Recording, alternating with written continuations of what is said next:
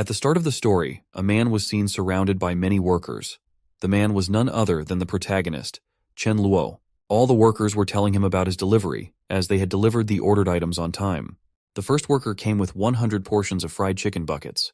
Similarly, others had brought 100 portions of roasted duck, sweet and sour pork ribs, and braised crucian carp.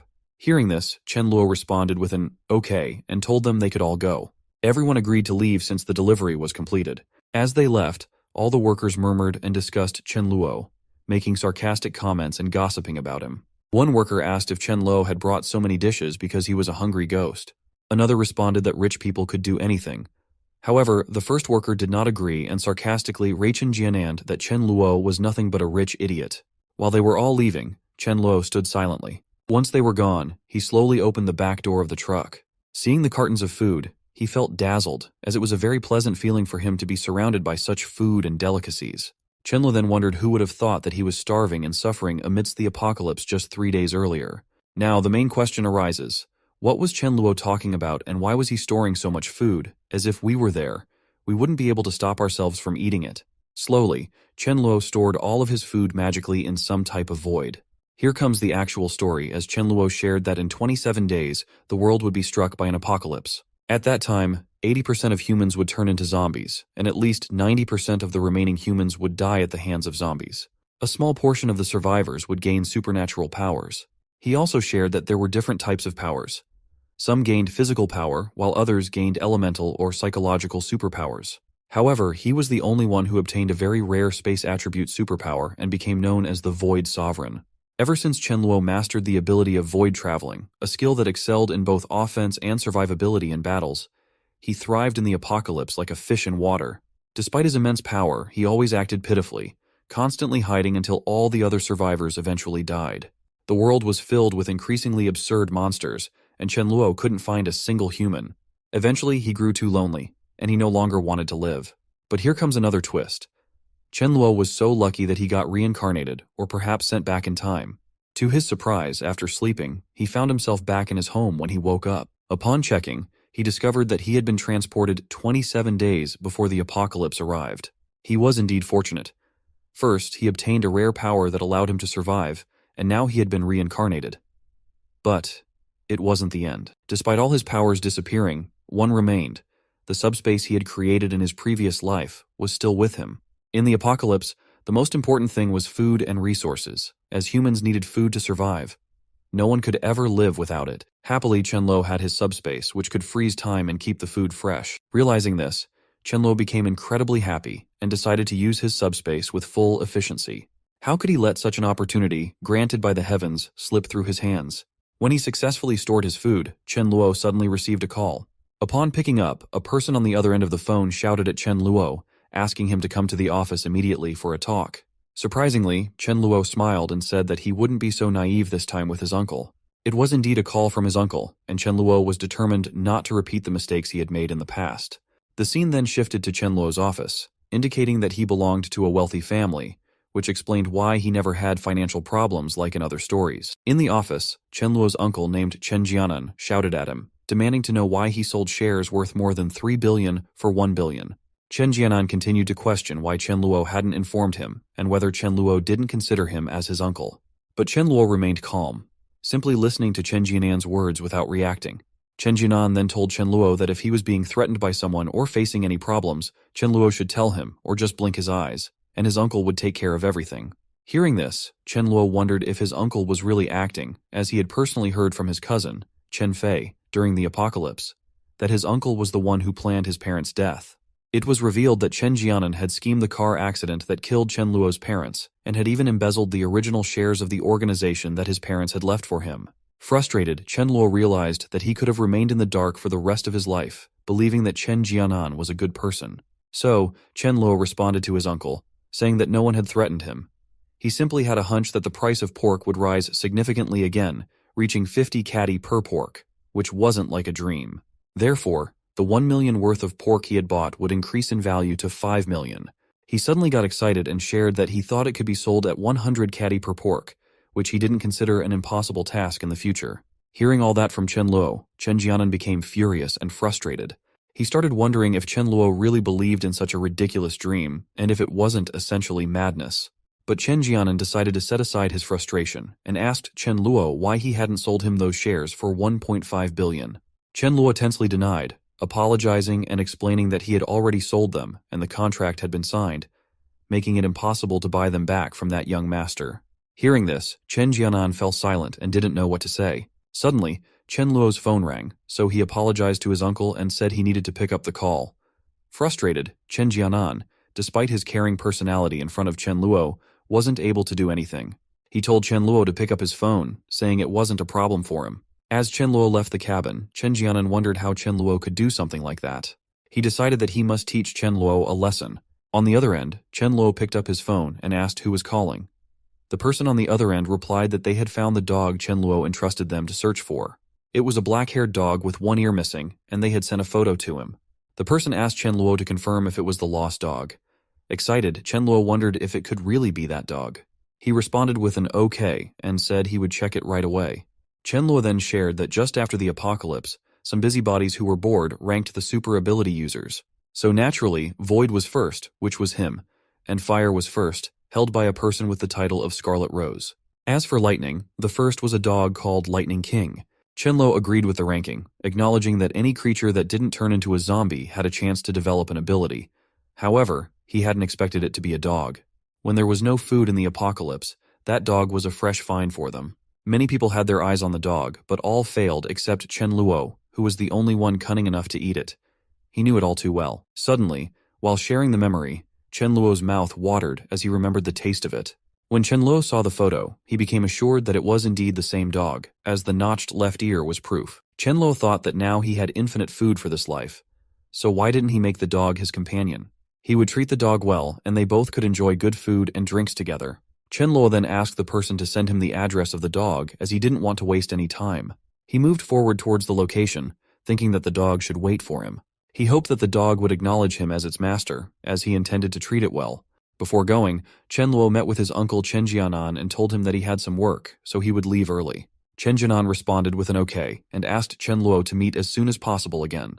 While leaving, Chen Luo smiled, feeling pity for his uncle, as his uncle wouldn't get another chance to meet with him again because on the day when the apocalypse occurred, Chen Jianan and his son both died. So Chen Jianan left fully, as he wanted just for the time being. The scene then shifted to 1 hour later at Dogmeat Hall, where Chen Luo saw a dog kept in a cage. The dog was making a very pitiful face, seeing which Chen Luo wondered if the dog knew its own appearance during the apocalypse. Chen Luo moved forward toward the dog and smiled, saying that the dog shouldn't worry, as his brother had come to save him. He then furiously turned his face back and asked where the shop's boss was.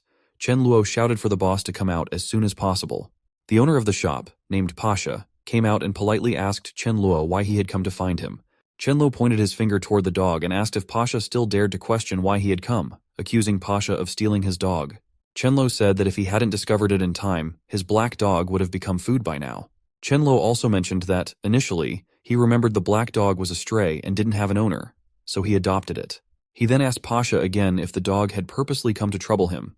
To this, Pasha responded that he bought all of them from official channels, and that dogs almost looked the same, so he thought Chen Luo was mistaken. Hearing this, Chen Luo smiled and asked if Pasha really said official channels. Chen Luo warned Pasha again, asking why he didn't call the police to verify if Pasha really got the dogs from official channels.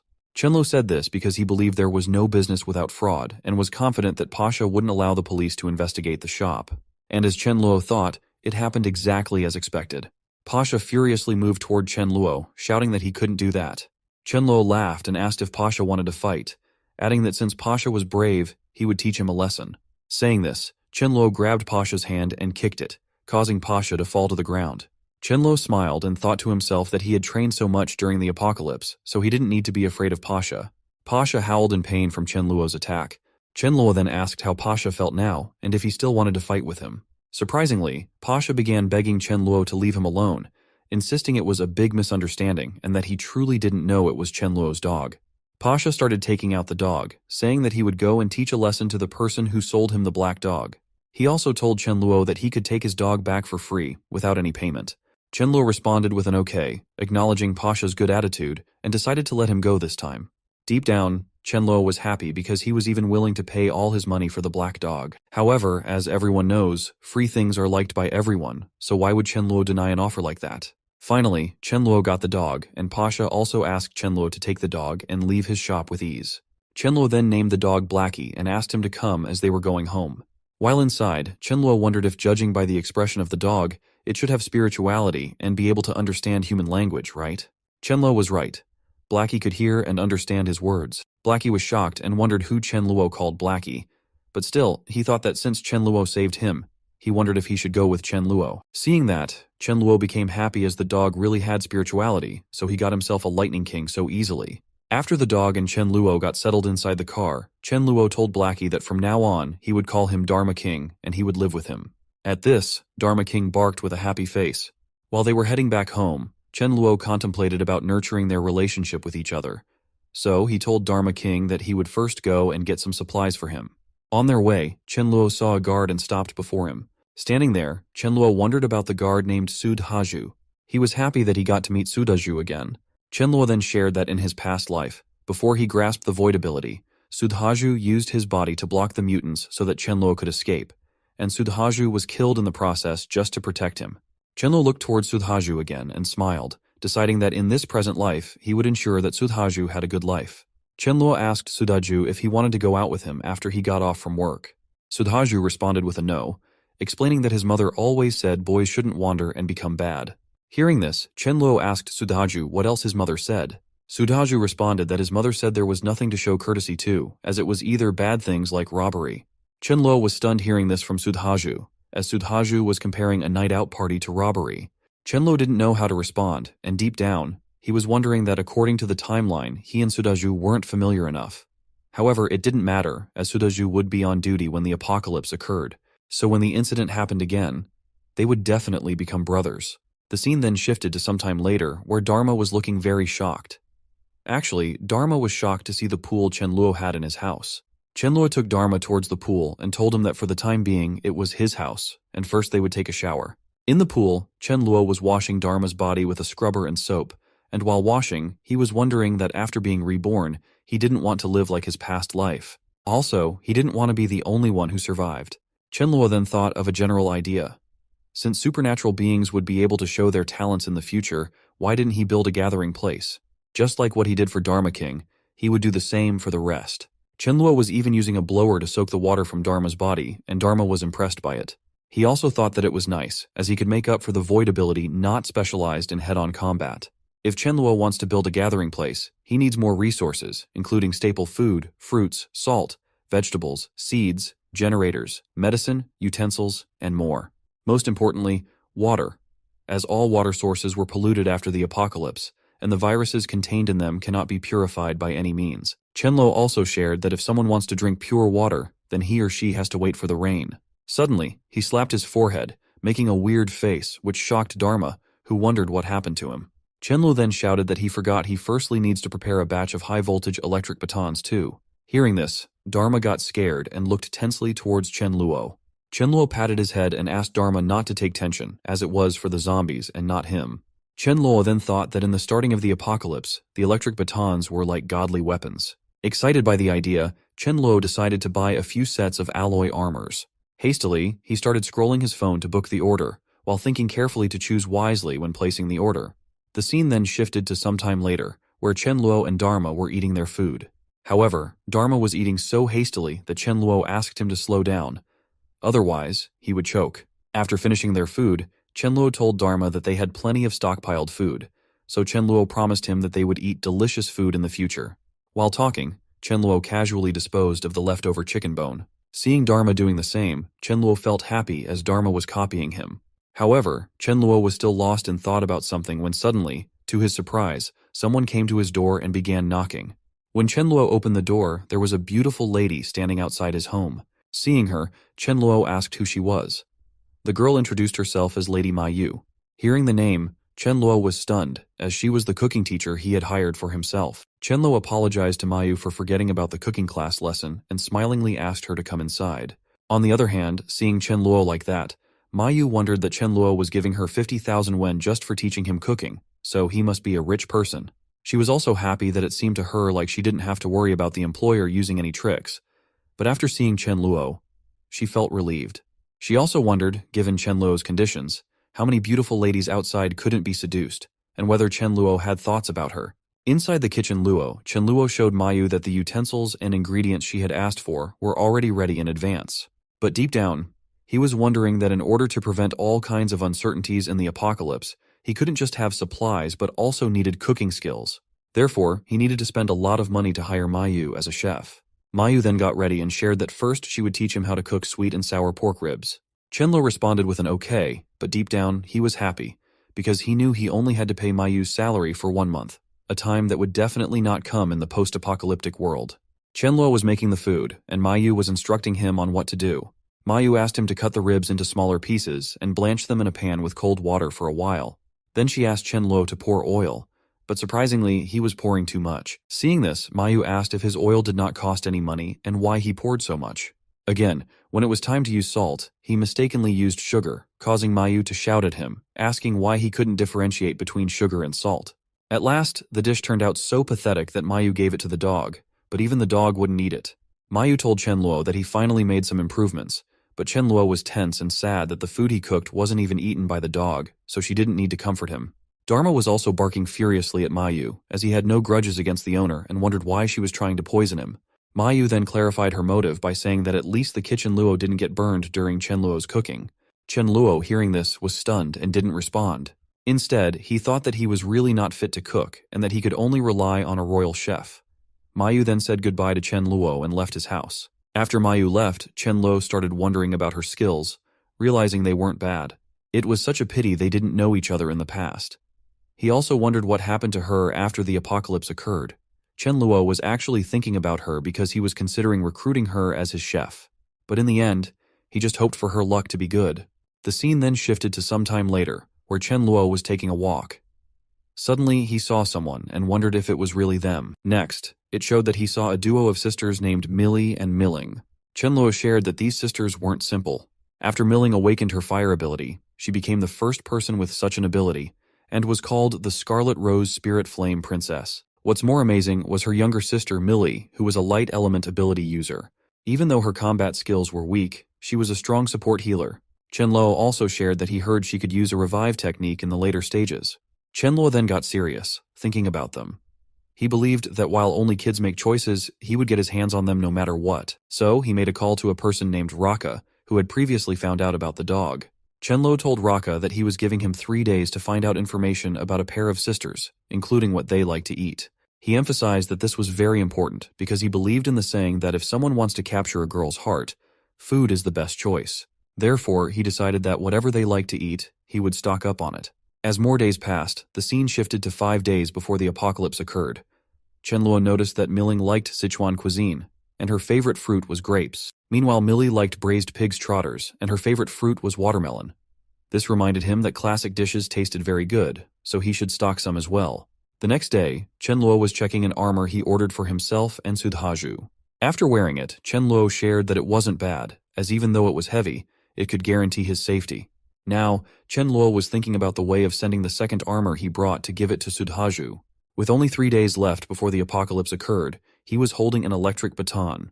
The dealer told Chen Luo that the high-voltage electricity released by the electric baton could stun a person instantly, and it could even incapacitate a person within a few seconds, so Chen Luo needed to use it very carefully. Chen Luo was happy holding the baton because he was thinking that he could easily kill hundreds of zombies with it. The scene shifted to the next day, where Chen Luo was asking someone about a truck as he wanted to buy it. The owner responded with an okay as he would soon tell the price to Chen Luo. The scene then comes to the night just before the apocalypse would occur. Here, Chen Luo was trying to sleep on the bed, but he was tense and thinking of so many scenarios, which made it impossible for him to have a peaceful sleep. Actually, he was wondering if he had been reborn. Would the apocalypse still come? If it didn't, then the stocked resources would be a big loss. But soon, he hoped that the apocalypse wouldn't occur so that he could sacrifice himself for the benefit of the whole country. This shows how good and generous Chen Luo was as a human being. After that, he thought that even after the loss, he would still be rich. So wasn't it good to enjoy life in a peaceful world? Why experience a dangerous and inhuman apocalypse? The next day, just 1 hour and 20 minutes before the apocalypse would occur, Chen Luo called his uncle Chen Jianan and apologized for disturbing him early in the morning, but he had something he needed Chen Jianan's help with. Chen Jianan happily responds with a yes and asks Chen Luo to tell him what problem he has, as he would definitely help him no matter what. Chen Luo then explains that he thinks the virtual currency would rise, possibly increasing by 8 to 10 times. Chen Luo also tells Chen Jianan that, as Chen Jianan knows, he used the money to buy pork meat. So, he wants to mortgage all of his hoard, which was worth 1 billion to him, but he only wants to borrow 500 million. He assures Chen Jianan that when his 500 million becomes 5 million, he will definitely pay him back with interest. Chen Luo then asks why Chen Jianan didn't wait for him at his home, as he would personally go find him to talk about it, and it would be nice if his brother Chen Luo Chenfei would also be there to join them. Chen Jianan responds with an okay and asks Chen Luo to come as soon as he could. While going out of the house towards Chen Jianan's house, Chen Luo smiles and shouts that he told them that on the day of the apocalypse outbreak, they must die. On his way, when Chen Luo reached near Chen Jianan's house, he asked Dharma to wait in the car as he was going to handle some personal business and requested for safety's sake not to run anywhere. Dharma responded by barking and shaking his head. Just as Chen Luo started going forward, he saw Sudaju and thought that even though Sudaju lived well in his last life without his help, it was a matter of fate, so he decided to help a bit. So he goes near Sudhaju, and seeing Chen Luo in the car, Sudhaju asks Chen Luo if he was leaving. To which Chen Luo responds that he came there to tell him one thing. When he woke up in the morning, he had a bad feeling that something massive was going to happen, so when it would be 9 a.m., Sudhaju needs to be careful. He even asks for a promise from Sudhaju. Sudhaju responds with an okay, promising him to be careful. The scene then shifted to some time later at Chen Jianan's house, where Chen Fei and Chen Jianan were discussing Chen Luo. Chen Jianan told Chen Fei that Chen Luo actually wants to invest in the virtual currency, which shows that Chen Luo really wasn't afraid of it. Chen Jianan then shared with Chen Fei that he was shocked by Chen Luo's decision, because he could tell that even though that thing was rising rapidly, it had no realistic value. Hearing all that, Chen Fei was confused and asked Chen Jianan how there could be any reason not to do the money-making business delivered to their doorstep. Chen Jianan responded that Chen Luo knows he was going to trick him and asked Chen Fei if he thought Chen Luo would do a trade that was profitable for them but not for him. So Chen Jianan wonders whether it was a scam planned by Chen Luo for them. Chen Fei shares that he understands the psychology of speculation in virtual currency. He even gives an example of it by comparing virtual currency with Chen Jianan's gambling habits, as Chen Jianan always rushes to use money in gambling. Chen Fei also points out that similarly, Chen Luo would be in a hurry, and there was no one like Chen Jianan who could give 500 million at once. So, that was the reason why Chen Luo came to them. Suddenly, someone knocks on the door, and upon hearing it, they got serious and decided to be careful all the time. When Chen Luo enters the room, it was already past 9 a.m., and still, they didn't know anything because they were inside a closed air conditioning room. Chen Fei, without greeting Chen Luo, told him that he would have also joined him if he was as brave as Chen Luo. Chen Fei also sarcastically said to Chen Luo not to forget him if he earns money from that. To which Chen Luo responds with an okay, stating that of course if he earns the 5 billion, then he would definitely gift Chen Fei a super sports car. Hearing this, Chen Fei goes and hugs Chen Luo, sharing that he would remember Chen Luo's words. Chen Fei also tells Chen Luo not to go back on the words of giving him a sports car, and that dinner was ready, so they should talk while eating a bit. Chen Luo feels frustrated while hugging Chen Fei, but on the contrary, he is ready to eat with full power. At 9:15 a.m., he is eating food like a beast, indicating that he never had that type of food before. Both Chen Jianan and Chen Fei are confused about what happened to Chen Luo, but suddenly, to their surprise, they hear an anonymous type sound from outside of their room. Chen Jianan asks what kind of sound it could be, as it seemed to have come from the maid's room. He asks Chen Fei to go and take a look at it. Chen Fei agrees and goes to check, while on the other hand, Chen Luo gets serious because he knows that it is none other than the indication of the arrival of the apocalypse. Chen Luo also stands up and tells his uncle Chen Jianan that he would also go and take a look, just in case the maid was injured, so he could help Chen Fei send her to the hospital. But deep down, Chen Luo is happy, because he is thinking that it looks like his uncle Chen Jianan and Chen Fei would die a painful death. Here, when Chen Fei opens the room, he is shocked to see a zombie in the maid's room, and the maid is already dead. The room is full of blood. He gets startled and falls to the ground, but soon, seeing that the zombie is approaching towards him, he forcefully tries to close the door. But the twist comes here, or it could be said that Chen Fei's nightmare comes true, as Chen Luo stops Chen Fei from closing the door, saying that they came to check what's going on and to interpret the situation, so why was Chen Fei closing the door? Chen Fei, confused and stunned, surprisingly asks Chen Luo what he was doing and why he was not letting him close the door. But before he could complete his sentence, Chen Luo attacks Chen Fei with the electrifying baton, stunning him and causing him to fall to the ground.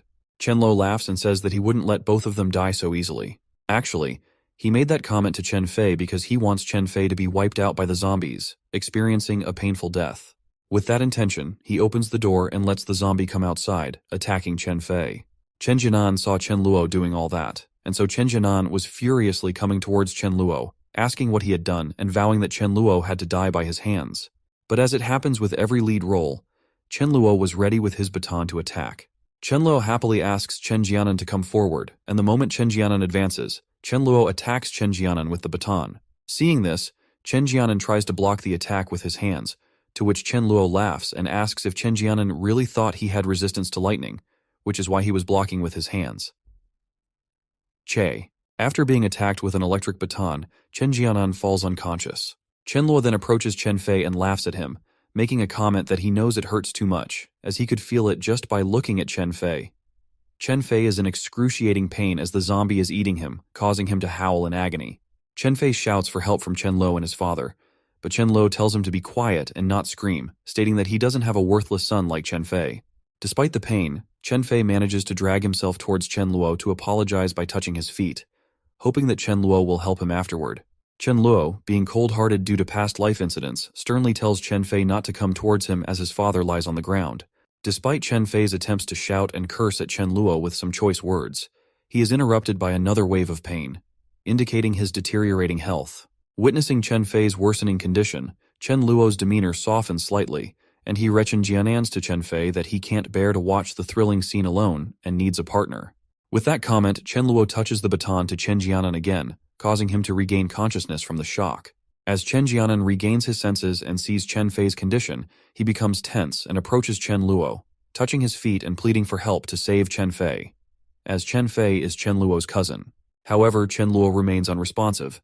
With no other option, Chen Jianan starts admitting that he was the one who secretly cheated on his shares, but neither Chen Luo nor Chen Fei knew anything about it. Chen Fei was an innocent person. Chen Luo then asks Chen Jianan if he didn't think he should apologize more to him. Hearing this, Chen Jianan is stunned and wonders why Chen Luo is saying that. He wonders if Chen Luo knows about the matter too. However, Chen Jianan still refuses to apologize for killing Chen Luo's parents. Chen Luo then asks Chen Jianan if he had thought about his answer, as Chen Fei didn't have much time left and couldn't hold on much longer. In response, Chen Jianan furiously demands that Chen Luo save Chen Fei immediately and promises not to call the police if Chen Luo does so. Chen Jianan warned Chen Luo that if he calls the police, Chen Luo's future would be in danger and it could also be doomed. In response, Chen Luo said that he had already given Chen Jianan a chance, but now he wouldn't give him another. Hearing this, Chen Jianan became furious and started shouting, calling Chen Luo an ungrateful bastard who wants to betray his own cousin and uncle, stating that Chen Luo was even worse than a dog. Off which Chen Luo feels frustrated and responds to Chen Jianan that he is the one who is ungrateful. Chen Luo slaps Chen Jianan and tells him that his father saw Chen Jianan fail and never succeeded anything, yet still introduced Chen Jianan to the Chen Luo organization. But what did Chen Jianan do in return? Chen Jianan plotted against his parents. Chen Luo couldn't comprehend how Chen Jianan could utter such shameless words. Until Chen Fei died, Chen Jianan got sad and angry. He responded to Chen Luo that he was Chen Luo's father's brother, and he even contributed to the company. Yet, in response, what did he get? Chen Jianan furiously asks if Chen Luo's father saw him as a beggar for only giving him 10% equity in the company. He questions if that's why he deserved to die. Chen Jianan even scolds Chen Luo, saying that he cannot escape with the current technology of the police. Chen Luo, hearing all that, gets pissed off and points out that during those times shares also had value, as 10% share was worth 1.5 billion. He asks if a worker would be able to earn 1.5 billion worth of shares. Chen Luo, realizing Chen Jianan's evil heart, throws him towards the zombies. Deep down, he feels a sense of satisfaction, knowing that his father was too kind-hearted for helping someone like Chen Jianan, and it was the only thing he could do for them. Chen Luo even sheds tears as he thinks about his parents. After some time, a zombie also comes to attack Chen Luo. Seeing this, he realizes that, as he expected, after becoming a zombie, it was no longer possible to have other emotions besides wanting to eat people. So, the moment the zombie comes close to him, he uses the baton to give it an electrifying shock. Chen Luo shares that even though zombies don't experience fear, they can still feel pain, and paralysis and stunning techniques work on them. After stunning the zombie, he takes out the sword and strikes between its head, explaining that killing zombies isn't too hard as they just have to pierce the body part between the eyebrows. Chen Luo was smiling at that point and pondering that even though killing someone was disgusting, piercing that part was amazing because it revealed a hidden treasure known as the core crystal.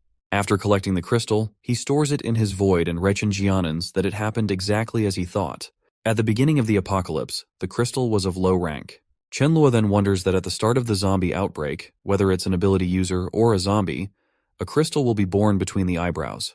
The energy contained inside the core crystal could not only help the awakened speed up their recovery, but also assist the awakener in becoming stronger. In short, it was a valuable treasure for Chen Luo, and he decided to collect as many as possible. Chen Luo shares that the crystal's size and color would change according to the target's ability and combat prowess. For example, the crystal of a fire-type ability user or zombie would be red in color, while that of a wind-type ability user or zombie would be green.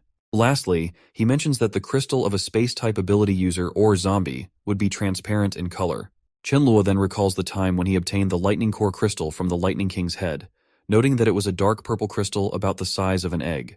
Upon getting out of the house, Chen Luo encounters a zombie. Seeing it, he laughs, Rechen Jinaning that the zombie was very lively. This implies that the zombie was someone who had definitely tried to help his uncle very much. The zombie attacks Chen Luo, who then takes out his baton and uses it on the zombie, making a sarcastic comment to come, as his uncle would give him a good treat. The zombie gets stunned by the baton, and then while taking the crystal, Chen Luo again sarcastically asks if taking a reward for helping the zombie, as his uncle did, wasn't too much. Chen Luo was taking everything lightly and in a fun way. On the other hand, the Dharma King was shocked to see Chen Luo wiping out the zombies so harshly and wondered why Chen Luo was so cruel. Chen Luo approached the car and told Dharma that he felt they would awaken soon, so it wasn't safe for them to stay outside. He also informed Dharma that he needed to come with him to his house for a while, and after awakening, he could leave. Inside the house, there were many zombie dead bodies killed by Chen Luo. Seeing this, Dharma started panicking and barking. Chen Luo asked him not to panic, assuring him that he would get used to it slowly. After that, Chen Luo was silently peeling an apple and eating it, while Dharma was experiencing a strange sensation in his body. Suddenly, Chen Luo noticed that lightning-like rays were emanating from Dharma. Seeing this, Chen Luo panicked a little because he didn't know what type of effect Dharma's awakening ability might have. As Dharma was awakening his lightning ability, Chen Luo got scared and hid behind a sofa, wondering what was going on and whether he would be the first one to get hit by Dharma's lightning strike. But to his surprise, Dharma didn't attack Chen Luo and instead relaxed from his lightning awakening position. Chen Luo then stood up and shared that whether a talent was strong or not mainly depended on two aspects. The first was the earlier the awakening time, and the second was the faster growth of the ability. Chen Luo then got a little sad, realizing that the Lightning King Dharma was probably at the peak of his lightning talents. He felt jealous of Dharma, lamenting that he was worse than a dog. He was feeling a bit downcast by the fact that the dog was more powerful than him. Suddenly, out of nowhere, apples fell to the ground. At first he acted a little scared, but soon he smiled weirdly, saying that it seemed he was quite talented like the others as well. Chen Luo then stood up again, and this time he looked very serious. He raised something like a ball in his hand and, out of nowhere, he attacked the wall with it. The wall got a hole in it, and seeing this, Dharma was stunned and couldn't believe it. But Chen Luo wasn't happy, as he thought it was very bad that his void ball attack took 25% of his ability power. Additionally, his attack couldn't even instantly wipe out the lowest rank zombie. He decided that his first step would be to absorb a core crystal and quickly level up. In his past life, Lightning King Dharma and Ling Yangji were both of king rank. He also shared that in his past life, his body was also of king rank. But after he absorbed Lightning King's core crystal, he leveled up to another rank. Also, during that time, he didn't know the use of it because with no food, no drinks, and no one to accompany him, life was meaningless. So it was better to die. So, like that, he thought a lot, and the scene then shifted to 5 minutes later, where Chen Luo was still pondering. This time, he was thinking that according to the progress, if he absorbed around 20 core crystals, he would become a rank 2 ability user.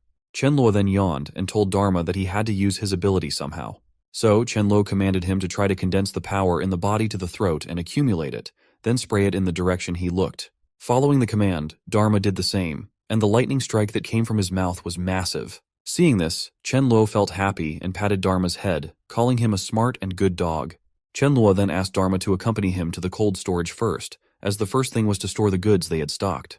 Dharma happily agreed to go with Chen Luo. After that, Chen Luo went to the Super Chen Jiananet, and standing in front of it, he happily asked Dharma to look at the size of the Super Chen Jiananet, as it was so big, indicating there would be many resources inside. He then sarcastically said that everyone says no one should leave empty-handed, implying there would be many good things inside, and they couldn't let zombies take them instead. Chenluo asked Dharma what if they fought the zombies and took all the things, of which Dharma responds with an okay and happily asks to go and begin it. Chenluo takes out his armor and weapon, then tells Dharma to attack if he could, and not fight head-on, but use his agile body to dodge the attacks. Dharma responds that he understood, so they started fighting together and were easily defeating them. But suddenly when Dharma struck a girl with his lightning power, he got stunned to see that there wasn't any scratch on her body. Dharma was wondering what was wrong with her, but Chenluo comforted him by saying not to take tension, just to lure them away. Dharma understood and started fighting with them to lure them away from the Super Chenjiananet. Seeing Dharma easily defeating them, Chenluo asks Dharma to be careful as he was going inside the Super Chenjiananet and would come back soon. Inside the Super Chenjiananet, seeing the high-quality things and materials, Chenluo got happy as he was right that the Super Chenjiananet in front of the villa would have such quality products. Chenluo then opens his void and starts absorbing everything of use inside it, laughing and shouting that it was all his now. Slowly, Chenluo absorbed everything, even taking out the crystals from the zombies' heads. While doing all the work and absorbing the foods and crystals, he came out yawning happily, as the ability space was big and it was great when everything was free. He then told Dharma that it was time for them to leave, but when he looked up, he saw that Dharma was running from a zombie for his life. So Chenluo went and saved Dharma very easily by defeating that monster. After which Dharma was sobbing, wondering why his master could kill zombies so easily while he couldn't. So Chenluo patted his head and asked Dharma not to be upset, reassuring him that he was already very good. He just had to work hard, and after some time, he would be the best and coolest dog. Hearing all that, Dharma got happy and was smiling as if he had received something big. Chenluo then asked Dharma to, let's go to the cold storage. As they were going towards the cold storage, someone in the way asked them to stop from behind. It was a random person who saw Chenluo alive, so he asked Chenluo to wait for a moment to talk. The boy asked Chenluo if he knew what was happening because he called the police, but no one was answering. Chenluo very calmly responded that it was obvious that it was an apocalypse and a zombie outbreak. Hearing this, the boy got scared, pondering the situation. But soon, he happily asked Chenluo to be companions with each other, suggesting they could take care of each other in the apocalypse. Chenluo directly denied the offer, saying that he didn't need it and moved forward. The boy kept shouting for Chenluo to wait, but Chenluo didn't stop again. After going from there, Chenluo was wondering that he planned to accept some underlings, but only elite ones. So, he didn't blame him for being so cold-blooded, as even if he had many resources, they were not infinite, and he needed to be cautious. Suddenly, in the way, he saw something and stopped the car. Actually, there were so many zombies blocking the road. Chenluo wondered that he remembered they could only reach the cold storage by that specific road, but it was blocked by the zombies. Hence, it seemed like he had to kill them all. Chenluo then got out of the car and told Dharma to go and stroll around while being protective. They started fighting the zombies, and Chenluo was using electric batons to kill them one by one. Some zombies even tried to sneak attack him, but Chenluo was smart, so he outplayed those zombies. Also, one zombie bites off his biceps, but surprisingly, Chenluo just throws the zombie with his hands and shares that his armor was made of alloy, so how could low-level zombies like them break it? He then sarcastically made a comment that there was no dentist in the city to fill up their teeth, and if they lose their teeth, in the future they could only rely on their tongue to lick. But suddenly, he laughs, telling them to wait, as there was no future for them. Suddenly, to Chenluo's shock, his electric baton got discharged and stopped producing electricity. At that moment, Chenluo was stunned and tense, unsure what to do next. The zombies came and started snatching the baton from Chenluo, so Chenluo tensely gave them the baton, saying they could take it if they wanted. Surprisingly, he was just trying to buy some time. The reason he needed time was that he had to take out a new baton from his void. So after taking out a new baton, he started wiping out zombies. After defeating them all, he collected all the crystals from inside them. The scene then shifted to some time later, where Dharma also came and stood beside Chenluo, looking at him confusingly, wondering why they weren't going to the cold storage, why they were holding and waiting, and where they were. Chenluo then asks Dharma to come and shows him a truck, sharing that the heavy truck was more amazing than alloy armor and an electric baton, as he had kept the truck there for the day of the apocalypse. Hearing this, Dharma got impressed and looked happily towards Chenluo. Chenluo asks Dharma to get up on the truck as he would drive it. He then moves forward, and a closed door was coming. Seeing this, Chenluo asks Dharma to look at what he was going to do. With a truck like that, there wasn't any need for them to get outside and open the door. so he easily broke the door with the truck. Seeing this, Dharma was stunned, whereas Chen Luo was feeling amazing, as it looked like a heroic stunt to him. Upon going further, they met with hundreds of zombies, and there Chen Luo shared that he already knew that those hundreds of zombies would take a long time to kill with the electric baton, also wasting his electricity. Chen Luo then, without wasting time, hit zombies with the truck and slashed them away. Being in an act like that, Dharma was shocked and sobbing, thinking his master was so cruel. On the other hand, there were two boys named Fang and Leng, and one girl named Mia on the second floor of that cold storage. Seeing Chen Luo from above, they were impressed. Leng said that he thinks Chen Luo's truck was much stronger than other vehicles in their cold storage. Mia suggested to Fang and Leng that they should ask Chen Luo to take them out from the cold storage. Fang asks that Chen Luo was unaccompanied, so why would he take the risk for them? Was he their father? Fang also said that he thinks Chen Luo was a ruthless person. Otherwise, he wouldn't be able to do what he just did, and Chen Luo probably knows that their cold storage had resources. So Chen Luo came to take the resources, and once he got those resources, he would leave and wouldn't care about them. Fang then suggested that instead of asking for help, they should try to help themselves, and they could snatch Chen Luo's truck, as it was the most reliable means of transportation, with the truck in their own hands. Leng asks them to look that Chen Luo seems to be wearing armor. Fang again said that they just need to snatch the truck, and they would be safe. So what did they think about it? Leng also furiously agrees with Fang, as Chen Luo came to steal resources from the cold storage, which was unforgivable. So, after some seconds, when Chen Luo was extracting the crystals from zombies, Mia came close to him and thanked him for saving them by killing the zombies. Hearing this, Chen Luo started wondering why they were thanking him, as it seemed like they would ask him to bring them out of the cold storage safely. Chen Luo then asks Mia whether they were the only survivors there. Mia responds with a yes, as only the three of them survived.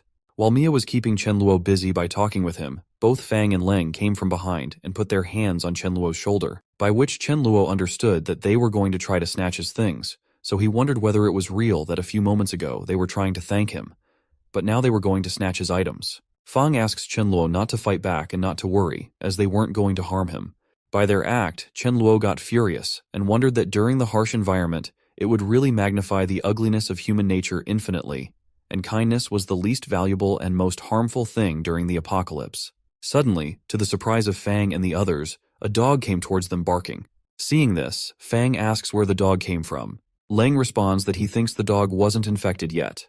While they were distracted by the appearance of Dharma, Chen Luo got the time to open his void, as now he didn't have to worry about exposing his void ability in front of them. So, sneakily, he took out the baton and attacked them with it. Lastly, he said that they didn't have to worry because dead people didn't speak at all. After he killed both boys, Mia got scared and started asking Chen Luo not to kill her. Chen Luo wondered why he wouldn't kill her just because she was a girl. Mia started running, shouting for help. Seeing this, Chen Luo said that she looked like she ran very fast, so he told Dharma that she was his target. Dharma then wasted no time and attacked Mia from the backside. Mia fell to the ground and Chen Luo approached her, stunning her with the baton. He said that it was the reason why everyone says that the one who strikes first has the advantage. After killing them, he asks Dharma to get ready for storing everything. So they got seasoning, seafood, chicken, duck, various types of meat, pig trotter offal, instant vegetables, fruits, and what was even more surprising was that everything was in amounts of more than 9999 tons. Lastly, Chen Luo shared with Dharma that they got 60,000 tons of resources from the cold storage. While going back, Chen Luo told Dharma that they were going home for some rest, and then they would go to the grain storage to loot more. Chen Luo then wondered how Sudaju was doing. Suddenly, Chen Luo saw a boy in front of his truck asking for help and offering him a ride. But Chen Luo noticed that the boy was hiding many things underneath his shirt, and it probably wasn't a good idea to give him a ride. Actually, Chen Luo was taking precautions because his law of survival didn't allow him to let any threat arise, even if the threat was small. Seeing Chen Luo not stopping, the boy continuously asked him to stop, but Chen Luo had already decided that if the boy didn't get aside, he would drive over him. Seeing the truck coming, the boy got scared and moved aside, then started shouting furiously that Chen Luo dared to hit him, and now Chen Luo would regret it because whenever he got the chance, he would definitely retaliate against him. Hearing this, Chen Luo got angry and wondered that in the past, holding a grudge might lead to saying something bad behind someone's back or trying some scheme. But now, in the apocalypse, after awakening with abilities, everyone had the chance to kill people. So Chen Luo asks Dharma, the Lightning King, if he heard that the boy said he wants to eat dog meat. Hearing this, Dharma said that even though he didn't understand human language, he believed that the boy didn't say dog meat. As Chen Luo stopped, the boy went towards him furiously, intending to retaliate, but suddenly he got shocked to see a dog coming towards him. The boy saw that the dog was going to attack, so he tried to attack back with a rod. But Dharma was on the other side, thinking that he didn't care if the boy wanted to eat dog meat or not. If Master said that he wants that boy dead, then the boy must need to die. So, without wasting time, Dharma used a lightning strike on the boy, and the boy became unconscious. Hearing this, Chen Luo asked Dharma to ensure that the boy was dead, so not just to use lightning. Dharma looked confusingly towards Chen Luo. So, Chen Luo responded and made Dharma understand that in battle, if he showed any hesitation, he would die. Only if he adapted to the apocalypse, then he would safely survive. Hearing this, Dharma angrily bit the boy. Seeing this, Chen Luo happily responded that it was what he was talking about. Chen Luo praises Dharma for defeating that boy alone and easily. After that, Chen Luo asks Dharma to go back home. Upon reaching the villa, Chen Luo tells Dharma that the road to the villa is too narrow, so it won't be easy to park the heavy truck. So Chen Luo asks Dharma to get out of the truck to help him lure the zombies away. He also tells Dharma that he will stop the truck by the side of the road. Dharma agrees and gets out of the truck to lure the zombies in the opposite direction of the truck. Seeing this, Chen Luo was very happy because he thought that as Lightning King Dharma lures the zombies away, they would eventually come back. During that time, the zombies would act as free car-watching laborers, preventing other survivors from approaching or damaging his truck. He also takes a sigh of relief, thinking that luckily his rebirth didn't have a butterfly effect and that Sudhaju didn't become a zombie. He should be safe. Suddenly, a zombie tries to attack Chen Luo, so he uses an electric baton to defeat it. While Chen Luo was fighting, Sudhaju arrived at the villa with a girl. Seeing Chen Luo fight like that, Sudhaju praised him. The girl Rechenjianand that the electric baton was so strong that Chen Luo wouldn't be scared even if he encountered a zombie, explaining why Chen Luo was so brave. After the fight ended, Sudhaju shouted and told Chen Luo about his place. Seeing Sudhaju alive, Chen Luo was happy as it was what he expected. However, he was also surprised to see the girl, and he identified her as Chen Luo Jing. Both Chen Luo Jing and Sudhaju started discussing something with Chen Luo. Chen Luo asked them not to talk about it openly and to move quickly, as it would be troublesome if they encountered zombies. Hearing this, Chen Luo Jing didn't look very happy and made a weird face. Even while making a weird face, Chen Luo Jing responded with a yes. However, deep down, she was thinking that she needed to increase her affection for Chen Luo. With both Sudhaju and Chen Luo protecting her, she could stay safe and wait for rescue from the country. So let's see what actually happens from Chen Luo's side. Just when Chen Luo entered the villa and started fighting zombies, he was wondering about Sudhaju. Chen Luo wonders if Sudhaju fled to the interior of the villa area during the zombie outbreak, or if Sudhaju climbed over the wall and hid in a villa. He then feels very frustrated that he couldn't recall which villa Sudhaju might have hidden in, as he only remembers the surrounding area. Chen Luo then decided not to think too much and use that trick. Suddenly he started shouting Sudhaju's name, asking if Sudhaju could hear him and if so, where he was. Seeing Chen Luo like that, Dharma got stunned and wondered what his master was doing, as it would lure zombies out. On the other side, Sudhaju was hiding in the villa, and upon hearing the voice, he realized it was none other than Chen Luo. Chen Luo Jing asked Sudhaju not to go, as Chen Luo was acting crazy and not afraid of luring out zombies. She believed Chen Luo not only wanted to die, but also wanted them to get killed. Hearing this, Sudhaju also wondered, with brother Chen Luo's smart brain, did Chen Luo not know that it's dangerous to shout? And why was Chen Luo using that method to find him?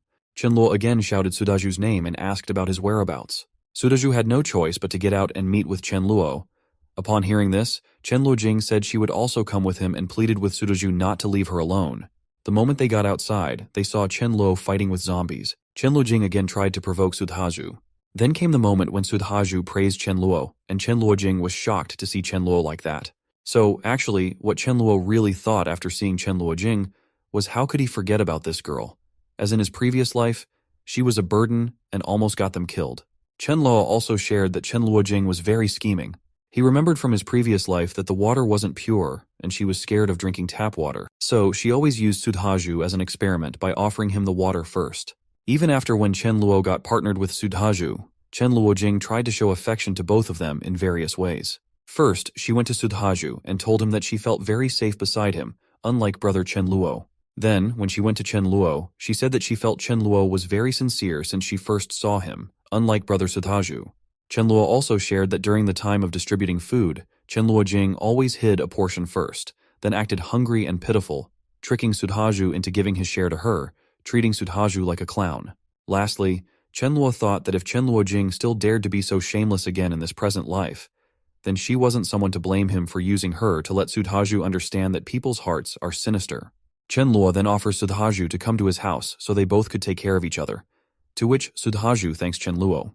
Chen Luojing interrupts them and introduces herself to Chen Luo. She even tries to create a connection with Chen Luo by mentioning they have the same surname, suggesting they might have been from the same family 500 years ago. Surprisingly, while Chen Luojing was talking with Chen Luo, she got attacked by Dharma.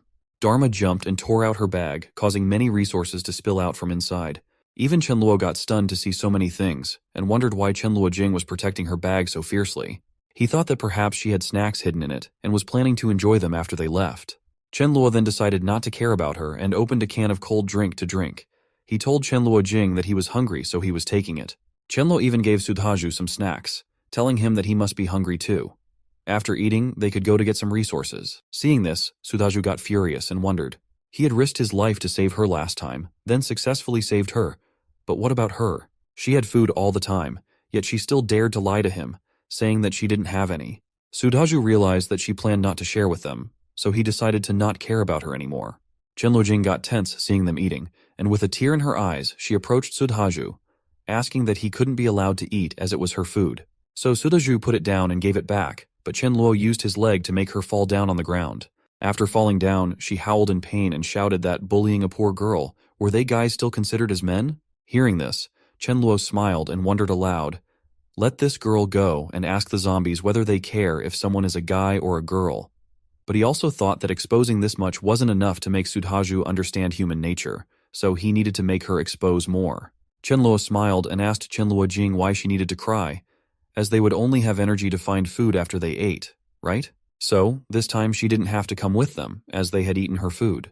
And when they come back, they will give her double the amount of food they had taken. Hearing this, Chen Luojing thought that no matter what, she couldn't make Chen Luo and Sudhaju her enemies, so she had to accept it. Afterward, Chen Luojing apologized, saying it was her fault as she had just reacted instinctively. When she was younger, she had starved a lot, and she didn't really mean to do whatever she just did. Hearing her story, Chen Luo got frustrated as Chen Luojing was really good at making up stories. Chen Luo then asked Sudhaju to go to the Super Chen Jiananit together, as he would go first and make some preparations. Sudhaju agreed with Chen Luo, sharing that he would listen to him. So Chen Luo goes to Dharma and asks him to go outside and lure some zombies into their house. Hearing this, Dharma got shocked and wondered whether his master was joking, as he could understand luring the zombies. But luring them into their house was so confusing. Seeing Dharma's reaction, Chen Luo understood his confusion, so he told Dharma not to worry too much as he would understand when he comes back. After that, Chen Luo took out some garlic from the void and chuckled, knowing that the show was about to start. Chen Luo then went towards Sudhaju and Chen Luojing with the garlic juice. He asked them if they had rested well, and now they should check out this garlic juice.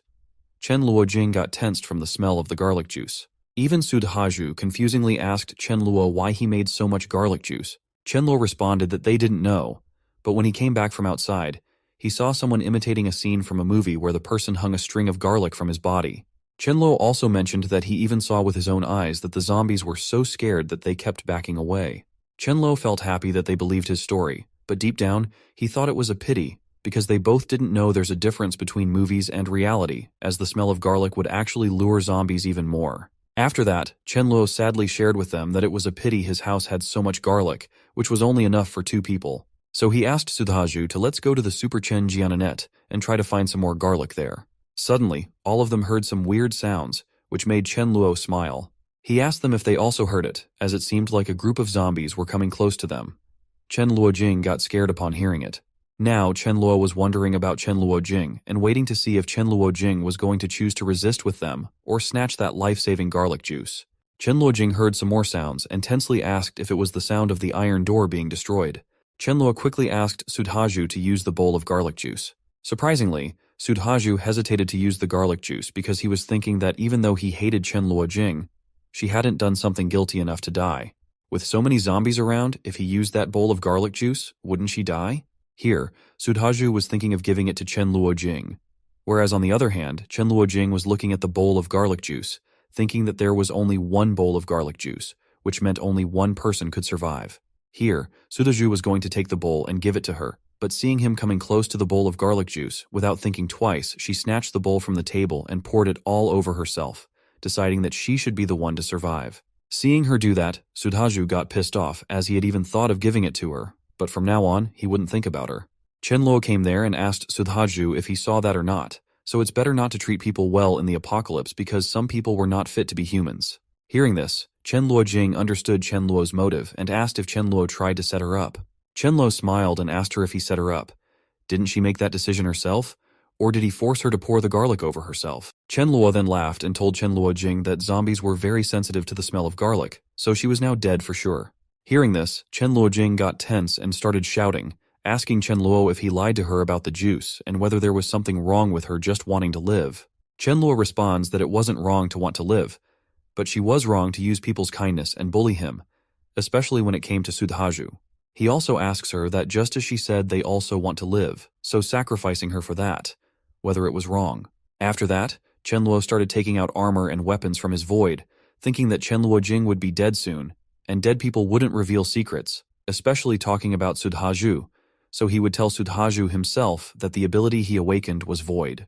Seeing Chenluo taking out the armor, Chenluo Jing got stunned and asked about it. She realized that Chenluo had prepared it a long time ago, which was the reason why he didn't pour the garlic on himself.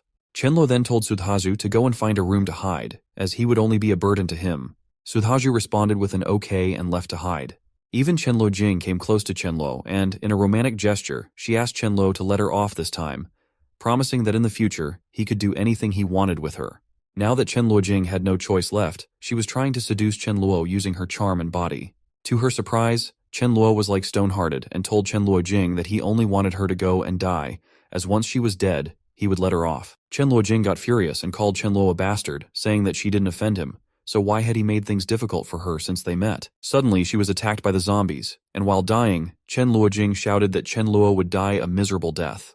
The scene then shifted to some time later, where Chenluo had defeated all the zombies. There, he admitted it was a miscalculation on his part, as he had lived in that house for more than 10 years, but today was exceptionally lucky.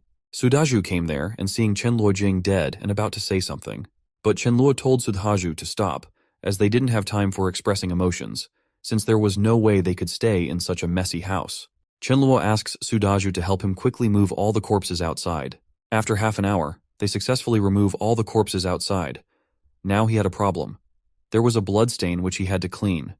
He realized that if he had a maid, it would be easy for him to wipe those bloodstains. Chenluo then recalled Mayu, as she wasn't that bad, looked good, and worked hard, so he wondered if Mayu was still alive. While Chenluo was thinking about Mayu, Sudhaju interrupts him and asks him to go to the Super Chenjiananet. Chenluo smiles and tells Sudhaju not to worry because he has better food with him, and suggests going upstairs to enjoy the meal. When Chenluo takes out the food and drinks, Sudhaju is shocked that the food seemingly came out of thin air. Sudhaju asks Chenluo about it in shock. Chenluo, in response, asks Sudhaju if he felt any changes in his body. Sudhaju explains that his head was hurting in the afternoon, but now he feels much stronger. Chenluo shares that this type of change often occurs before an apocalypse, and he has experienced it himself. Chenluo also informs Sudhaju that everyone experiences different types of changes. Since Sudhaju's change is related to strength, Chenluo speculates that he himself might have a change related to the void. Chenluo shares with Sudhaju that he suddenly realized he could grasp some void power, and he feels that there might be a disaster happening soon, so he has stored some resources. Sudhaju responds with understanding, indicating that he got the message. Chenluo feels relieved, thinking that this explanation is much better than something as crazy as reincarnation, which Sudhaju could easily accept. He then tells Sudhaju that he has a feeling they are going to become brothers, so Sudhaju shouldn't hesitate, and they should start eating. Sudhaju mentions that there is too much food, and they couldn't finish it all, suggesting they save some as just 2 or 3 dishes were enough. Chenluo responds that it's fine because even after they finish eating, Dharma, the Lightning King, hasn't eaten yet. Hearing this, Dharma asks not to mention it as leftovers, recalling his days as a stray dog when even getting some swill to eat was considered lucky. He thanks Chenluo but sadly asks if cleaning bloodstains was now a dog's task. In reality, Chenluo had asked Dharma to clean the bloodstains. After eating, Chenluo tried to create a void sword, but it disappeared just 5 seconds after being generated. While lying on the bed, he laughs, thinking about how he observed 42 core crystals, which wasn't a joke, and he even managed to create a void sword. Chenluo shared that in his past life, he could only grasp the void sword when he was at level 7, and according to his current progress, in his past life, he only grasped the void passage at rank 9, so he might be able to use it when he reaches rank 4 now. He also wonders if the elemental blade he used when he was at the king rank could be accessed earlier in his present life, which feels great just by thinking about it. In the next morning, Sudhaju happily tells Chen Luo that whatever Chen Luo said really worked, as he feels much stronger after absorbing 7 core crystals. Even Dharma barks 9 times in front of them. Seeing this, Chen Luo smiles and asks if Sudhaju really ate 9, Richen Jiananing that it wasn't that bad. He even makes a sarcastic comment that luckily it wasn't 99. Otherwise, Dharma would be shouting for a long time. On the other hand, Sudhaju is shocked that a dog absorbed more crystals than him. Chen Luo then opens his void and takes out an armor to give to Sudhaju, asking him not to look down on Dharma as he is very talented. He suggests trying on the armor after eating breakfast because afterward they have to go to the grain storage. Sudhaju responds with an okay. The scene then shifts to sometime later when they head towards the truck. Seeing the zombies walking around the truck, Chen Luo gets happy, as zombies are really free laborers who help him guard the truck. Sudhaju, seeing the zombies, asks Chen Luo about wiping them out, but Chen Luo stops him, saying that those zombies are free laborers, so Lightning King Dharma will lure them away. Just as Chen Luo speaks, Dharma starts luring away the zombies, to which Sudhaju asks why he feels like the dog has more use than him. Chen Luo responds by asking Sudhaju not to compare himself with a dog, as there are things that a dog can do that he can't, and vice versa. He reassures Sudhaju that they all have their own usefulness. Hearing this, Sudhaju surprisingly asks Chen Luo if there really was some work that a dog can do, but he can't. Chen Luo responds with a yes and asks if Sudhaju dares to eat feces, just like a dog would. Chen Luo says it as a joke, but hearing it, Dharma gets stunned and furiously turns away, shouting that it's slander as he didn't eat anything like that. The scene then shifts to the grain storage, where Chen Luo is slashing away the zombies by hitting them with the truck. Seeing this, Sudhaju praises Chen Luo for taking the truck. Chen Luo shares that he feels strange because there were quite a few staff members in the grain storage. They shouldn't all be dead. Also, the sound outside was so loud, so why did no one call for help? Sudhaju also suggests that it's a big place, so there might be an underground basement, and people could be hiding there, which is why they didn't hear anything. Hearing this, Chen Luo finds it knowledgeable. He stops in front of a passage and shares his thought that it might be the passage leading to the basement. Chen Luo asks Sudhaju to go together and check it out. Upon moving further, they find a skull of someone. Seeing this, Chen Luo is stunned because while normal zombies gnaw on humans, they wouldn't eat everything until only one bone is left. Chen Luo wonders if some zombies got mutated inside and tells Sudhaju that he wonders whether it was an ant or a rat. Chen Luo thought that both were gregarious, so they should be in such large numbers. Due to this, he couldn't take the risk as life was important. Suddenly they hear some sounds, and when Chen Luo looks carefully, he is shocked to see a whole group of rats. Chen Luo asks everyone to run as fast as they could. The horde of rats is rapidly approaching Chen Luo and the others directly. When Chen Luo and Sudhaju are trying to run, Dharma is trying to stop the horde of rats. Seeing this, Chen Luo asks Dharma to take care of his own safety. So Dharma also runs with them. Surprisingly, a slightly mutated rat appears, and upon seeing the humans, it becomes excited, considering them delicious food. It jumps towards Chen Luo for an attack, expressing its desire to see how they could escape. Due to the sudden attack, Chen Luo falls to the ground. Seeing this, Sudhaju helps him up and expresses his belief that they are now doomed. Chen Luo, realizing the severity of the situation, asks Sudhaju not to hesitate and to attack the rats. Somehow, they were able to fight off the smaller rats together, with the help of electricity wiping out the rats. However, Chen Luo was tensed about the Rat King, as it was clearly a mutant. Surprisingly, the Rat King was also smiling as it watched them. Chen Luo shared that whether survivors, zombies, or creatures, all combat abilities will grow slowly, but there will always be individual mutants who will overdraw their life potential and make their strength skyrocket. Chen Luo then wonders that even though they grow stronger, their longevity decreases. He even shouts at his destiny, feeling unlucky to encounter one so early. While fighting with the small rats, Sudhaju falls to the ground. Seeing Sudhaju fall, the Rat King thinks it's the best time to attack. Sudhaju tries to use a baton, but the Rat King throws it away, deeming it useless. Then the Rat King starts a continuous attack on Sudhaju's armor. As the armor reaches its limit, Sudhaju gets tense, realizing that just one more attack from the Rat King could puncture it. Chen Luo rushes over and shouts for Sudhaju to watch out. He explains that the Rat King is at least level 3 or 4, so he has no choice but to use normal methods as he can't kill it in such a short amount of time. Chen Luo uses some food to distract the rats with it and wonders that if he hadn't broken through to rank 2 last night, all of them would have definitely died in the basement. On the other hand, seeing Chen Luo with the baton, the Rat King wonders if Chen Luo's electric baton would hurt him or not. If it does, then he plans to first bite off Chen Luo and then bite off Sudhaju. The twist was that the thing the Rat King was understanding as a baton wasn't actually a baton.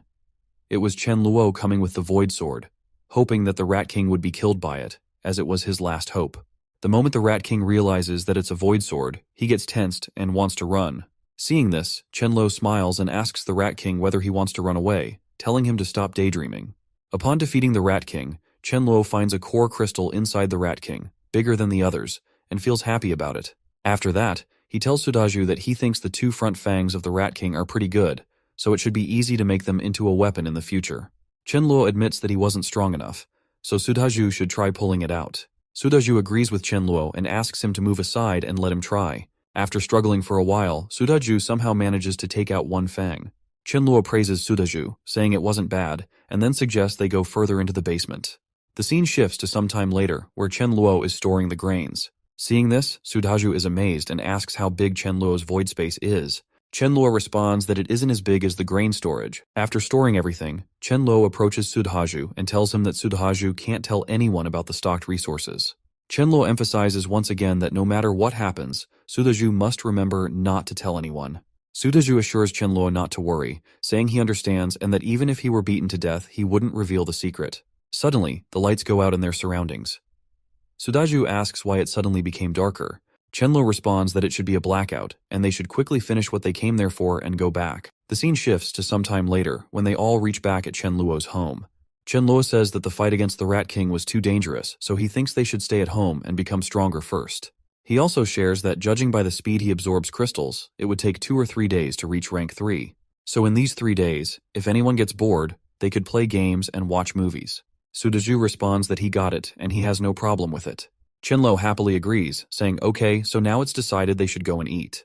The scene then shifts to 3 days later, where Chen Luo tells Dharma that it would be good for him to learn how to wash the bowls. Hearing this, Dharma gets tense, hoping that Chen Luo won't be too harsh on him. Chen Luo then shares that he had been training for 3 days, which was quite tiring, and asks Dharma if he reached level 2 last night. Dharma happily responds with a yes. Chen Luo then shares that there's a saying that if someone wants to get stronger, that person needs to train. So he suggests that Dharma should go and find zombies to check if he could train and use new lightning skills. Dharma got a little bit sad and was slowly going to open the door, but suddenly he got stopped by Chen Luo. Hearing this, Dharma got happy, wondering whether Chen Luo was stopping him because he knows that Chen Luo was worried about him, or if Chen Luo was at least going to tell him to take note of his safety. To his shock, Chen Luo arrives with 2 bags of garbage, asking Dharma to throw them out. Dharma, hearing this, gets furious and says that Chen Luo is really a bastard and doesn't understand him as a dog at all. So Dharma takes the garbage furiously, showing his anger. Seeing this, Chen Luo Rechen Jianans that it's an immature act, as when Dharma can clean, throw rubbish, and handle all chores, then he would be a mature dog. As of yet, Dharma didn't know how to take initiative to do tasks without Chen Luo ordering him to do so. Even Sudhaju, witnessing the incident, thinks that Dharma is pitiful. After that, Chen Luo thinks that he really needs Mayu now so she could take care of their daily life. He then remembers that Mayu lives in a nearby 5-star hotel staff dormitory. So Chen Luo decides that when he becomes level 3, he will go find Mayu. At night, Chen Luo's mind suddenly gets a shock. Upon waking up, he realizes that it took him half a month to break through in his past life. But in this life, he became a rank 3 ability user in only 3 days. He even thinks that Dharma should be happy that he followed him, so he wouldn't get sneakily attacked by him. Chen Luo also notes that the duration of the Void Sword increased from 5 seconds to 20 seconds. Finally, he can go out now. Chen Luo decides that in the morning, they will go to find Mayu and then bring back the core crystals. The next day, near the hotel staff dormitory, Chen Luo is fighting with zombies while Sudhaju somehow finds the dormitory. Seeing the sound from outside, a person emerges from inside the dormitory and asks Chen Luo and Sudhaju to save him. His name is Liu Wenbo, and he was a waiter in that 5-star hotel. Chen Luo is happy to see Liu, as finally, after killing zombies for half an hour, he sees someone alive. Without wasting time, Chen Luo directly asks Liu if he saw Mayu. The scene shifts to Mayu, who is being beaten by a girl named Lin Lie. The problem arises because Lin wants Mayu to leave the place, but Mayu isn't agreeing, as she also wants to live there. She asserts that she is also a living person who needs space. Lin Lier gets angry over Mayu's refusal, so she pulls Mayu in anger. A man named Lilan, the business tycoon, arrives and interrupts them. He expresses concern that the remaining vegetables may not be enough for all of them to survive. He warns that if Mayu doesn't listen, then they should throw her out. Lin Lear agrees with Lilin, stating that Mayu was disobedient, so they should throw her out. The hotel manager, named Harry, tells Mayu that as she can see, they don't have enough space, so for the sake of everyone, they can only sacrifice her. Harry calmly asks Mayu to go by herself and find some other place to hide. Mayu tensely asks if Harry is joking, pointing out that outside is fully filled with zombies, and she questions how she could escape from that. But before she could do anything, the guards start taking her to throw her out of the room. While being dragged away, Mayu says that she knows Harry was clearly asking her to go and die. In response, Harry furiously shouts at Mayu to stop murmuring and just get lost. Mayu gets thrown out of the room. Afterward, Lin Lear says that it's the consequence of someone refusing her. The zombies start coming towards Mayu. At that moment, Mayu makes herself understand that she has to hold herself back and not cry to avoid giving them a reason to laugh. She realizes that she is so angry that she's willing to pay any price to find someone to help her kill the group of bastards. Suddenly, the zombies attack her, and Mayu feels pity for herself as she now doesn't have any chance for taking revenge. Out of nowhere, Chen Luo arrives and saves Mayu from those zombies. Mayu tries to thank Chen Luo, but Chen Luo puts his hand on her mouth, asking her to be quiet. He tells her that after he and Sudaju clean up the mess, they will talk. Chen Luo praises Dharma for defeating that boy alone and easily. Slowly, Sudaju and Chen Luo wiped out all the zombies in the surroundings. Seeing Chen Luo and Sudaju clearing the zombies, Lin Lear became happy as she was finally saved after hanging on for 5 days. When the zombies were defeated, Lin Lear and the others came out. Lin Lear thanked Chen Luo and Sudaju for saving them and introduced herself as Lin Lear. But deep down, Lin Lear was hoping that Chen Luo and Sudaju would become her fans. Chen Luo ignored Lin Lear and asked Mayu what was going on and if she needed his help with anything. Mayu then started crying and recounted what had happened to her from the beginning to the end. Finally, she cried even harder, saying that she shouldn't have saved them. So basically, in the beginning, Mayu saved them and provided a space for them to live, but now they were all ganging up against her. Chen Luo, upon hearing this, got a little frustrated and Reichen Jianand that this was why being kind was hard. To Chen Luo's surprise, Lilin approached him and asked if Chen Luo could send him back home safely. Then, Lilin offered Chen Luo a job at his company after the crisis was resolved, with a monthly salary of 2 lakhs. Hearing this, Sudhaju furiously asks Lilin what he would do if he were rich. Out of nowhere, he hits Lilin with a powerful punch, saying that he hates people who betray others' kindness the most.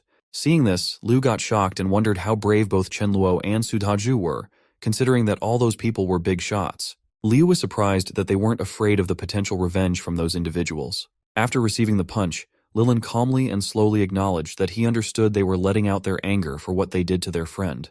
So, Lilin once again offered them to help him safely return home, and in return, they could mention any condition they wanted. Hearing this, Chen Luo became furious, believing it was pity for all of them. He explained that he followed one principle. If someone was his enemy, he wouldn't let those guys off when he had the chance to eliminate them. Chen Luo then opens his coat to retrieve something and assures Lilin and the others not to worry, stating that even though they offended his friend, he wouldn't kill them. Chen Luo smiles and shares that he would tie all of them up, leaving their fate, whether they live or die, solely to chance. Lilin furiously responds, stating that it was no different from killing, and questions how both Chen Luo and Sudaju could be so ruthless. Sudaju counters by asking if they all had forgotten this issue when they abandoned Mayu, even though she was in a zombie-like state. Lin Lear sits on the ground in front of Chen Luo and starts pleading with him to save her, offering to do anything for her survival. Seeing this, Chen Luo notices that Lin Lear is willing to offer her body to survive.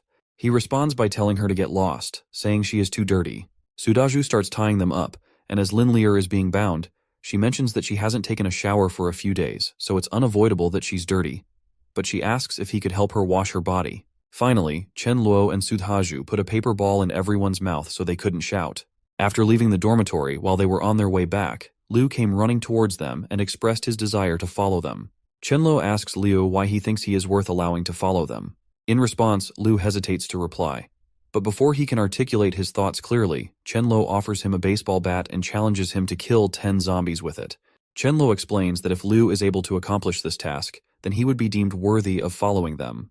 Without hesitation, Liu denies Chen Luo's offer, stating that he wouldn't dare to fight zombies with a baseball bat. Chen Luo smiles and thinks to himself that he had already given Liu a chance, but Liu didn't treasure it. Chen Luo informs Liu that he wouldn't let him join the team, but he could offer him some benefits. Chen Luo tells Liu that he is giving him 3 minutes to shop freely, after which he would escort him back to the dormitory as a thank you. Without wasting any time, Liu runs towards the hotel to gather things for himself. While Liu goes to gather essential items, Chen Luo talks to Mayu, expressing that they lack logistics and no one is cooking, so he thought of her. He assures her that instead of washing dishes and pots, he would prefer to fight zombies and guarantees her personal safety. He also promises not to treat her badly, so encountering him was the luckiest thing in her life. Lastly, Chen Luo asks Mayu for her response, if she was willing to go back with him. Without hesitating, Mayu responds with a yes, as she is willing to join. Chen Luo happily welcomes her to the team and tells her that after sending Liu home, they will go back and celebrate with a feast. However, he also tells Mayu that it's obvious she will have to cook for all of them. Mayu's eyes light up, and she responds with an okay. The scene then shifts to night at Chen Luo's home, where Chen Luo is discussing his and Sudhaju's powers. He then asks Mayu if she has felt anything in the past few days, if she has awakened her ability yet. Mayu responds that on the third day, she did have a headache, but she didn't know what her ability is because she had been starving, so she didn't pay attention to it. Chen Luo, upon hearing this, shares that an ability awakened on the third day isn't necessarily good or bad, it's just average. He then asks Mayu to listen to him carefully, as now she had to feel the power inside her body slowly. When Mayu tries to feel it, fire arises from her hand. Seeing this, both of them are stunned. Chen Luo is stunned but happy to see that Mayu has a fire ability, as fire ability users can make cooked food even better and more delicious. The scene then shifts to 1.5 hours later, where we see many types of food served in front of Sudhaju and Chen Luo. They are impressed by the food and very happy, so Chen Luo suggests they start eating without delay. While eating, they feel like they are in heaven because the taste and deliciousness of the food are so good. They feel that finding Mayu was the right thing for them. Now Chen Luo doesn't need to wash dishes anymore. At night, Chen Luo asks Mayu not to rush, as he would be showing her to her own room. While showing her the room, Chen Luo asks her to go in and see if she needs anything. She could tell him. He also told her that she could take a shower if she wanted, but she should be careful not to let any water enter her mouth. Chen Luo then asks if she lost her phone, right? So he gives her a phone and a portable charger, telling her that there are movies and novels on the phone that she can read and watch when she is bored. Seeing Chen Luo doing so many things, Mayu is impressed and blushes at the gesture. Chen Luo again shares that they will not go out for the next few days, as they will stay at home and upgrade their abilities.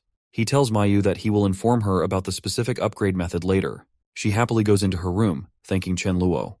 More days pass, and the scene shifts to the present day where Chen Luo is happy that he has fully reached rank 3. According to the speed, if he wants to reach rank 4, it would take some more days. Chen Luo then decides to go out and gather some more core crystals, and he also resolves to find the sisters, Myling and Millie. He wonders whether the sisters have experienced the suffering of the apocalypse during the past 10 days. Chen Luo realizes that it's not the right time to help them yet, but he decides to keep an eye on them to prevent others from getting their hands on them. He does this because he believes that since it's a revival spell, people with such abilities should belong only to him. Otherwise, it could lead to trouble. Before going out, Chen Luo has a meeting with everyone, during which he tells Mayu that he and Sudhaju will leave to collect crystal cores. He instructs her that when they are not at home, no matter who comes, she should not open the door. Chen Luo emphasizes to Mayu that even if someone were to die in front of her, she cannot open the door. He instructs her to close the door and windows, not to look outside, and not to go outside under any circumstances, warning her that she would face the consequences herself if she did. Mayu assures Chen Luo not to worry, as she understands. The scene then shifts to some time later, where Chen Luo and Sudhaju are fighting with zombies. Chen Luo asks Sudhaju how many core crystals they have collected. Sudhaju responds that they have collected around 500. Chen Luo decides to call it a day for collecting crystals since they have enough. Afterward, he suggests that they should check on the Mi sisters, as he remembers they live in the area ahead. Chen Luo asks Sudhaju to go back on the truck first, as he would bring Lightning King Dharma for a stroll and finish off the remaining ones. Sudhaju happily agrees with it. The scene then shifts to some time later, where Chen Luo reaches the Mi sisters' house and shares with Dharma that he remembers the sisters live on the 3rd floor in room 201. Chen Luo asks Dharma to go and check if there is someone in room 201. To Chen Luo's surprise, Dharma responds with a yes and gets happy, as finally Chen Luo is assigning something that should be done by a doctor. Suddenly, Dharma starts running towards the bushes and begins fighting with someone, catching Chen Luo off guard. Chen Luo was continuously shouting for Dharma to come back. Surprisingly, he sees a cat coming out from the bushes, realizing that Dharma was actually chasing a cat. Chen Luo feels pity for the cat and considers taking her as a pet.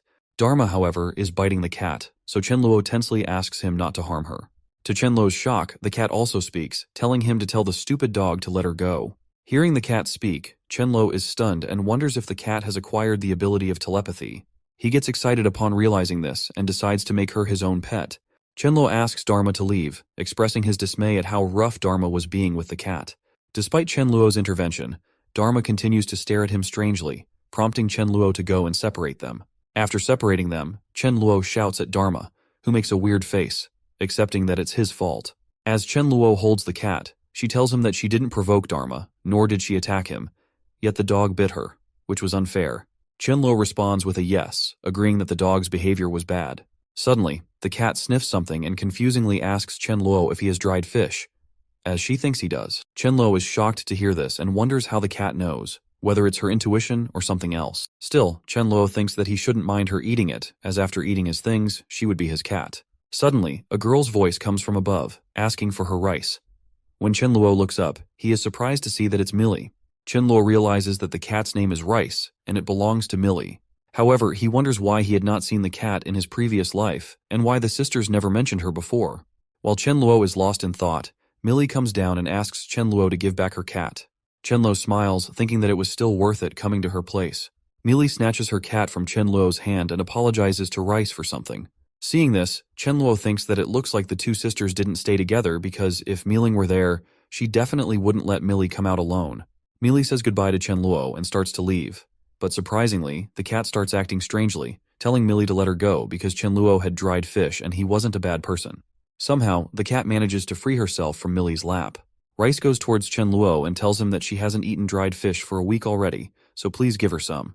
At that moment, Chenluo wonders what to do, debating whether he should use the chance to persuade the younger sister, Millie, to join him.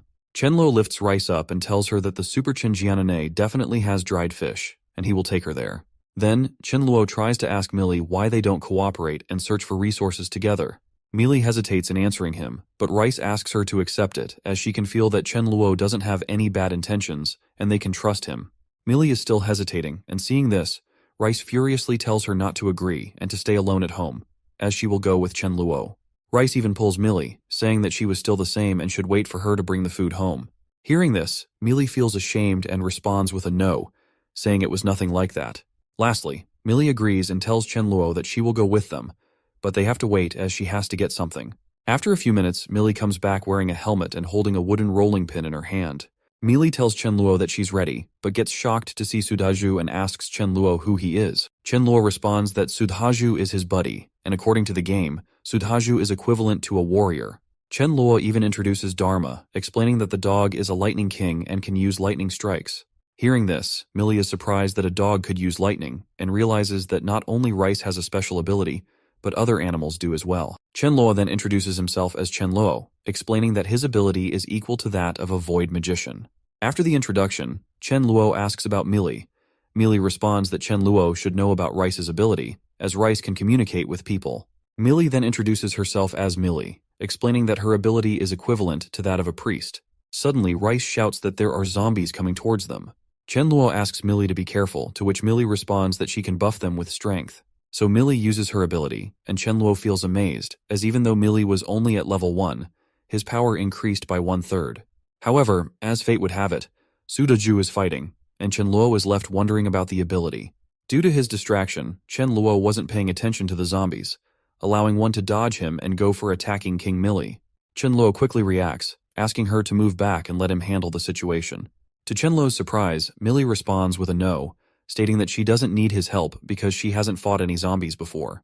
She sees it as an opportunity to train her combat skills, as she knows she will have to face it sooner or later. Chenluo was impressed because Millie seemed weak on the outside, but was strong on the inside. No wonder she survived until the end. However, Chenluo knew that the power of the rolling pin was limited against zombies, so he asked Sudhaju to pass the iron rod to Millie. While passing the rod, Sudhaju shared that he knew she could do it. After holding the iron rod, Millie tried to make herself believe that she could do it and that she didn't need to be afraid. At the moment a zombie put its hand on her, she hit it with the rod. Even after the zombie was defeated, she kept hitting it. Seeing this, Chenluo became tense and wanted to tell Millie that the zombie was already dead. However, to boost her self-confidence, he remained silent. After defeating the zombie, Millie even vomited at the sight of its dead body. Chenluo praised her and gave her a water bottle to help her feel better. Millie responded with a, "Thanks." Meanwhile, the cat, Rice, was angry and wondering why they were wasting time instead of searching for dried fish. The scene then shifted to some time later on the second floor of the mall, where Chenluo and the others were fighting zombies. After they finished fighting, Chen Luo asked Millie to get a bag and fill it with whatever she wanted, as much as she could. Millie responded with an okay. Rice also came near Chen Luo and asked for help opening a packet of packed fish. Chen Luo wondered why he felt that the cat's abilities should be more than just mental power, as a special ability like telepathy cannot typically be mastered so early in the apocalypse. So he thought of somehow adding the cat to his team. Then, Chen Luo told Rice to eat less of the packed fish because he had fresh ones as well. He also told Rice to come back later, as he would cook him a braised fish at that time. Hearing this, Rice got happy and started celebrating, saying that she would definitely come with him. On the other hand, while Millie was filling her bag with food, she didn't notice that a mutated zombie was coming toward her. But Dharma was quick to sense the presence of the zombie and started barking to alert everyone. Hearing the bark, Millie turned around and was shocked to see the mutated zombie behind her. She tried to retreat, but her feet got stuck in something, and she was unable to move from that spot, with danger looming over her. Even the zombie, upon seeing Millie, became happy because he had been hungry for some time and now had something to eat. Millie threw something towards the mutant zombie to distract it. After distracting the zombie, she tried to run, but accidentally bumped into Chen Luo. Chen Luo had actually come there to see her, but upon seeing the mutant zombie, he was surprised. Seeing the zombie, he remembered that from its appearance, it was a devourer, which he had seen many times in his past life. He shared that devourers had strong strength and defense, and they could also use charge and self-destruct abilities. Chen Luo interpreted that, judging by its size, the devourer was of level 3. He asked Millie not to get scared and to stay behind him for her own safety. Chen Luo began preparing his void sword, but before he could finish, Dharma used a lightning strike on the devourer. Distracted by the attack, Chen Luo seized the opportunity and without hesitation, slashed the devourer with his void sword. With one swift slash, the devourer was destroyed. Afterward, Chen Luo stood in front of Millie, urging her not to look as the corpse was quite disgusting. Trembling with fear, Millie held him tightly and marveled at how Chen Luo had obliterated the mutated monster in a single strike. This made her think of Chen Luo as very handsome and cool. Seeing Millie so scared, Chen Luo asked her to hold his hand as he led her out of the area. After a few seconds, when they were safely outside, Chen Luo told Millie that they had reached their destination and that she could open her eyes. Seeing Chen Luo in front of her, Millie couldn't help but blush, thinking that he looked so smart and handsome. She wondered why she hadn't noticed it until now. Chen Luo, on the other hand, became flustered upon seeing her reaction. At that moment, Chen Luo was pondering that he never thought the appearance of a devourer would assist him in the classic hero saves the beauty scenario, but it was still effective. Seizing the opportunity, he asked Millie if they could form a team together so they could take care of each other. With Chen Luo so close, Millie was blushing with embarrassment, and without thinking, she responded with a yes. Chen Luo then suggested that since they had gathered resources, they could go back and eat together. To Chen Luo's surprise, Millie apologized and explained that she couldn't come because she had to go home and wait for her elder sister, Milling. If Milling came home and saw that she wasn't there, Milling would start panicking and get worried about her. So Millie asked why Chen Luo didn't go back first, as she would wait for her sister and then go home. Hearing this, Rice reacted frustratedly, questioning why Millie had rejected the idea. Rice suggested that Millie could leave a note at home so that Milling wouldn't get worried if she saw it. Rice also mentioned that she had a feeling Milling wouldn't come back today. Chen Luo added that he would make braised fish for them. Rice gave an ultimatum, insisting that Millie had to go no matter what because she wanted to eat that braised fish. Hearing Rice's insistence, Millie became confused and wondered what to do. However, upon Rice's insistence, Millie agreed to go to Chen Luo's home. So Millie asked Chen Luo if his place wasn't far away, to which Chen Luo happily responded that she was right. It wasn't far. The scene then shifted to Chen Luo's home, where Millie and Rice were stunned to see the delicious foods served in front of them. Millie even praised Chen Luo, saying that it was her first time visiting his house, yet he had prepared a fabulous meal for them. Chen Luo responded that it was completely fine because they were companions, and he asked her to eat quickly. While eating, Millie got tears of happiness as the fish was much tastier than she had anticipated. After Millie finished the meal, she thanked Chen Luo for the meal and then apologized, explaining that she had to get back home because she was scared that her sister Milling would panic if she didn't see her at home. Chen Luo then expressed concern, saying he thought it was very late at night and it would be dangerous for her to stay home alone. He smiled and shared that it didn't matter where he would stay. Chen Luo asked Millie what she thought about Sudaju, himself and Mayu staying at her home. He mentioned that he also wanted to meet her sister, Milling. Chen Luo even suggested another idea, mentioning that there were many unoccupied houses beside hers, so they could move there, allowing everyone to take care of each other. Millie responded with an okay and even tried to correct Chen Luo's mistake by saying that it wasn't just about taking care of each other, but rather it was Chen Luo's one-sided effort to take care of them. Chen Luo happily responded with an okay, as the decision was made. He announced to everyone in the room that they should pack their bags because they were moving to another place. The scene then shifted to some time later when Chen Luo and the others reached Millie's house. Chen Luo asked everyone to be careful once they got off the truck. After they disembarked, Millie hesitantly asked Chen Luo why everyone couldn't stay together at her home, mentioning that her house had 4 bedrooms and 1 living room, so it would be great if everyone could stay together. She hesitated at last, thinking and asking if everyone would feel comfortable staying at her home. Chen Luo smiled, but deep down, he was also happy because Millie had given him a chance to protect her. After some time, at dinner time, Chen Luo was distributing watermelon to everyone. When he offered it to Millie, she started wondering about him.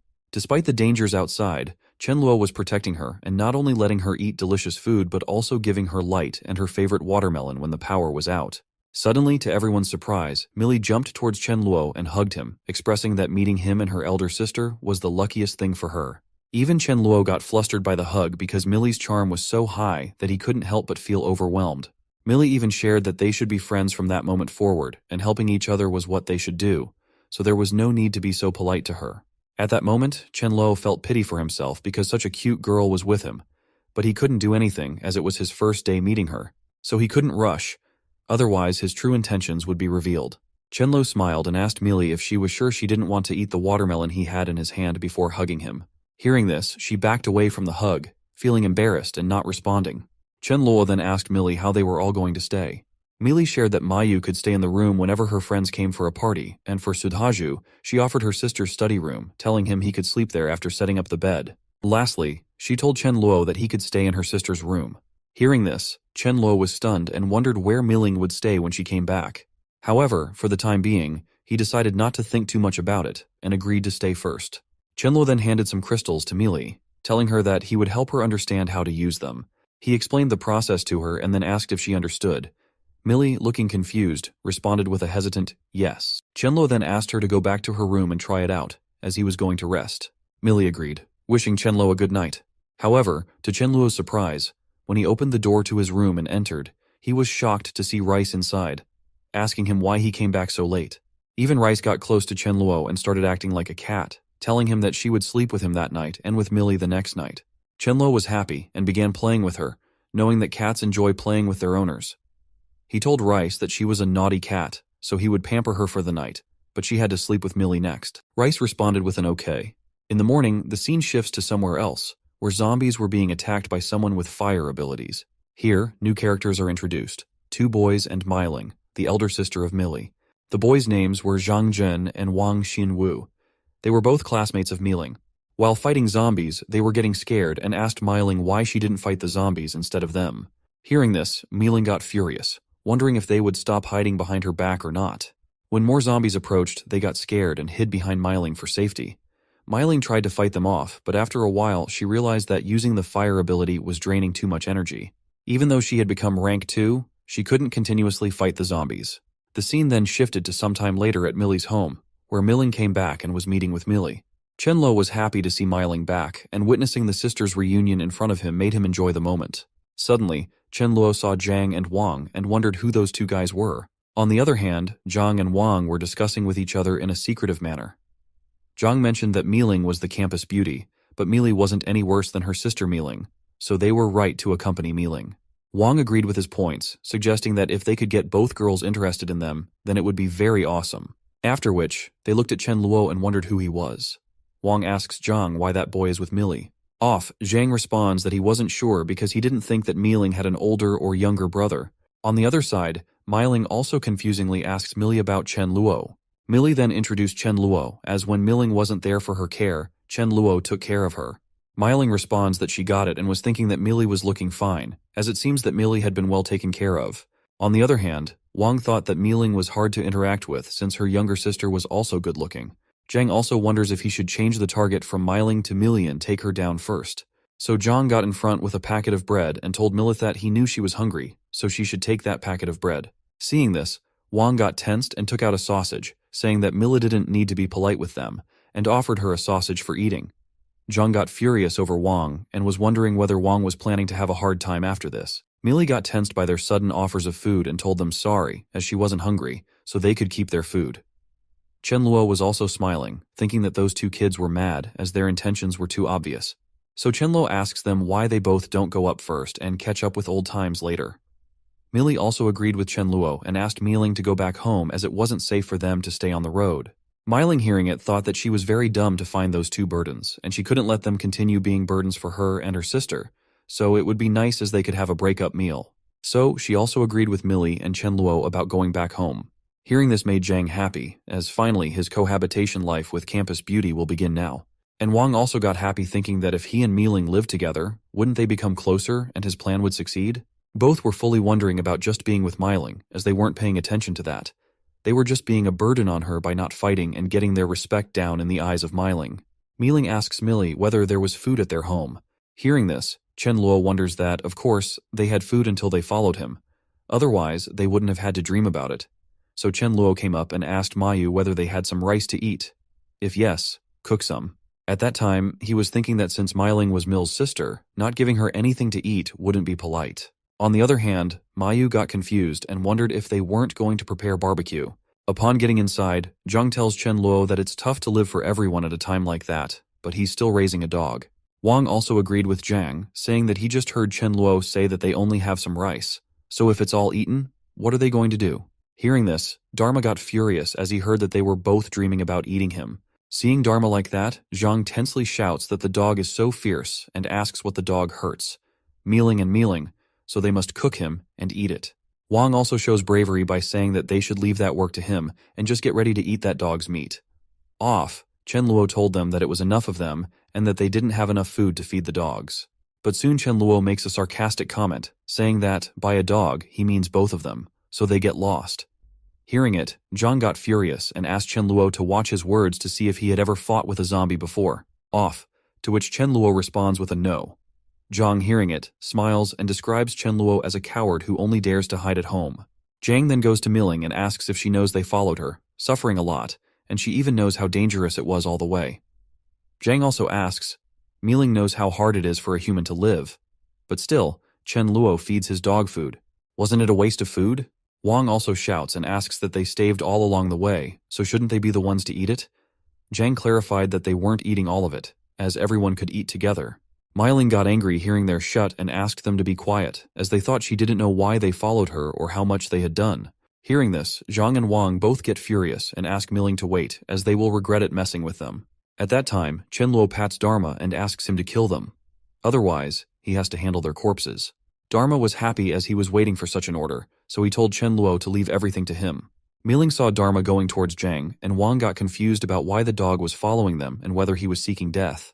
After that debate, Mayu came to Chenluo and told him that it wasn't any problem, as if she were cooking now, it would take at least an hour.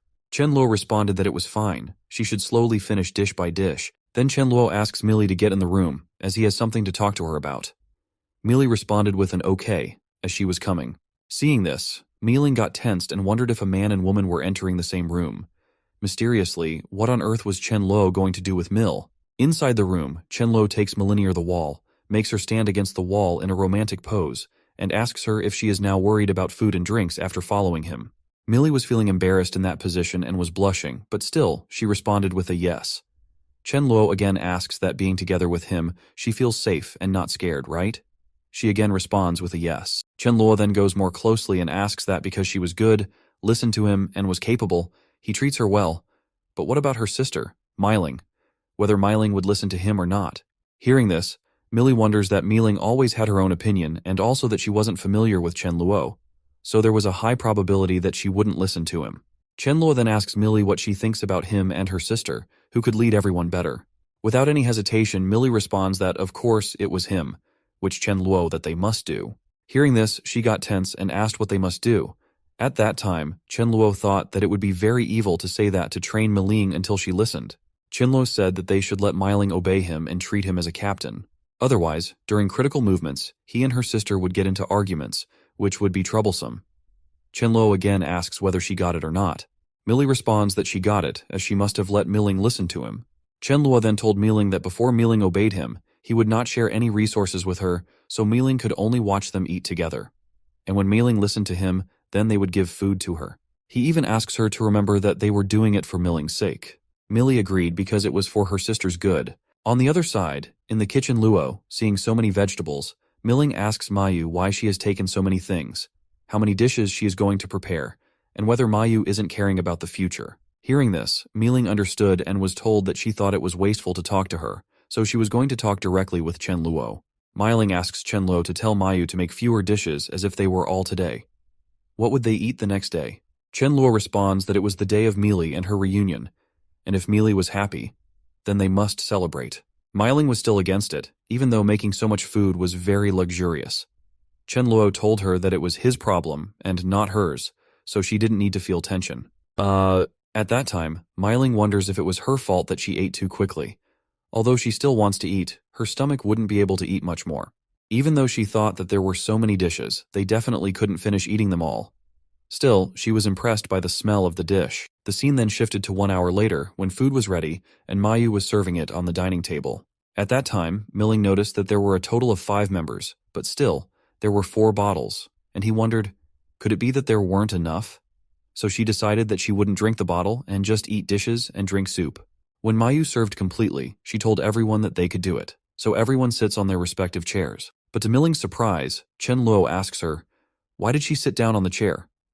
Hearing that, she angrily asks, wasn't it the same place where she sits always? Meili was feeling bad, and deep down she was asking for sorry, but she thought that Chen Luo was a nice person, so for the future, Milling had to bear it. Chen Luo told me that they were going to it and asked that it wasn't appreciated for her to sit, right? He acts stone-hearted and tells Milling that if she wants to watch them eat, she can sit down near them. Hearing that, Milling was stunned and confusedly asked, why did he mean that she didn't have her share? Milling also asks, didn't he say that the meal was for the reunion of her and Mill? Chen Luo responds that he didn't promise to let her join them for dinner, as except for her, everyone was on his side, as he would only let people on his side eat delicacies that he risked his life to obtain. He then asks Millie if she is on his side. Milling shared with Milling that she was on Chen Luo's side. Chen Luo then asks Sudaju and Mayu about their choices. Sudaju told Chen Luo that no matter what, he would always accompany her. And Mayu shares that, from the moment he saved her, her whole life belonged to him. Dharma also barks for saying that he was on his master's side. And the cat named Rice also told me that, with so many delicious foods, she would always be by Chen Luo's side. Chen Luo then asks Milling to see, as around the whole table everyone was on his side, so he was willing to share everything with them. But who was Milling, as he thinks Milling wasn't qualified to eat with them? Unless she would also listen to him and join his side, then she could eat with them. Milling, hearing all that, got furious and asked if he wanted to ridicule her with just a meal. She then stood up, hitting her hand on the table, asking Chen Luo not to go overboard. Milling then told him that she wouldn't eat it as she doesn't eat food that easily. But Milling was thinking that it was just a meal, and Chen Luo was trying to ridicule her. So Milling gets aside and stands there, near them. While she was standing there, Chen Luo started praising Mayu for the chicken, as it was very delicious. He also asks Melito try the spicy crab, as it tastes great. Meili thanks him for that. After that, Chen Luo gives the braised fish rice, saying that it was the dried, fragrant fish she requested from him. Milling got frustrated hearing all that about food and told Milithat she was going into her room. But Milling got pissed off when she saw Chen Luo's underwear in her room. Milling furiously shouts over Millie, as Millie was so nice that she let that bastard Chen Luo live in her sister's room. So Millie came running towards Milling's room and asked, sorry that she forgot to tell her that while she was away, Chen Luo temporarily stayed in her room. Millie also asks Milling not to worry, as Chen Luo is a gentleman, so she promises that he won't mess up her room. Milling responded with an okay just because he took care of her, so she would let Chen Luo live in her room. Millie then told Chen Luo that Milling could take a shower. She just didn't let water enter her mouth, and if she felt unreformable, she could simply rinse for a while.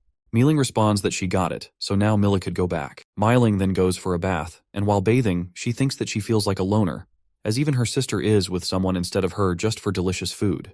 She also wonders how many things could be kept inside a small fridge, and lastly, she thinks of making Chen Luo see who takes the last laugh. After bathing, when Milling was wearing clothes, she heard Chen Luo asking everyone why they didn't eat some fruits, like grapes. Hearing this, she got pissed off, as out of so many fruits, why were they all eating her favorite fruit, grapes? Milling started getting cravings for grapes, but somehow she made herself rigid against it, thinking that it was the apocalypse, so the grapes must be the frozen ones. They were not fresh or tasty, and she wasn't hungry at all. Milling then comes out of the room and calls Millie. Seeing Milling Chen Luo, he was amazed and was praising her beauty, as even she made him have dirty thoughts for her. Milling came to ask Melito come with her to her room, as she had to talk with Mill. While Millie was going, Chen Luo asked her to come back quickly as the grapes were too sweet, so he would save some grapes for her.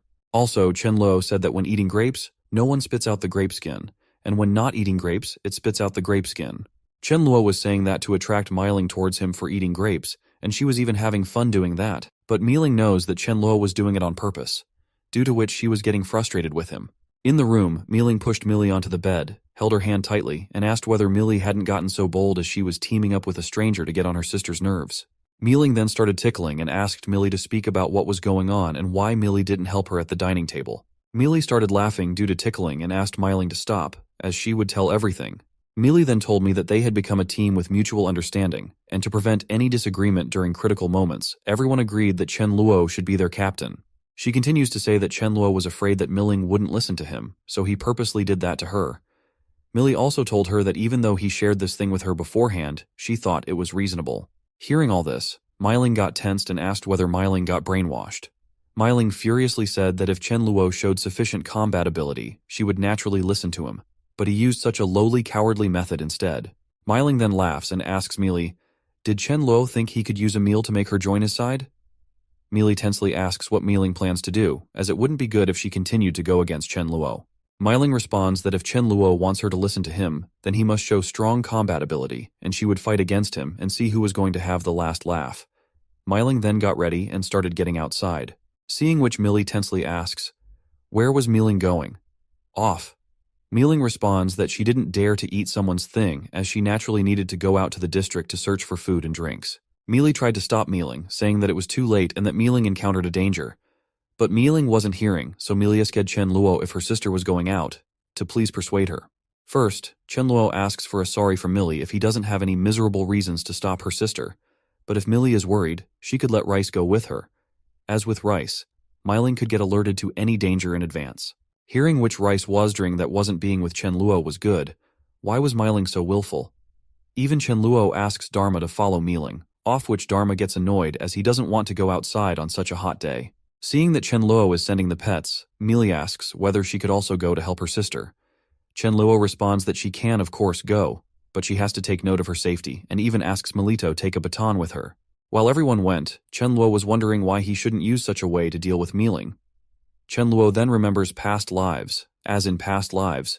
Meiling always shouted at him for stealing vegetables and even beat him for that. So that's why, because of Meiling kicking his butt in his past life, Chen Luo was taking revenge, which wasn't overboard at all. But soon he thinks that it wasn't good, as he had too quickly made Meiling join his side. The scene then shifted to 10 minutes later, when Meiling came back and shared that she had braised beef cup noodles and 2 eggs for the night, even though it wasn't as great as someone's meal, but she was satisfied. Hearing this, Chen Luo laughs and thinks that the people who don't know would think that there was beef inside the beef cup noodles. So that means Meiling was using that cup as a gimmick for food. Chen Luo then calls Mayu and says that he also wants to eat beef cup noodles, so be prepared for that. Mayu responds with an okay. Chen Luo was doing that to make her pissed off by showing what truly beef noodles look like. Chen Luo then goes to Meiling and tells her not to be so fragile, and let's talk. Meiling got ready for the talk. When they start chatting, Chen Luo first asks for forgiveness, saying he had overdone it in the afternoon. Hearing that, Meiling asks whether Chen Luo came up with new tricks and why he was doing all that. Chen Luo said that his apology was sincere, as he didn't overdo it in the afternoon, but before she could acknowledge her captain's position, he wouldn't be sharing food with her. Chen Luo himself shares that a captain position person must not lack combat ability and strategy, so he would prove to her, no matter which category, that he completely overpowers her. He then said that first of all, they should go for combat ability, and asked, why don't fight after 3 days, and if he lost, he would listen to her.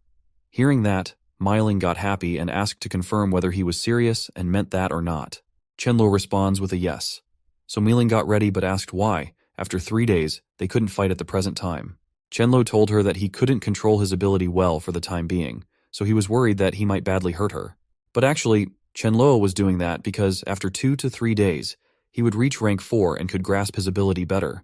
Chen Luo then tries to make fun of Meiling by telling her not to mention to him that she couldn't even defeat Lightning King. Hearing this, Meiling got furious and asked what nonsense Chen Luo was saying, as he thought she couldn't even beat a dog. Off, Chen Luo told her that it was fine. He got that she was stronger than Dharma, the Lightning King. Meiling was frustrated because she was thinking that Chen Luo was humiliating and making fun of her. Suddenly, they saw that Dharma was growling and barking against the door. An ant was living in the neighborhood of her sister's home. Auntie's name was Maya. Maya was knocking at the door and asking whether Millie and Mealing were inside. Maya again told them that she came to see them and was begging them to please give her something to eat, as she hadn't eaten anything for 2 days. So please give anything. Off. Miling asks Maya, who said she hadn't eaten for 2 days, which means she ate things 2 days ago. Chenlo got tense to see Mealing answer Maya so naturally, so Mealing asks Maya to get lost, as she also doesn't have food. Millie came near Miling and was going to ask Miling about showing pity on Aunt Maya. But Miling asks Melito remember that no matter how much food they give Auntie Maya, she will finish eating it in 1 day. And if Maya finished eating, what if Maya came back to find them again? Do they need to give or not, even though it was hard enough for them to survive? Chenlo hearing it got him happy and praises Miling, but Mealing asks him to shut up, as she would see 3 days later that from where he would get that confidence. Chenlo responds with an okay. Suddenly Rice came and started hugging Chenluo, and when Chenluo looked, Rice told her that she felt Aunt Maya had a hostile intention. So Chenluo takes her up in arms, hugging Rice, and tells her that he knows. Chenluo also said that no matter what reason made them have hostile intentions, if they all dared to come, then they would all die. The scene shifted towards Aunt Maya's side, where Maya was getting down the stairs, saying that she had no idea Mealing was so vicious, and so she was so angry at those sisters. Next, it shows that Maya was going towards boys. The boys ask whether she checked it or not and whether Miling was at home or not. Maya responded that Miling was at home as she just talked with her, and Miling was also at home as she was just going in and out with 2 boys. Everyone was happy hearing it, and one boy said that if Miling wasn't alive, it would be a waste. Another boy told me that every time he needed to take medicine to look up, but when he saw Miling, he no longer needed to take medicine to look up. They then start praising her body shape and figure, saying that enjoying Miling was worth dying for. It didn't look like a good thing, as everyone thought it wasn't looking great for the sisters, as it's clear that they want to do romance with both sisters. Lastly, they decided that they couldn't wait anymore, and so they thought of charging at their house and making both girls hostile. Even Aunt Maya was in favor of it, saying that from the start she hated those sisters. Aunt Maya got so devilish and lowly that she asked the boys to torture both sisters after they finished their romance. When they all came in front of their house, Sudaju was watching from the window and shared with Chen Luo that Aunt Maya came back with boys with weapons in their hands, and it wasn't looking good at all. Chen Luo, hearing it, decided to kill them, so he told Sudaju to go and wipe them, but remembered that everyone should not die in the corridor, otherwise they had to clean up the mess. Sudaju responded with an okay, and was getting ready with his weapon. Mealy by herself came and told him that she would give some to Sudaju. Sudaju shared that he would come back quickly and go outside. After him, Dharma also barks, as he was also coming with him. While Sudaju and Dharma went to fight, everyone was watching them from above. At that time, surprisingly, Miling saw Chen Luo from so close and realized that Chen Luo was very handsome. Then she hopes to see that both Sudaju and Chen Luo will be strong. Downwards on the street, those boys got so happy seeing only a man and a dog as their enemies that now they could also have some dog food for dinner. Suddenly, Sudaju started attacking, upon which they panicked. But they all tried to attack all together on Sudaju altogether, and were shocked to see that Sudaju was unscathed at all. They understood that Sudaju had awakened his ability. Even seeing Dharma using lightning, now they are all at backup and realize their deaths in front of them. After the boys and Aunt Maya got defeated, Chen Luo asked Melito go and dig out those people's crystals from between their eyebrows. She got a tense hearing and clarified whether he was asking her. Chen Luo responds that in the future she needs to do it, so it's better for her to practice it from now on. Even Miling supported Chen Luo in this topic because she also wanted Melito get experience. Chen Luo then gave a knife to Mealy and asked her to go freely, as he would by himself accompany her. Mealy was tensed, as now her sister and Chen Luo were teaming up against her. She even tries to pursue Dharma for help, but he denies it. So lastly, Millie had to do it by herself. Even she vomited in that process. But Chen Luo was happy to share that she would get used to it, so no need to worry. After that, they all go for dinner, and seeing beef noodles, Miling is shocked that beef noodles could be eaten like that. Chen Luo offers the food to Mil, but she denies it, saying that she doesn't have an appetite. Milling was frustrated that even she couldn't eat at her sister's place. Similarly, the next day in the morning and afternoon, seeing them eating so much food made me frustrated and wonder how this much food could be stored in their fridge. In the night, Mealing lost her patience and went to check the fridge and was stunned that it was full again. She furiously came and asked Chen Luo about the food, and then Millie shared about Chen Luo's ability. Hearing that Milling is getting angry over her sister for not telling her early. But still, Miling again makes Chen Luo remember their duel in 2 days. Actually, Mealing was dreaming of defeating Chen Luo, after which she would use him as a servant for food. On the other side, Chen Luo thought that he should get Tank 4 soon to increase his combat ability. So at the time of sleeping, he thought of using Rat King Crystal as the level 1 zombie's crystal wasn't working enough. The moment he absorbed Rat King's crystal, his head had a weird type of hurt. Seeing his reaction, Rice got scared and wondered whether Chen Luo was alright. After some minutes, Chen Luo was happy as he finally reached rank 4. He gave the leftover crystal of the Rat King to Rice so she could use it to upgrade. Chen Luo then goes to try his new ability, and so he directly spawns in the hall. The sudden arrival of Chen Luo made Dharma startled, due to which he started barking very loudly. Chen Luo asks Dharma not to take tension as if it were him. Dharma also got pissed off as he was guarding the door, even though Chen Luo scared him off. But due to that bark, Miling wakes up and asks Chen Luo whether he purposely made Dharma bark to make her lose her sleep. Chen Luo laughs at Miling as she thinks too highly of herself. He then told Miling that they would fight after eating. Hearing this, I was surprised as the days hadn't been completed. Miling then confirms the bet, of which Chen Luo asks to add more to it, as at a distance of 20 meters, he would convince her in 3 seconds that she lost. And if he couldn't do that, she would be considered the winner. Miling was shocked and asked if he was looking down on her. He thought that once the fight started, she would back off, so Chen Luo could never win. She then asks about the prize. Chen Luo, with a weird smile, told me that it's very simple. She just needs to stick out her ass and let him kick once. Miling finds it very weird, but still she gets ready with the rule that she would do the same upon winning. The scene then shifted outside, where they were both ready to fight and others were spectating them. The moment the fight started, Miling was happy, as she was overconfident that Chen Luo couldn't defeat her in 3 seconds. Surprisingly, she saw that Chen Luo had disappeared from the front, and to her shock, he came and held her from behind using his void space. Miling found that she couldn't move herself due to his lock. So finally, Miling lost herself, realizing that if Chen Luo had a knife in her, she would be dead for sure. After that, she was wondering about the bet, but to her surprise, Chen Luo asked her to let go and eat with them. He also asks for forgiveness for what he did 2 days ago, but now, being comrades, they should know each other. After that, they all ate together, and even Miling was impressed with their behavior. Chen Luo was also happy that, without any accident, he made his comrade. Lastly, Chen Luo asks that if everyone's dinner is done, then they should be in the living room to discuss their future plans. Chen Luo starts talking as the zombies are getting stronger, so they also need to stick together and work together as a unit against them. Also, the resources were getting hard to get at a time like that, so they should also focus on the trend for survivors. As the trend was of surviving in groups, even their team's combat ability was high, and if they won against a horde of zombies, there were definitely going to be some injuries to them, which he couldn't accept. Chen Luo then picks up the topic of joining another team, so it would be like he was going to be inferior in front of someone, which he couldn't afford. Also, if they get into a group, what if other people start asking Miling to accompany them to sleep? Miling furiously responds that she would kill those who have dirty thoughts about them. Chen Luo then gives the idea of making sub-teams to create a big team. Mili and Sudhaju found that idea great and were ready to do it. Chen Luo then told me that in the city center, people used to hide in shrubs to be safe from zombies.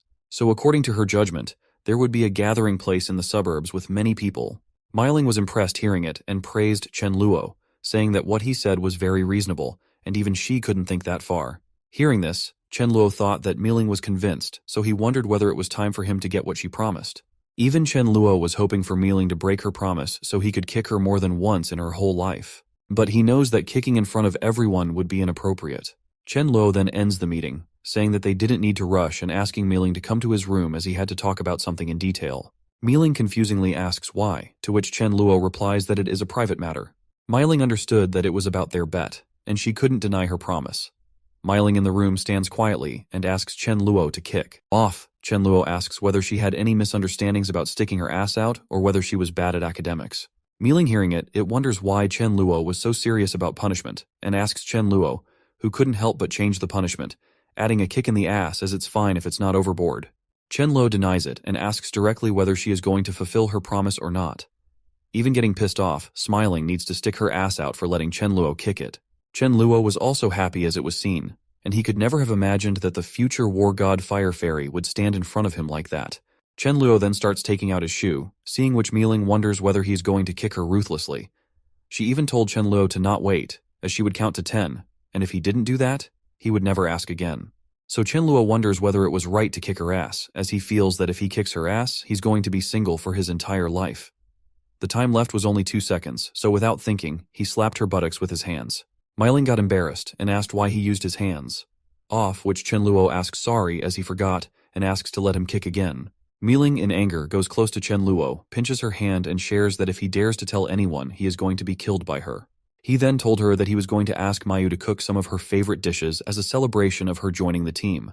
First, Mi-ling shows anger over him, but later realizes that it is strange because he never asks about her favorite food and thinks it would be possible for Millie to tell her. Ming then eats happily and thanks Chen Luo for taking care of Millie. Chen Luo asks her not to worry, as it is something he should do. He then told everyone that he had an announcement.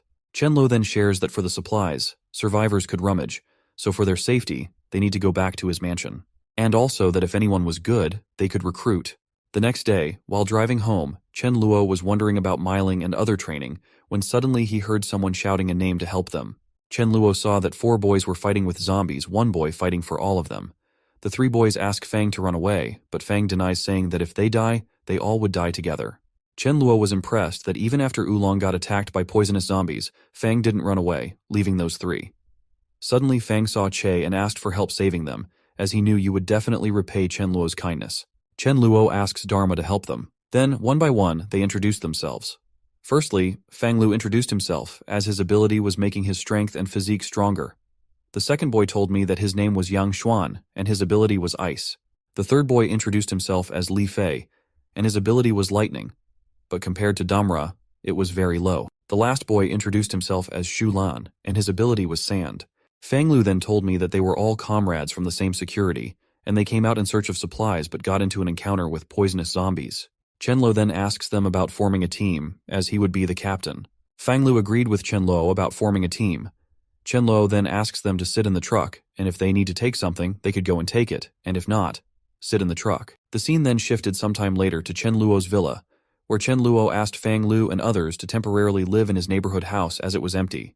After they go, Mi-ling also praises Fang and the other boys for having the courage to fight. But Chen Luo asks Sudaju and Mi-ling not to guard down, as they first need to keep their eyes on them to be sure. After that, Chen Luo asks Mi-ling and Mi-li to go to the 3rd floor to find a room and tells Sudaju and Mayu that they are going to live on the 2nd floor. Chen Luo asks Sudaju to come with him to check on his neighbor. When Chen Luo went there, he found that they were discussing Dharma, as they might not even defeat Dharma. Chen Luo coughs to let them know about him and asks them whether they know how to cook rice, and he gives them some food supplies. But Fang was so kind that he wasn't taking it because he had yet to repay Chen Luo's kindness in saving them. Chen Luo smiled and told them to take it, as now they were considered his teammates, so giving food was normal. Even Chen Luo asks Sudhaju to give them a communication device. Chen Luo then shares with them that they will stay there for a long time, so they should ensure their health and enjoy the day. The scene shifted to some time later, when Mi-ling was getting angry at Chen Luo, which is why he brought her with him instead of Sudhaju, as she was worried about Mi-li being in a group with someone else. What if they encountered danger? Suddenly, Chen Luo feels someone's presence and asks Mi-ling to hide as someone is coming. A girl came out of the car, seeing which Chen Luo was stunned as it was Mutian Jie. Chen Luo speaks up and wonders how he could have forgotten about her. Off. Mi-ling surprisingly asks Chen Luo whether he knows that girl. Off. Chen Luo responds that she was the CEO and chief designer of a clothing design company, and she was quite infamous. Chen Luo then remembers that Mutian Ge was completely a psychopath, as after the apocalypse started, she, along with her staff, established a gathering place that only took female survivors. Chen Luo thought was good, but the problem was that Mutian Ge refused to let her underling fall in love, as upon getting caught, they got severely punished. Chen Luo also shares that Mutian Ge became the #1 lover due to her erotic desires. Lastly, Mutian Ge died also in saving Mi-ling, after which Mi-ling took the head place and let male survivors join. Chen Luo was happy thinking that Mutian Ge could be a good underling, especially as an underling of his own. He was smilingly staring at me at that time. Mi-ling asks why he is looking at her. Suddenly they were found out by Mutian Ge and her team. A girl asks who was hiding there. When Chen Luo looked up, he remembered that the girl's name was Shu Yun, and she was a very strong ice ability user, but in her last life, she died early. Mutian Ge came to Mi-ling, introduced herself, and also asked about Mi-ling. The Mutian Ge shares that they were a team formed with all girls and asks Mi-ling about joining their team. Chen Luo got furious hearing that Mutian was daring to recruit his underling. But for relief, Mi-ling denies the offer, saying that she already had a team. Mutian Ge asks Mi-ling whether Chen Luo is his boyfriend. Off, Chen Luo responds that it was none of her business, and then asks Mi-ling to let go and check on others' progress. Mutian Ge was shocked, as she thought that Chen Luo was lustful by nature, yet he had the nerve to occupy such a beautiful girl. She decided to make Miling see Chen Luo's true color. So Mu Tiange told everyone that they were going to stay there for the night and started wondering about the best way to make Miling realize Chen Luo's true nature. The scene then shifted to night, when we saw Chen Luo and Mu Tiange talking with each other. Chen Luo says that he didn't think to spend a night like that chatting with each other, right? Off. Mu Tian said that she wanted to work with him on something. Chen Luo asks to be told. Mu Tiange then told her that they were going to a shopping mall in the east to take supplies, but according to her judgment, there would be zombies. So she needed him to accompany her, after which Chen Luo could take 30% of the supplies and they would take 70%. Hearing this, Chen Luo got tensed and wondered whether it wasn't the same mall where he and Millie encountered mutant zombies. As all supplies had been taken by him, what would Muti be going for? So Chen Luo denies saying that he was a coward and didn't dare get there. Hearing this, Mu Tiange got furious and wondered why such a beauty would fall in love with a loser guy like Chen Luo. Actually, Muchin thought of exposing Chen Luo in front of Miling by doing something in the mall, but now she had no choice, so she thought of asking for help from a person. On the other hand, Chen Luo got that Mu Tiange was trying to eliminate him just because he was with Miling. So Chen Luo also got furious and decided that if she had a hostile intention against him, then there was no point left for him to think about her and leave, eliminating his threat. Chen Luo was then thinking about whom to send to get rid of Mu Tiange. He saw Dharma on the way, so he decided to send him. On the other side, Mu Tiange knocks at a place and calls a person named Feng. When Feng came out, he asked her not to call him brother. Mu Tiange got pissed off, but for Miling, she had to talk with Feng. Mu Tiange then told him that she had a favor to ask him, and a few minutes later, she explained everything. Lastly, she asks Feng to lure zombies to Chen Luo's place with his wind ability.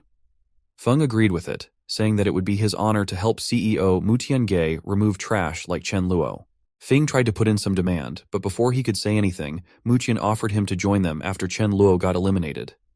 Feng agreed. Actually, Feng was getting ready to do that just for a girl named Wang Ling, as he had to be with her anyway. Feng also knew Sudhaju somehow and was thinking of searching for him at the mansion, as Sudhaju was a bodyguard there.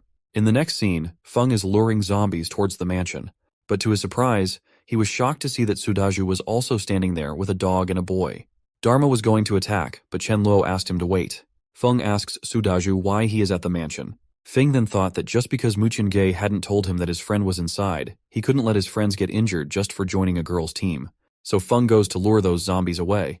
Chen Luo, seeing Feng, remembers that he was also a friend of theirs, helping to lure zombies so they could take away some supplies. And it was bad that Feng got bitten off by so many zombies in his last life. Feng came back and asked for forgiveness for luring zombies. Off, Sudhaju responds that he knows Feng wouldn't do it purposely to harm him. Chen Luo there asks Feng whether Mu Tiange asked him to bring zombies to their mansion. Right? Hearing this, Feng was stunned and asked, how did he know? And soon realized that the trash guy she was talking about was Chen Luo. Chen Luo then asks if Feng knows anything else. Feng tensely responds that it was only him and her at that time, and she only said that she would come at a critical time. Suddenly, Chen Luo saw Mu Tiange coming with her teammates on a bus. Everyone looked at something else, and Chen Luo noticed that hearing the sound, a level 5 zombie became a mutant zombie and came towards them. From behind, Mu Tiange was coming, thinking that the zombies were lured by Feng. Actually, she came there to save Miling, so she asked everyone to charge at zombies. Zombies also start fighting back, and surprisingly, they are using fireballs to attack them. The girls got scared, and Mu Tiange tensely asked everyone to get off the bus as the bus had a full tank in it. Mu Tiange then wonders why there are such strong zombies, but somehow she asks everyone to attack together. So Mu Tiange attacks with her sword, but Zombie dodges it and starts running towards Mu Tiange. Seeing this, she got scared, and without thinking, she dragged her comrade in front of herself as a shield. Chen Luo, seeing that, was stunned and decided that Mu Tiange deserved to die and also needed to get the mutant crystal. On the other hand, the girls were shocked to see Mu Tiange using their own people to block the zombie attack and weren't able to believe it.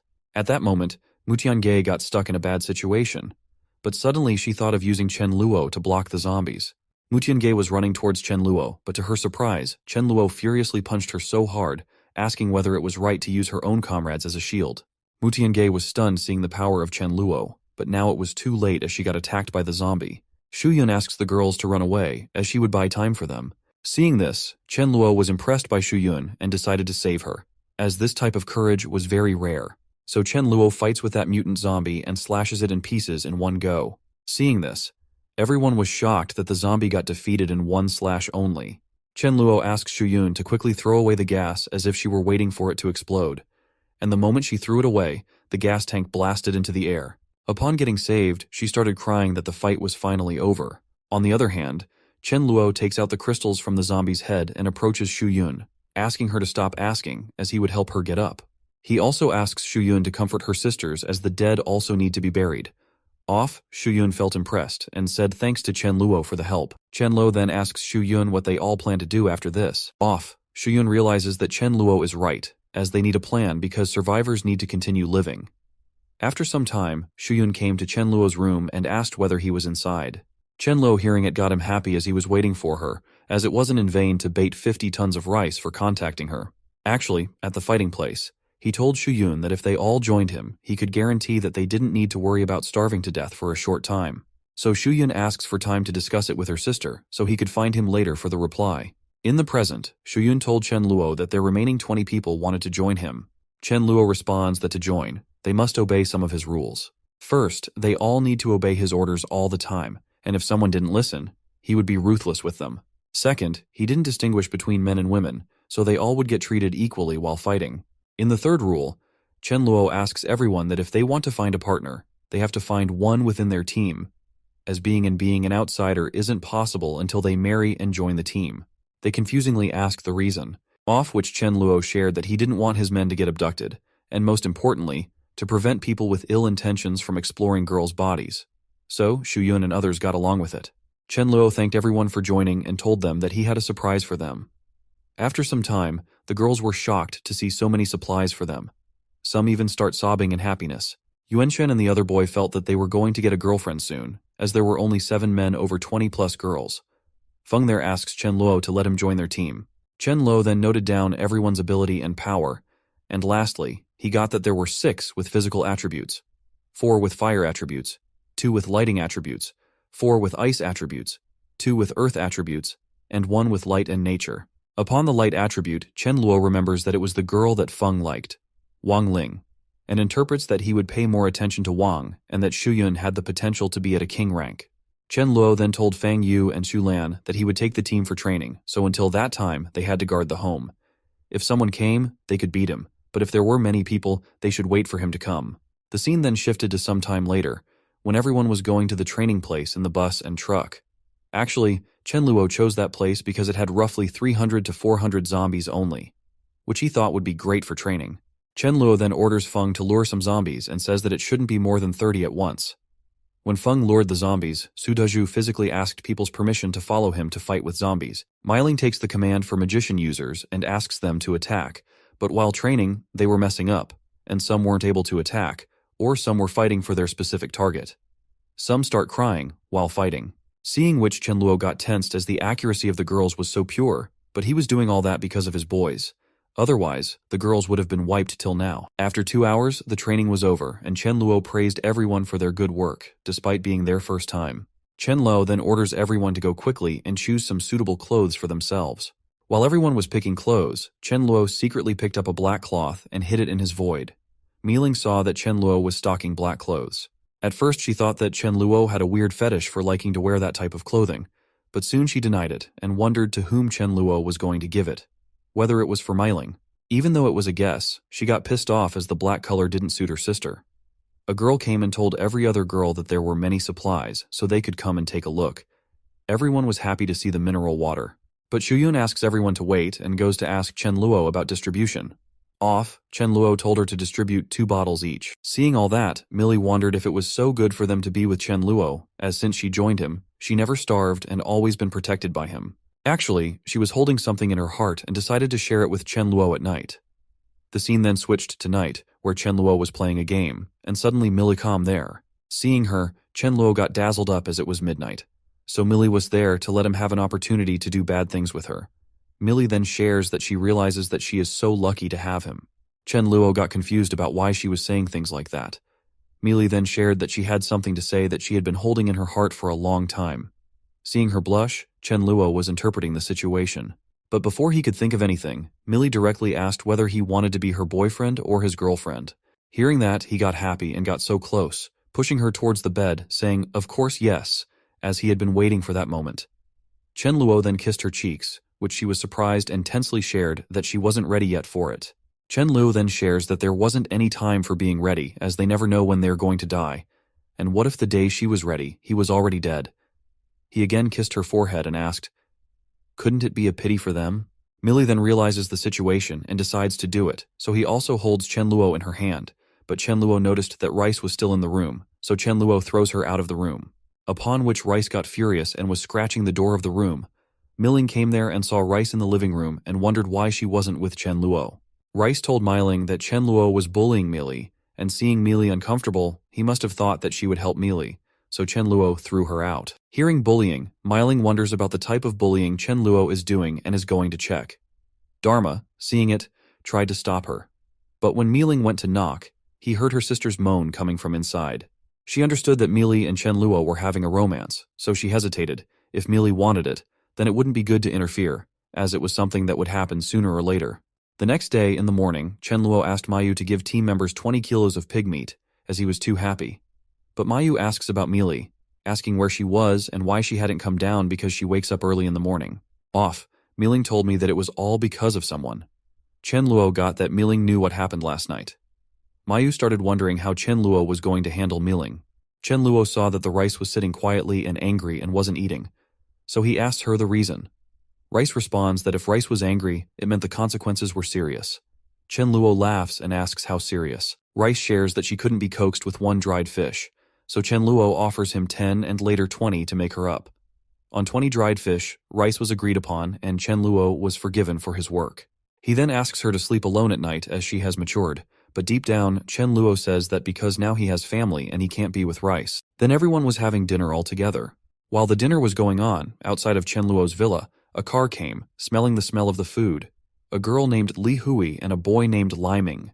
After getting out of the car, Li Hui told Liming that she also wanted to eat, but Liming asked her to be patient, as first they needed to solve the water problem.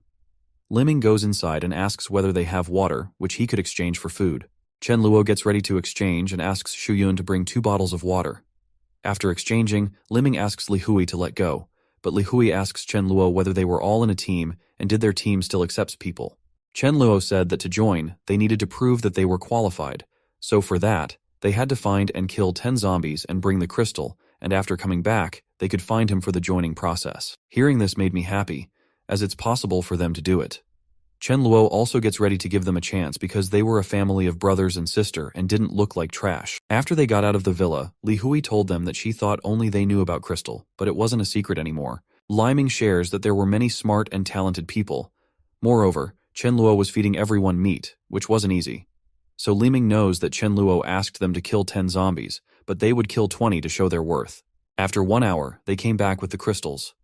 Chen Luo praises them for their work and asks about their abilities. Off which Liming introduced himself and his sister as Liming. The ability was physical attributes, and Li Hui, the ability was like a magician. Chen Luo asks what type of magician she is, so Li Hui shows her magic. Chen Luo, seeing it, was impressed as it had dark attributes, so when she leveled up, she could curse, summon, undead, or attack, and it would be a great help for the team. So Chen Luo asks Mayu to cook braised pork for Liming and Li Hui. At night, Chen Luo was waiting for Melito absorb all the crystals, after which he could do romance with her. So he asked Rice to go find Milian sleep with her, as he had some work to do. Rice told him that she was a good cat, so he could do his work and she would be quiet. On which Chen Luo furiously leaves the room. Rice was getting confused about why Chen Luo suddenly didn't want her at night. He then goes into Millie's room and romantically approaches her about doing it again for the night. But she hides herself in a blanket and responds that she couldn't do it as she was still in pain. So Chen Luo agreed to that and just hugged her for sleeping. Suddenly, he remembers her ability and asks her to try healing herself, which they could possibly do. Millie blushed, even being tensed due to the situation.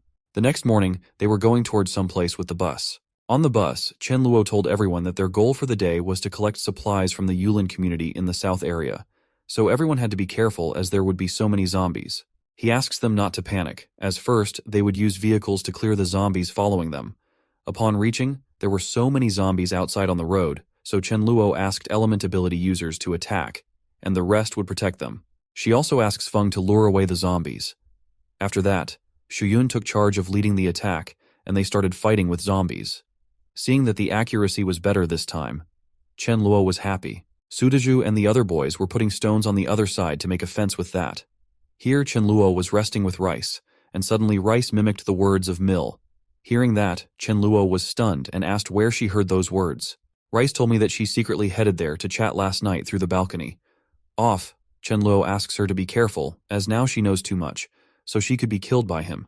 Hearing that, I got scared and tensed. After half an hour, when the outside gets cleared, Chen Luo asks everyone to take a weapon and prepare themselves to fight against zombies. Millie shares that she thinks it was a restaurant, so maybe there would be so many good things inside. Chen Luo agreed with her and told her that they were divided into 4 groups and didn't travel alone. Slowly, they fill the truck with rice, noodles, oil, and meat. A girl came and told Chen Luo that there was an unaffected supermarket. When Miling goes to the supermarket, she wants to look for something. Shuyun saw Miling doing something secretly, so she went to check and saw that Miling was putting protection with her. Seeing this, Shuyun wonders whether Miling had that kind of relationship with Chen Luo.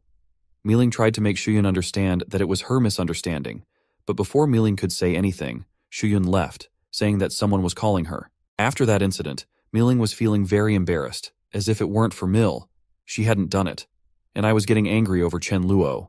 On the other hand, Chen Luo feels that someone is staring at him. When he looked up, he found that there were so many people hiding in the hotel. An aunt from above told Chen Luo that she knew he was a very kind boy and that she hadn't eaten watermelon, so could he provide some? Slowly, everyone starts asking for many things to be brought to them.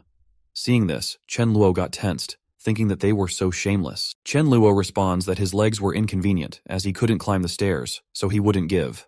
Hearing this, everyone got angry and decided to go down and kill Chen Luo and others and take all the supplies, including the truck, with them. Someone asks them to call Chen Guang and his group, but a person named Lioli denies saying that Chen Guang is their enemy. They then ask Chen Luo to put down all the resources they had been snatching or stealing. Chen Luo responds that it wasn't their home, as if they were trying to give orders. Off! Lioli shouts that it was his brother's supermarket, and so it's his too. They even tried taking the truck, so Chen Luo asked them to get lost and not seek their deaths. But they didn't understand, and even Lioli goes close to Chen Luo, asking him to hit. As if Chen Luo hits him, then he would act like a dead person. Lioli was wondering if she was playing a victim card.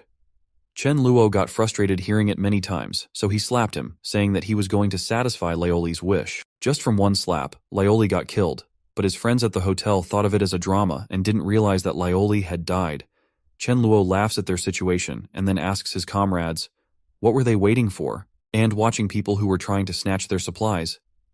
Just go and wipe them. Till now, the hotel person realizes that Lioli died, and so they try to scare Chen Luo and others by saying that they know magic. But the moment Fang and others started attacking, all of the hotel guys ran away. But soon they ran away. A boy came with 2 people's Chen Luo. Seeing him, thought that he remembered that face and soon realized that it was Chen Guang. He hung with him when he was weak. Chen Luo Guang laughed and told them that those old craps were his neighbors, so he gave them a face, but never thought they would die by Chen Luo's hand. Chen Luo asks whether Chen Luo Guang wants to take revenge for the old crap. Chen Luo Guang asks Chen Luo not to misunderstand, as they come to make friends, and asks for a favor. Chen Luo asks, what type of help did Chen Guang want? Chen Luo Guang shares that there were many supplies in the neighborhood, but 2 days ago, a husky became a zombie. So when they were together, that husky hid, and when they were alone, that husky attacked, and as he could see, Chen Luo had so much manpower. So together, they could wipe that husky. Chen Luo asks about the reward, off which Chen Luo Guang shares that he would give 300 cats of rice and 5 barrels of water. Rice came to Chen Luo and asked him not to worry, as she could feel that they didn't have any hostile intentions. Chen Luo agreed and asked Chen Luo Guang to lead the way and Dharma to come with him. He also told his underlings to take care of the supplies. He would come back soon. Chen Guang was surprised and asked whether Chen Luo was really going alone. Off. Chen Luo asks whether Chen Luo Guang couldn't see the dog behind him. Chen Luo Guang noticed that Chen Luo was living a prosperous life and even had so many girls. Millie came to Chen Luo and asked if she could also come with him to help. Seeing which Chen Luo Guang feels pity for himself, for why was he still single, and Chen Luo has a dog, a cat, and even a wife. Then they all proceed further. And in a way, Chen Luo Guang asks Chen Luo if he has any way to deal with that husky zombie. Chen Luo responds that he is going to use a dog against a dog. Chen Luo Guang was shocked and asked if was Chen Luo really going to use the dog, as well as whether Chen Luo had any grudges against the dog for letting him go alone. Chen Luo asks Chen Luo Guang not to worry, as everything will be fine. Upon going further, they found a heavy smell of blood. So Dharma got those husky zombies in front of him, and Chen Luo asked Dharma to charge. Chen Luo used his speed to dodge the husky attacks and easily wiped that husky away with his lightning strike. Chen Luo Guang and his friends were stunned to see the speed. Even Chen Luo was impressed by Dharma, as Dharma learned new skills without him telling them. After Dharma defeats the husky, Chen Luo asks Chen Guang to hand over the resources he promised. Chen Guang was still stunned by the speed. Chen Luo Guang asks Chen Luo whether he would like to join forces with him, as his teammate has killed more than 10 zombies, and they even have food for more than half a month. But, as we all know, Chen Luo wants to be the leader. So Chen Luo responds to Chen Luo Guang that he didn't think they were all fit for him to join forces with, as he could easily wipe them out in one go. Off. Chen Luo Guang said that it was the reason he wanted to join with him, as only weak people want to join with powerful people. Chen Luo shared that they could join, but they all had to listen to him. Before Chen Luo Guang could reply, one of his comrades came and told him that his teammate Zhang Liang had been injured by a zombie that could shoot fireballs. Chen Luo Guang ran towards his teammate to see him. Chen Luo also asked Milito go with him to see the person. When Chen Luo reached Chen Luo Guang, Chen Luo asked if there was any way to save Liang. Chen Luo asks Millie to take care of the situation, and Millie, with her power, heals Liang. While going back, Chen Luo asks Chen Guang to consider his proposal. So Chen Luo Guang asks his comrades to ask Chen Luo to join forces, but Chen Luo demands that they all listen to him and think of him as a captain. One by one, everyone agreed to that demand, and after that, they went and told Chen Luo that they were all willing to listen to him. Chen Luo again shares that upon joining, they had to listen to him and fight zombies. Chen Luo then asks them, since they joined forces, whether it was okay for them to live at his place. Chen Guang and others agreed. The scene changed near Chen Luo's villa, where some boys were beating someone for not letting them enter the villa. Actually, they came to search the villa for supplies. After some time, Wei and others were approaching Chen Luo's villa, seeing which Shulan asks Fang what they should do as there are many people, and if they fight head-on, they are going to lose. Can Lu think of acting as if they couldn't see them, but Fang Yu denies it because they couldn't just see and get things robbed. Fang Yu gave them the idea that they should go and warn the survivors approaching the villa, and if it became the situation to fight or the survivors attacked them, they would run from there. But for their happiness, Zanlu saw that the bus of Chen Luo and others was coming back towards the villa, so they didn't need to be afraid. They go to face those Wei and others who came to their villa. On the other side, Chen Luo also noticed that there were so many vehicles, which meant so many survivors had come. But upon reaching the villa, he was surprised to see that the survivors had come to his entrance. When Chen Luo and others reached, there were so many girls. Seeing them, Chen Luo remembers that it was his last life enemies, Fang Wei and Chen Luo Jing. Harry, seeing the truck, asks Chen Luo and others to share the supplies with them. But surprisingly, she got slapped by Wei, asking who he was and why they shared with him the supply they obtained through hard work. Actually, Wei has eyes on the girls, so he asks for forgiveness from Chen Luo and others, and he asks his teammates to leave the villa and go back.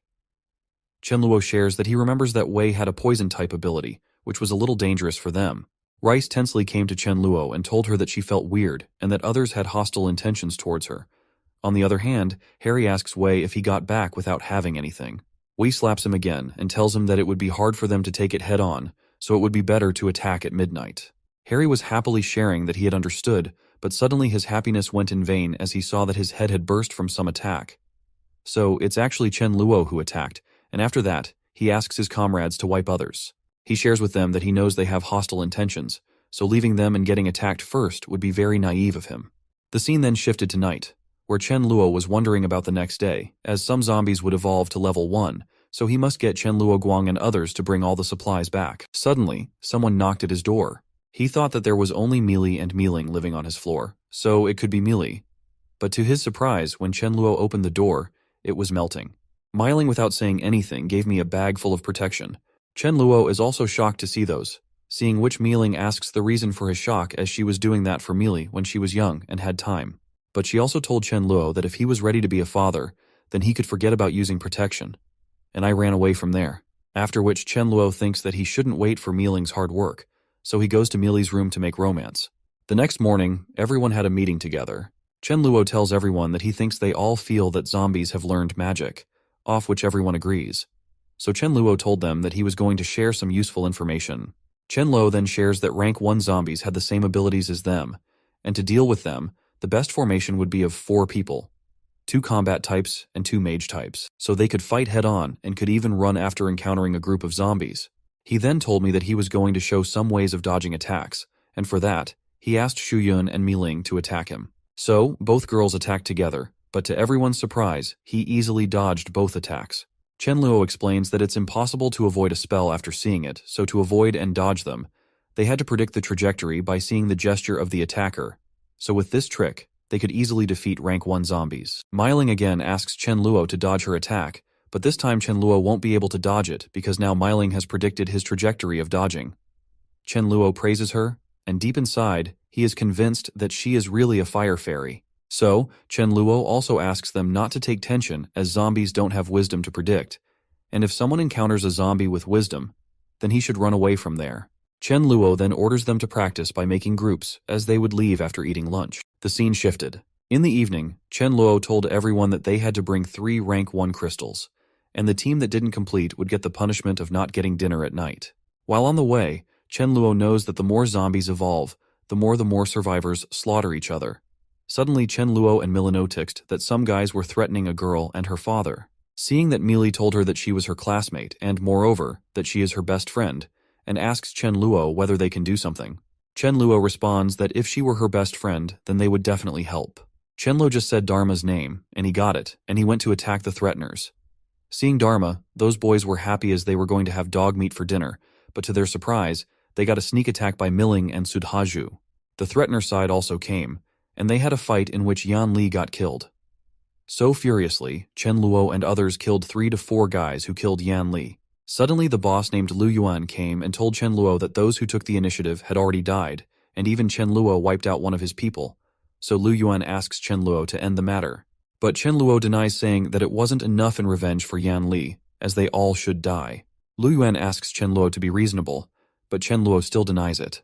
Lu Yuan then shared that he had never seen someone as arrogant as Chen Luo before, and asked whether Chen Luo was sure to fight as they had killed zombies. So Chen Luo and his team went back before it was too late. At that time, Chen Luo thought that if he wanted to suppress his subordinates, he should show them his combat ability, as he had never fought since the new member's arrival. So Chen Luo asks everyone to go back, as he would fight alone. Hearing this, Lu Yuan was shocked, as Chen Luo wanted to get wiped by them. Chen Luo attacked Lu Yuan with his void sword. Off, Lu Yuan got scared and was using his sand ability to fight back, but was too late, as in one slash, Lu Yuan got wiped. Everyone else on the Lu Yuan team was shocked and scared. Chen Luo also got happy as Millie buffed him with her ability, and then Chen Luo started eliminating other people from Lu Yuan's team one by one. Chen Luoguang and others were stunned by Chen Luo's power. Even the new subordinate, Leng Chen Luo, Feng Chen Luo, was happy that he had not decided to fight with Chen Luo. Millie orders everyone to not leave any threats, so everyone also helps Chen Luo defeat the leftover people. After the fight is over, Chen Guang praises Chen Luo for his power and bravery. Chen Luo responds that it was nothing, as he feels pity for Yan Li's death, but his main motive was to train everyone by getting into fights. Moreover, no matter what, if anyone bullies his teammates, he's going to make them pay. Chen Luo then asks everyone to collect the resources, and because it'll soon be afternoon, whoever knows cooking should go back and cook. The scene then shifts to some time at Chen Luo's villa, where 2 boys named Miao Hui and Shida come searching for resources, and seeing Dharma, they get dazzled. They thought about having a good meal of dog meat for dinner by capturing Dharma. Shida, without waiting, went to attack Dharma, but Miao Hui stopped him, saying that they couldn't outrun that dog, so they had to lure the dog somehow. But look, what a crazy and cheap thought Miao Hui had. He thought of a plan, as he would shit out there because dogs like to eat shit. Really, which dog likes to eat shit, and how can he think of using shit as bait? It was ridiculous. Hearing this, Dharma's patience left as he was ignoring those guys, but the idea of using shit to lure him made him angry, so he used his striking on them to wipe them away. Seeing the lightning, both tried to run away, but it was too late for them, and lastly, they died. Chen Luo came there and asked Dharma what he was doing, that those guys were intruders. But Chen Luo got tense hearing the reply, as Dharma responded that they were both shit. Chen Luo then wonders whether he should recruit more people if he encountered a team of 100. They would be eliminated by numbers because he couldn't save them, and with his current underlings, after 2 to 3 months, he didn't know how many would still be alive. Chen Luo then thought that he had so many resources that he could recruit some more members. He decided to make a recruitment notice outside of the villa. After some time, it shows that there was a hoarding in which recruitment news was written, and Chen Luoguang was sitting at that place to talk with the upcoming survivors. Some boys went from the car, saw the board stop, and started discussing. A boy named Liu Qi asks Wang Chao what he thinks. Wang Chao responds that they should join, but the problem is that only he and Liu Qi meet the requirements, and the rest are of level 1. So they decided to go and asked about whether they wanted to make their family members also join. When they ask Chen Luoguang responds with a sorry, as only blood-related family members were allowed. But a level 1 could also join by giving 3 level 1 crystals. Luigi came there and told them that he was a healer, so they could take it as an exception. Chen Luoguang was amazed as it was a rare power, so he told them that it was possible, but they had to listen to their captain's orders. So they went to Chen Luo, and Chen Guang told him that there were some people who wanted to get recruited, and one of them was a healer named Lui Qi. Hearing the name, Chen Luo recalls that he heard that name in his previous life. Lui Qi was a famous healer. Rice told Chen Luo that they didn't have any hostile intentions, so Chen Luo allowed them and asked Chen Luoguang to show them the rooms and let them settle down. At night, Chen Luo in his room was happy that he recruited a famous level 2 healer without doing anything, and so he felt so lucky. Chen Luo then takes out a crystal and sees it, thinking that if nothing bad happens, then he could reach level 5 easily. Actually, after becoming rank 5, he could easily fight with a large number of zombies without getting hurt, and even a level 1 zombie couldn't hurt him. And for his happiness, he reached rank 5 by absorbing that crystal's power. He was happy to become ranked 5 within a month, but he knows that he still has a long way to go. So without any opportunities, it would be difficult for him to grow. But soon he decided to think about it later, as first he had to celebrate his happiness with Mill. So he told Rice that he was going to spend time with Millie. Rice got frustrated as she had to sleep alone again. The next day, Chen Luo said that now they're going to have a collective action, and he also going to join them and aim for the vegetable market on Xingfu Road. He also orders Chen Luoguang to take his subordinates and Dharma King to guard the home, after which they leave the villa to reach the destination. On the way, Chen Luo shares that the market they were going to had a small cold storage, grain and oil store, and agricultural products, and due to the large flow of people, there would be so many zombies. So they had to act in groups to fight with zombies. He also told them that due to the use of spells together, it would be hard to avoid through anticipation and positioning, so the 4-person group theory wouldn't work, and therefore they had to act slowly. He then orders Jiang Feng to lure the zombies, and everyone has to wipe them one by one. Millie even begged Feng to help him. Feng then started luring zombies. At that time, Chen Luo shared that as long as everyone was 20 meters away from zombies, they wouldn't get hurt, so they also had to use it in the future whenever they encountered more zombies than now, but also be careful as if there were too many, then run. Otherwise, he wasn't responsible for their deaths. Everyone starts cleaning up the path to the vegetable market door. After an hour, Chen Luo reported that 100 zombies had cleared, so Chen Luo decided to go below and lure the zombies. Actually, Chen Luo remembers that in his previous life, he heard that the vegetable market had a sand-mutated zombie, and its combat ability was ranked 4-5. So he was wondering about the hiding location of that zombie. Suddenly, Chen Luo feels that something is being given to him at a very fast speed. When Chen Luo turned back and saw that, he got happy as he encountered that zombie so quickly. Chen Luo uses his void space, goes towards the backside of that zombie, and slashes out his head. After which, he takes out the crystal from inside. Everyone is stunned to see that Chen Luo killed that mutated zombie in one go, but to their surprise, Chen Luo starts running and also asks them to do the same. He was doing that because a horde of zombies was coming towards them. Chen Luo also orders them to prepare spells while running, turn back to attack with a rough aim, and then again start running. After some time, somehow they did it. They wiped out 200 zombies in very little time. They were interpreting that, being together, they could kill and wipe out any zombie type. But Chen Luo told them that the main premise was that they all had to keep up with the pace of zombie evolution. Everyone was still celebrating, so Chen Luo shouted at them to stop being stunned and take the supplies in the truck. On the other hand, Chen Luo thought the outage of cold storage lasted so long, which meant the meat inside would be smelly. But he was still fine as he had his void, so for the time being, he would store it, and later he could serve it as a fresh dye to his void. The scene then shifted to 2 hours later, when Chen Luo was heading back to the villa. But somehow, someone named Sulong saw their bus and came in front to stop them. Seeing that, Chen Luo asks that boy to get aside and not block the way. Suddenly, Chen Luo noticed that a boy was also coming with a bike towards them. When the boy took out the helmet, Chen Luo was surprised, as the boy's name was Xiao Hao Ran, and he would be known as an invincible iron fist in the future. Actually, Xiao Hao came there to talk with Sulong. Xiao Hao asked Sulong if he heard that Sulong got a live chicken, so whether Sulong would give him one as his mother couldn't live long and before she passed away, she wanted to drink a bowl of chicken soup. Xiahao also told him that as long as Sulong would help him, he could sell his life to him. But Sulong denies that offer, and even Sulong's comrades started making fun of the fact that Xiahao wanted to get fed for his entire life. Chenlo hearing it got him happy as it was such a good trade to do, so Chenlo goes toward Xiahao and asks that he have chicken. As a chef, he could fulfill his request, so what about selling his life to him? Xiahao got ready and demanded that the chicken be of high quality. Chenlo then orders Sudhaju and Mili to exchange vehicles with Xiahao and go with him to help him get his mother to villa, and until then, he will drive that bike. When they reach Xiahao's house, Chenluo noticed that Xia's mother had cancer. Chenluo got sad as Mili's skill wasn't able to heal Xia's mother. Chenluo then told Xiahao that he would arrange for the chicken soup when he came back. Upon reaching the villa, Chenluo asks Shuyun to take care of the room allotted for Xiahao and his mother, and also take care of her personally. Until then, he will go and find someone to cook chicken soup. Chenluo finds Mayu and asks her to make a chicken soup more delicious with his housekeeping skills and tells her the ingredients she needs. Hearing this, Mayu got angry and asked, "Do you think she didn't make it delicious?" Chenluo responds that he meant it had to be more delicious than ever. Mayu then told me that it would take 3 hours, so Chenluo added some more food to be cooked. He did that because he thought maybe Xia's mother wanted to eat with her son. After 3 hours, many types of chicken dishes had been served in front of Xia's mother. His mother thanked Chenluo and started to cry with happiness. Xia's mother told Chenluo that she knew he was a good person and asked her son to value him, so he should never let down Chenluo. Then an emotional moment happens between mom and son. Chenluo gets out of the room, and after some time, Xiahao comes to Chenluo and is sadly told that his mother has gone, but it is good that she didn't need to suffer more.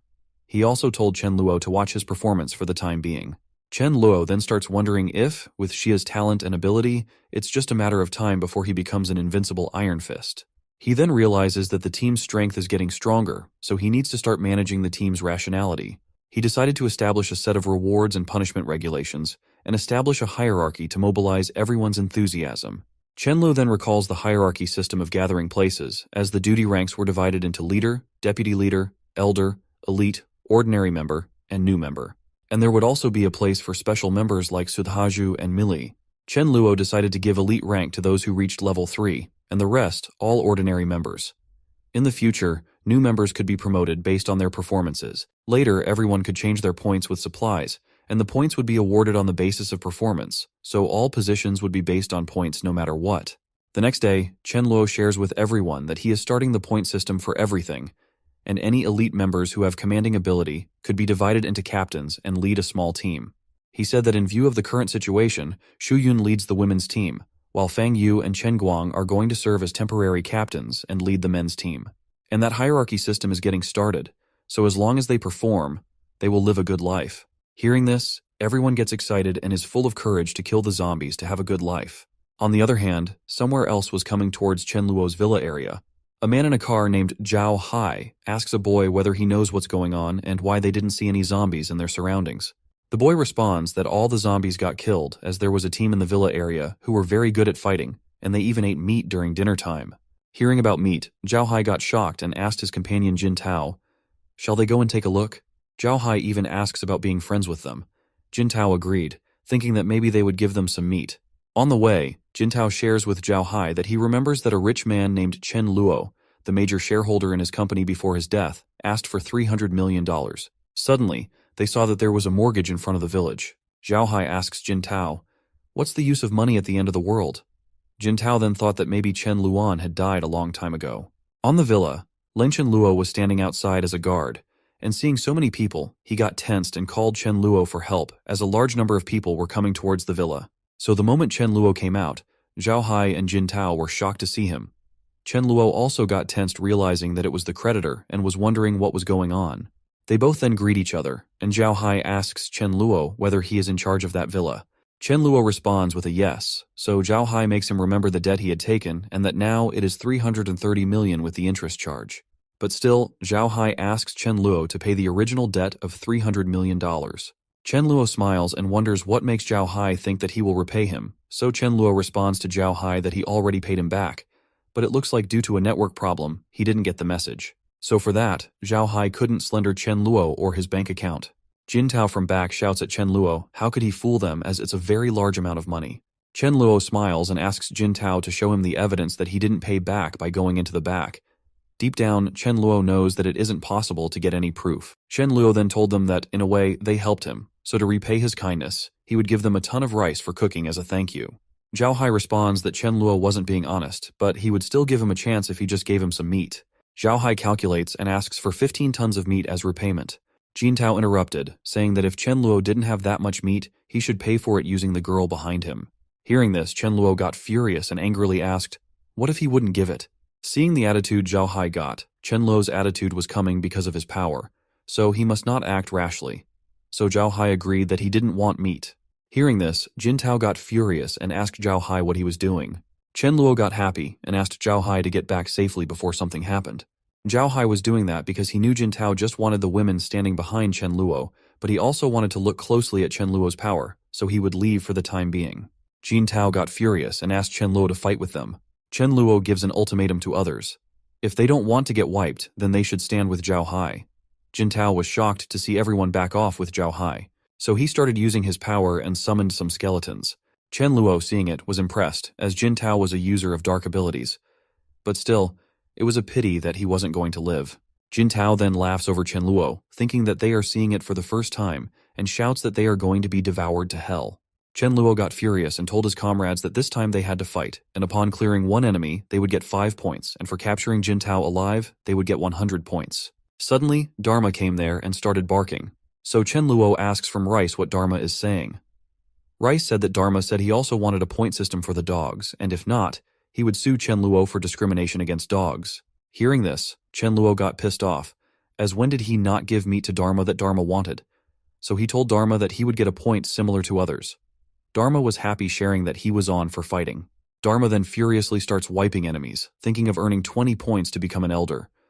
Chen Luo uses a lightning splash attack and destroys so many. Till then, Myling asks everyone to prepare spells to prevent enemies from rushing. Dharma was just using his speed to defeat every enemy, which Tin Zhao was shocked, and Chen Luo wasn't happy as he originally wanted it to be training for his underlings.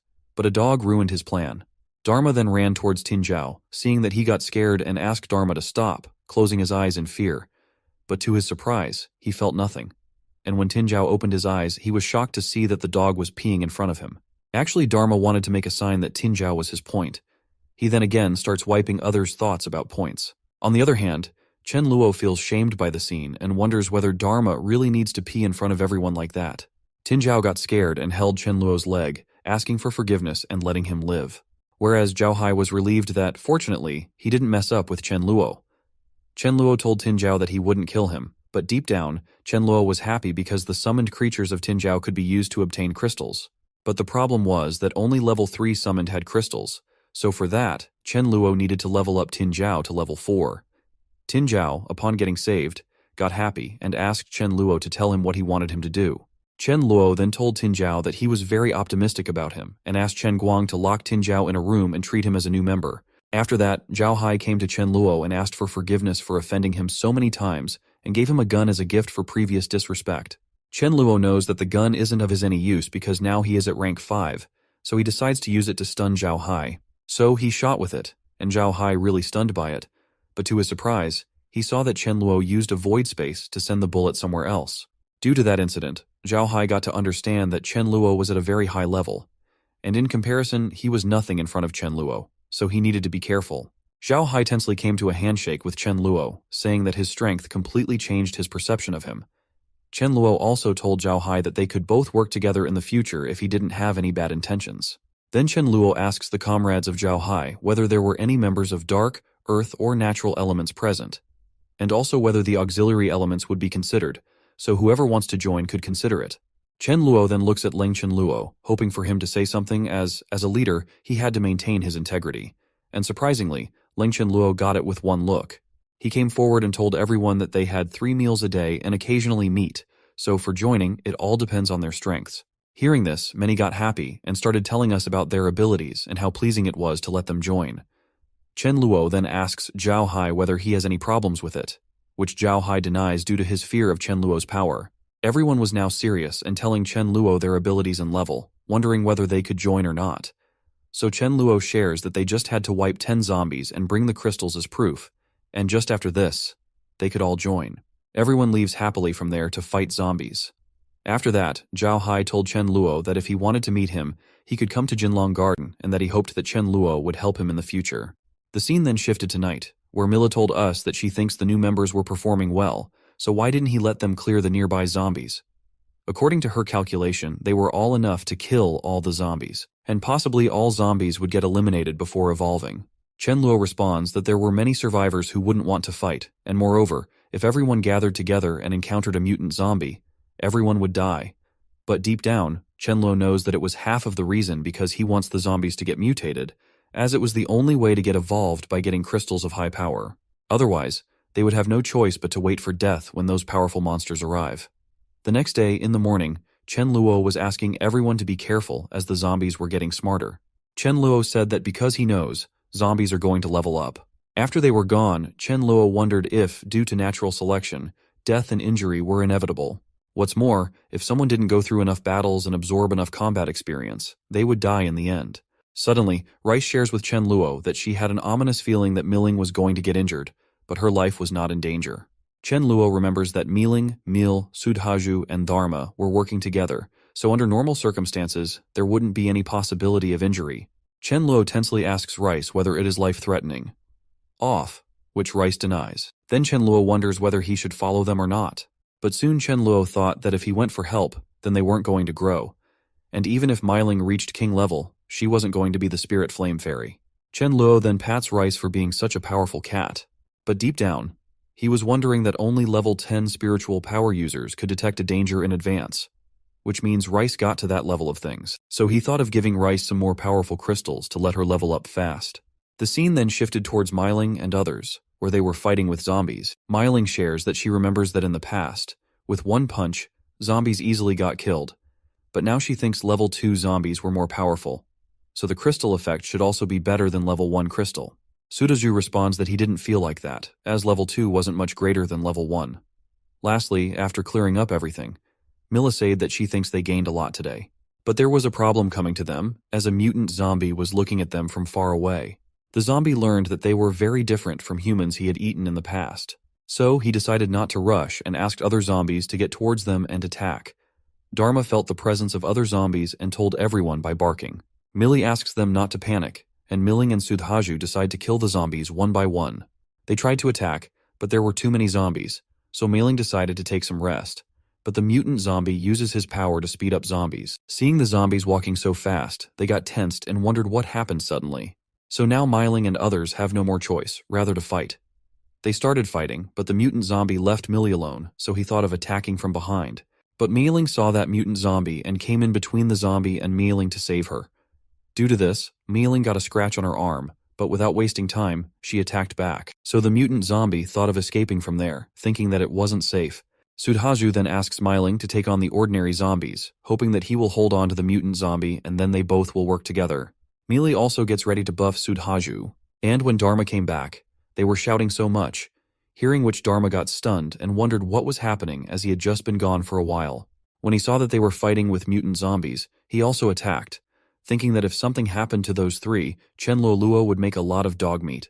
Because of Dharma's attack, the mutant zombie's attention got directed towards him, and Sudhaju got a chance to attack, but still, after a slash at the head, the mutant zombie didn't die. So Dharma started attacking the mutant zombie, and the zombie was trying to run away. But Dharma makes him fall down, and then they all attack together to make it go to hell. After defeating them, they got tired, so Miling asked them to end today's search, whereas Dharma was happy to obtain a pink crystal from that mutant zombie. The scene shifts to some time later, when Dharma goes to Chen Luo for the crystal and asks Rice how many points he would get for the crystals. Chen Luo saw the pink crystals and noticed that it was level 4. Chen Luo shares that Dharma would get 100 points for it. Hearing this, Dharma got happy, but soon his happiness turned into frustration when he saw that Chen Luo asked Rice to absorb that crystal to become level 4, upon which he furiously asks what. Chen Luo just gave a crystal he worked so hard to obtain to a cat. Chen Luo then told Dharma that if Dharma wanted to give him the crystal, he would give him the points, but if Dharma wanted to use it, he had to take away the points. Off, Dharma denies that he didn't need crystal, he just needs points. Chen Luo smiles because he knows how to handle Dharma easily. He does that because he wants Rice to have that crystal, as in the past, she helped him at the time of Milabai predicting the future. but he was tensed because he hadn't told him about the Sudhaju injury. So Chen Luo wonders whether it was due to her level or Sudhaju's injury, which wasn't so big. That's why Chen Luo decided to upgrade that heaven-defying ability anyhow. The scene then shifted to some days later, when Dharma came to Chen Luo and asked others to look at him. So when they looked at him, Millie asked whether it was her imagination or if Dharma had grown bigger. Myling responds that he has really grown bigger. Off. Sudhaju asks whether it was because of Mayu's food, but Dharma barks furiously. So Rice shares that Dharma said it's because he got to level 4 and his body underwent a change. Everyone was stunned by that news, and even Mealing felt frustrated realizing that her progress was actually worse than that of a dog. Rice said that Dharma asked about the number of points Chen Luo would give him for the upgrade. Chen Luo was curious to know why Dharma needed so many points, so he asked, "Off?" Dharma said that he wants to become an elder, and then one day he slowly gets to deputy chief, so in the future everyone will call him Dog Chief. Hearing this, Chen Luo got furious and kicked him, saying that he thinks Dharma wants to take his position. Suddenly he got a call, and after talking on the call, Chen Luo shared that Zhao Hai sent someone over again, and they were saying that they wanted help. When Chen Luo goes to meet them, a boy offers an envelope and tells them that his name is Song Ling Hai. So he comes there to pay homage to him with that envelope. Song Ling Hai also said that Zhao Hai asked him to give the envelope, no matter if Chen Luo accepted to help or not. Chen Luo then asks Song Ling Hai to tell them what happened, off which Song Ling Hai shares that it was a supernatural being named Jiang Wu, who suddenly appeared on their side to fight them.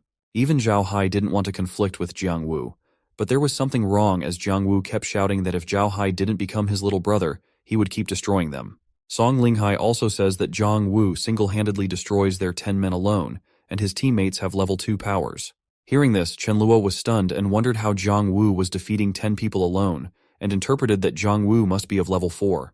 Chen Luo then thought about the way Jiang Wu evolved and whether it was his talent, but he himself denied, thinking that it must be that Jiang Wu was lucky, like Lengchen Luo, to get a level 4 crystal. Chen Luo then wonders that if he wiped that Jiang Wu, he would get a level 4 crystal, and with that, he could also become level 6, or maybe level 7.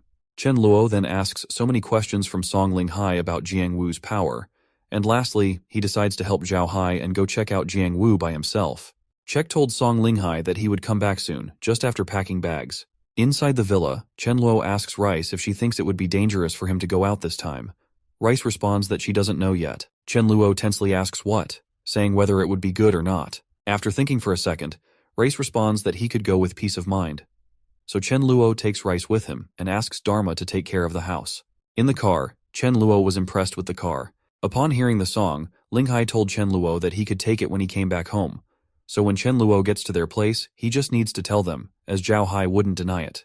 Upon reaching, Zhao Hai thanks Chen Luo for coming. And when Chen Luo saw Jiang Wu, he laughed, as Jiang Wu was just relying on some abilities.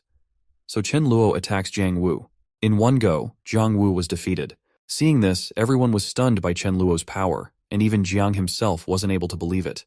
Chen Luo then searched for the crystal, but wasn't getting it. Song Ling Hai asks whether Chen Luo is searching for something. If yes, let him help, as he is very good at hiding things. Surprisingly, Song Ling Hai easily thought about the place. Jiang Wu could hide that thing, and soon he got a crystal. Song Ling Hai happily gave that crystal to Chen Luo. Chen Luo noticed that it was a level 6 crystal, but only 1/4 of power was left, and also that it was of a spiritual type, so he decided to give it to Rice. Zhao Hai was wondering about the power of the crystals. Soon, Zhao Hai asks everyone standing there that they should unite and clear out the zombies. He even offers Jiang Wu's teammates to come and join. Chen Luo came to Zhao Hai to tell her that he was heading back. Zhao Hai asks Chen Luo whether he wants someone to escort him back home, so Chen Luo demands the golden Bentley. Zhao Hai, without any hesitation, gives it to Chen Luo. After Chen Luo was gone, Zhao Hai told Song Ling Hai that there were so many benefits to knowing a powerful person and asked him to pass everyone the information that they all needed to be polite when meeting Chen Luo, as at a time of critical moments, Chen Luo could save them. On the way back, Rice was watching a show, upon which Chen Luo asked about why she and Dharma King watched too much and whether it was too good. Actually, it's a show where a person is predicting the future, so Rice asks Chen Luo whether that person is more powerful than her. Chen Luo makes her understand that it was a real life and everyone was acting, so there's no comparison for her. After that, Chen Luo wonders whether Rice got inspired by watching the series and knows fortune-telling. Suddenly, Rice shouts that she senses a big breast omen. Hearing this, Chen Luo got tensed and asked whether it was good or bad. Chen Luo again asks whether it was really a bad omen and didn't scare him. Rice responds that it is a big breast and a bad sign. Chen Luo tensely moves towards the villa. Upon reaching home, he saw everyone injured, so he tensely asked what happened to everyone. Off. Liming responds that when they went to the artificial lake for training, they encountered a dense swarm of more than 2,000 bees, and it was really hard to face off. Chen Luo realized that he needed to check the villa's surroundings carefully. Chen Luo then asks Millie about her and her sister. Millie responds that it was nothing serious. They were all fine, and Milling was coughing, which wasn't very serious. She then murmurs in his ear that Milling got bitten by bees on that part, so she goes to her room. Chen Luo didn't understand and asked which part.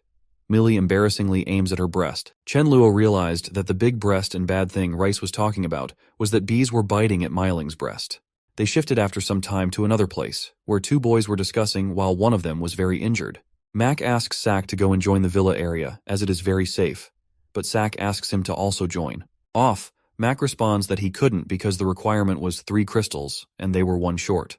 So after he died, Sak could take his crystal and go to join Villa. Lastly, Mac died, after which Sak was furious about why they had to put that requirement as they couldn't go in groups and kill zombies, why he needed to go alone and fight with zombies, and because of those Villa's people, his brother died. Chen Luo decided to kill Chen Luo and others as revenge. So at night, Sak goes to Chen Luo Villa and tells her that he wants to join their team. Off, Rice told Chen Luo that Sak had a killing intention towards him. Chen Luo wonders what hatred takes Sak to come to kill him, so he asks Sak to come and roam around with him. Upon going further, Chen Luo slaps Sak and asks the reason for the killing intention. Sak responds that he didn't, so Chen Luo asks him to tell fast as his time is limited. Sak knew that Chen Luo was going to beat him to death, so he stood up and started preparing for an attack.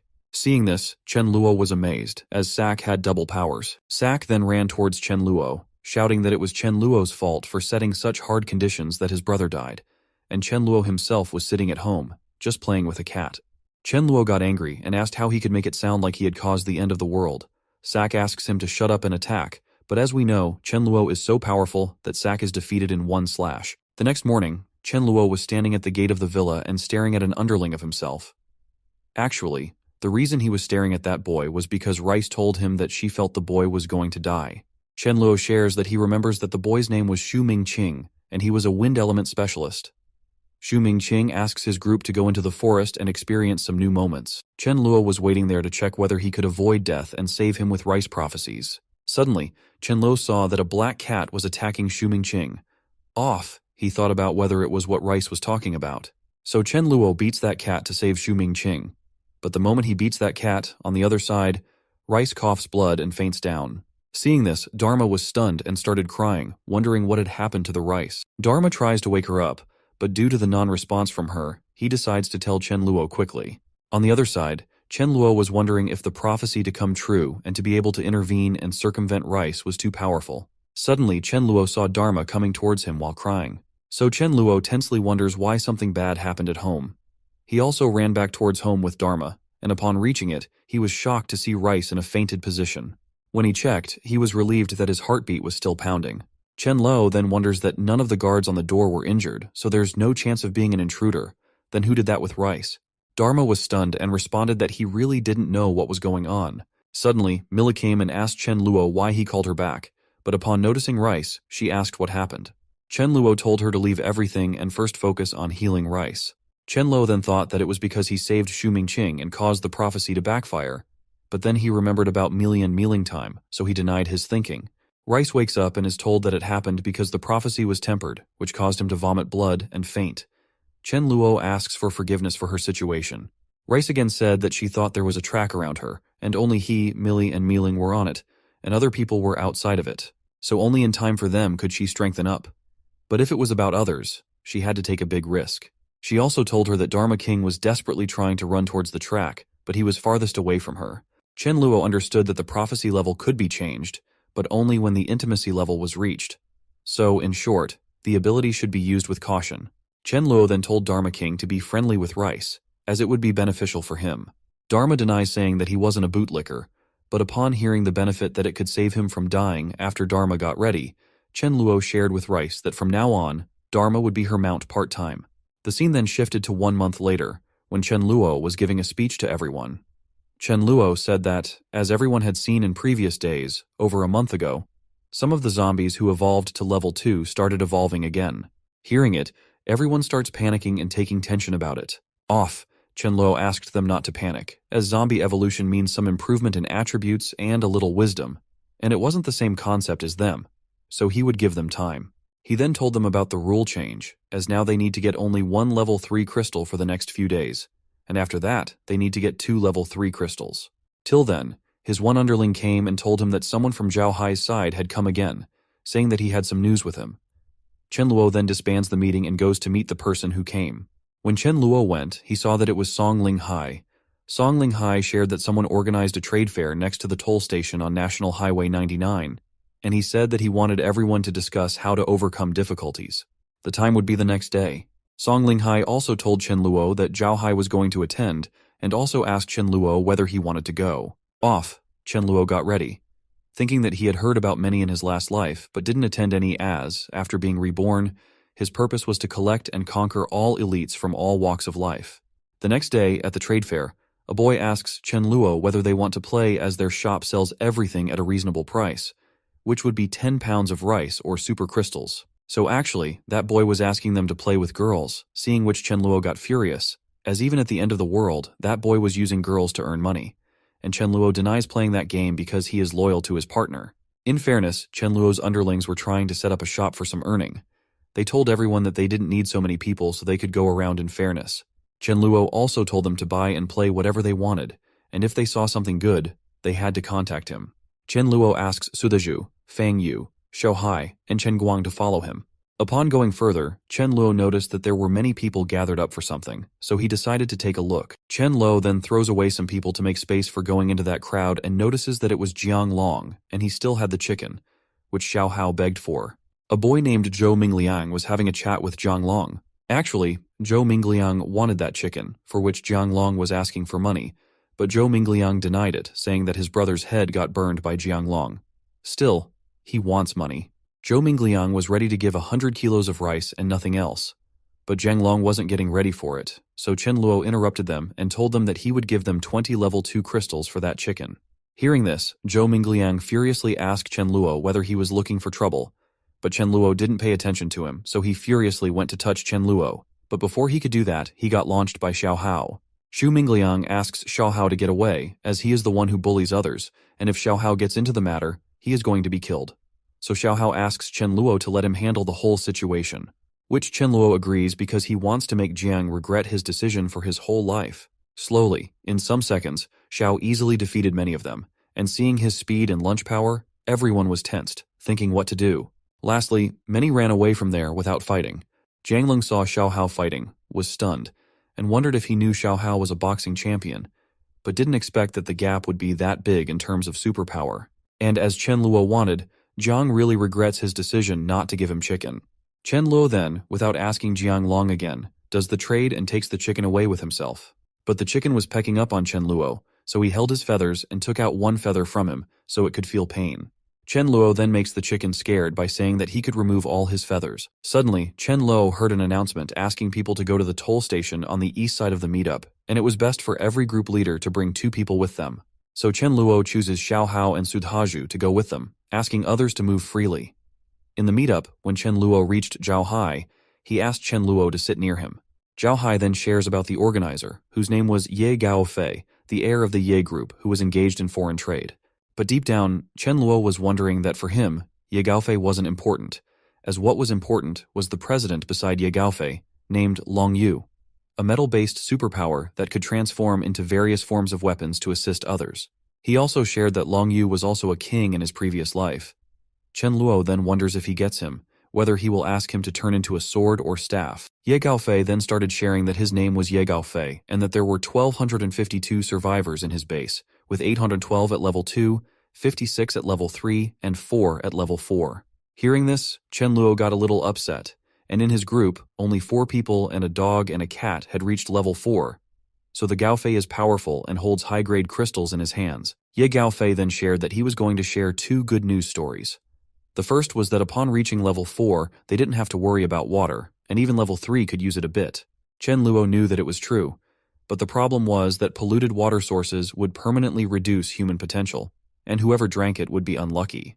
Ye Gaofei then takes out a crystal and tells him that the second great news was the crystal he was holding in his hand of level 6 and that he didn't know the specific grade, but as with a level 6 crystal, they could get upgraded to level 4 quickly. Hearing this, Zhao Hai was stunned and relaxed, saying that it meant Chen Luo had used more high-power crystals to be so powerful. Ye Gaofei then also shares many things about the crystal and evolution. Seeing this, Chen Luo wonders why Ye Gaofei was telling everything and being so kind. Ye Gaofei then shares that he was telling everything because he didn't want to see everyone killing each other, so he was gathering everyone to unite and form a collective. He also said that he wasn't forcing anyone to join, as the collective would be formed collectively to establish an elder council. Any powerful leader could become an elder, and all decisions would be taken by voting. Chen Luo understood that it wasn't just a show. It was that Ye Gaofei wanted to recruit followers. Other groups start discussing and wondering about joining the Gaofei. Suddenly a girl came and shouted that their leader, Ye Gaofei, said that time was voluntary, but if someone didn't want to join, whenever they would meet while obtaining supplies, no one could blame them for bullying the minority. Suddenly, everyone started murmuring about something.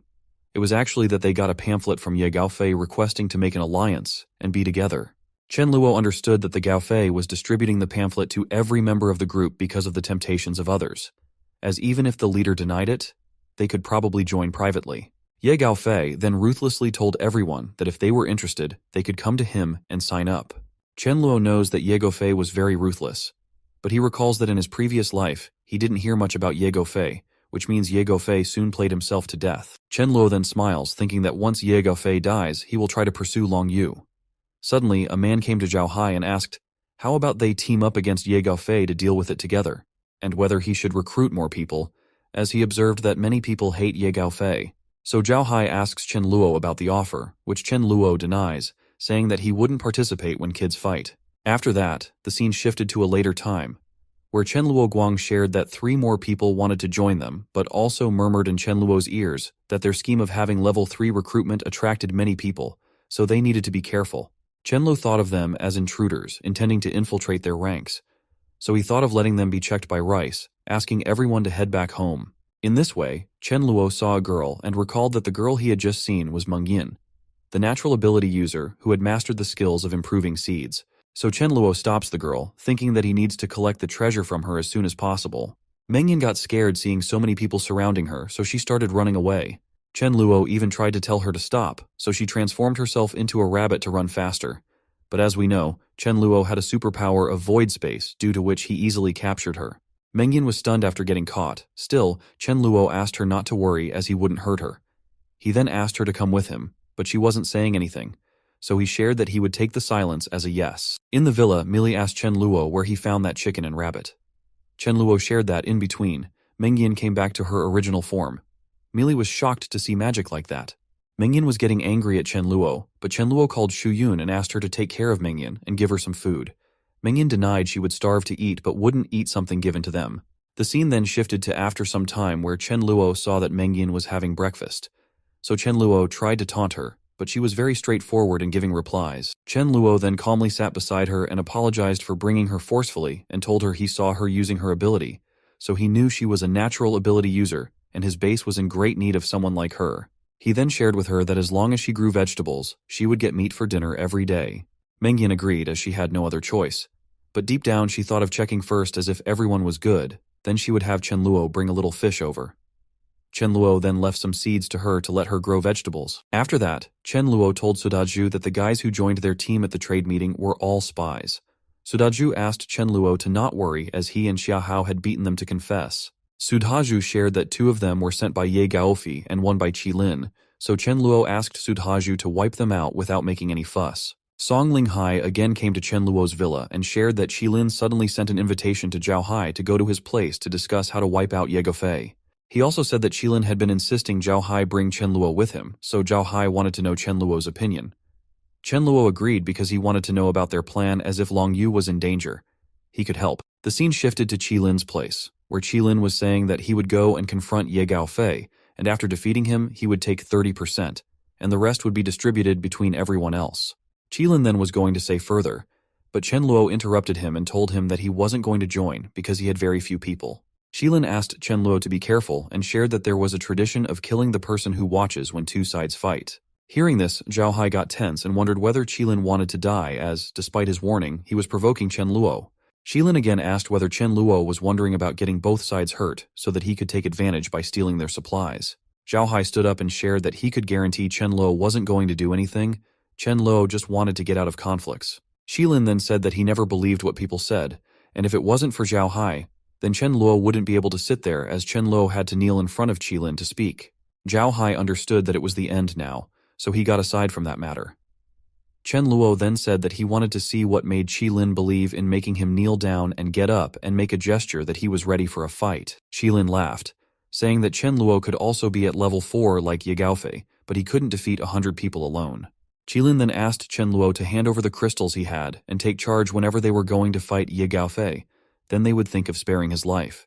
Chen Luo understood why Qilin planted spies and made Zhao Hai invite him as it was a plan to come after him. Qilin asked his team members to take out whatever Chen Luo had, to which Chen Luo replied that he never wanted to lay hands on them, and if Qilin died, then maybe Ye Gaofei might not die. But still, Chen Luo used his void space and got behind Qilin, seeing which Qilin was surprised and asked whether Chen Luo wanted to die. But before he could complete it, Chen Luo slapped him and asked him to stop saying nonsense. Chen Luo also asked about the plan by which Qilin was going to kill Ye Gaofei. But still, Qilin responded that if Chen Luo dared to kill him, then Chen Luo wasn't going to get out of the base. Every team member of Qilin came there and started shouting at Chen Luo to leave their brother Qilin. Chen Luo said that he dislikes threats the most, so was Qilin going to tell the plan or not? Everyone was asking Chen Luo not to cause trouble, otherwise he was going to die. But Chen Luo didn't stop and asked Qilin to tell the plan or die, to which Qilin told Chen Luo to kill him and die together. Chen Luo got angry and then proceeded to wipe him, seeing that some more people rushed towards Chen Luo to avenge their brother Qilin. Chen Luo found it annoying, thinking that now he had to take care of Ye Gaofei on his own. But for now, Chen Luo started chasing and wiping the people attacking him one by one, seeing which others were shocked, and Zhao Hai was just sitting because he knew it was going to end like this. After wiping many people, Chen Luo wasn't having any fun, so he decided to leave everyone alive. Chen Luo asked everyone not to take tension, as he wouldn't hurt those who didn't cause him trouble, because he only wipes out those who cause trouble first. Chen Luo also said that he would be like Ye Gaofei, harboring ulterior motives for people's manpower. So now everyone had no choice but to ask for forgiveness from Chen Luo, so Chen Luo could leave them alive. After Chen Luo went from there, everyone started discussing Chen Luo's power and ability, as they were shocked that a level 4 had that much power. Everyone decided to pursue Ye Gaofei because he had 4 level 4 players, including him, so they could deal with Chen Luo, as Ye Gaofei wouldn't tolerate someone uncontrollable like Chen Luo. So they go to find Ye Gaofei to chat. The scene then shifted to Ye Gaofei's base where a boy was crying, saying to Long Yu that he would make the decision and he had to manage that. Long Yu asked what happened, to which the boy shared that 3 days ago he went to kill zombies, and when he came back, his wife was missing. And now someone secretly told him about his wife, and he found her in a pit. Lastly, the boy said that it was Yu Lingjie who had done that with his wife. Long Yu first confirmed it, and then got furious and went to Yu Lingjie to get some answers. When Long Yu was searching for Yu Lingjie, he heard someone saying that unfortunately, the girl died without playing much, and now he had to find someone else. Hearing this, Long Yu furiously opened the door and asked what was going on.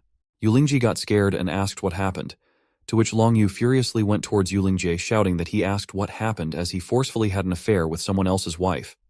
Ye Gaofei stopped Long Yu and asked him to calm down. Ye Gaofei then said that he heard about the incident and Yu Lingjie was at fault, but he didn't think that punishment warranted death as Yu Lingjie was still greater than others and could give more value. Hearing about the value, Long Yu said that he knew he had greater value than Yu Lingjie, so he was going to kill him. Yu Lingjie got scared and asked Ye Gaofei to save him as he was taking the blame. Long Yu was shocked and asked about the reality. Yu Lingjie asked that Ye Gaofei was busy during the day killing zombies, so what's wrong with having some fun with women at night? Hearing this, Long Yu got furious and shouted at Ye Gaofei, saying that he didn't lead everyone to kill zombies, gather resources, and strive for a better future for the nation.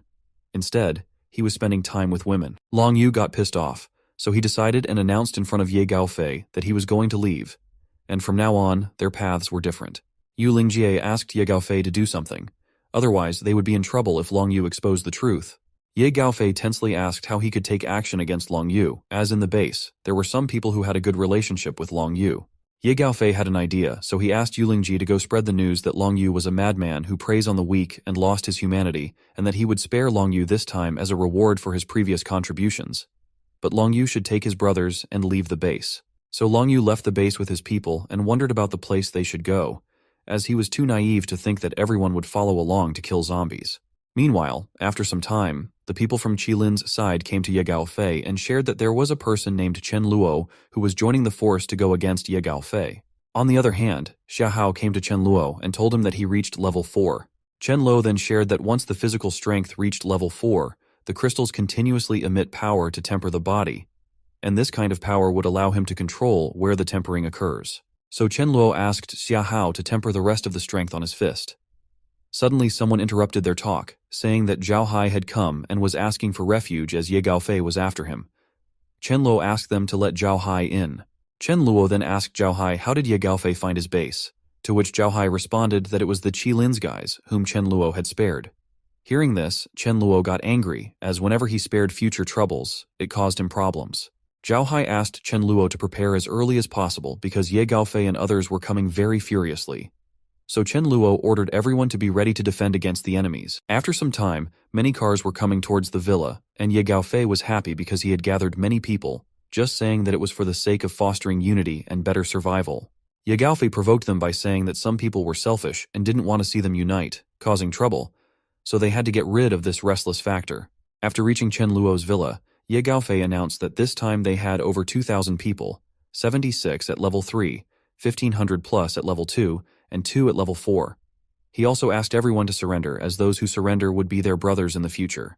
He even tried to offer tempting deals, but surprisingly, no one came out.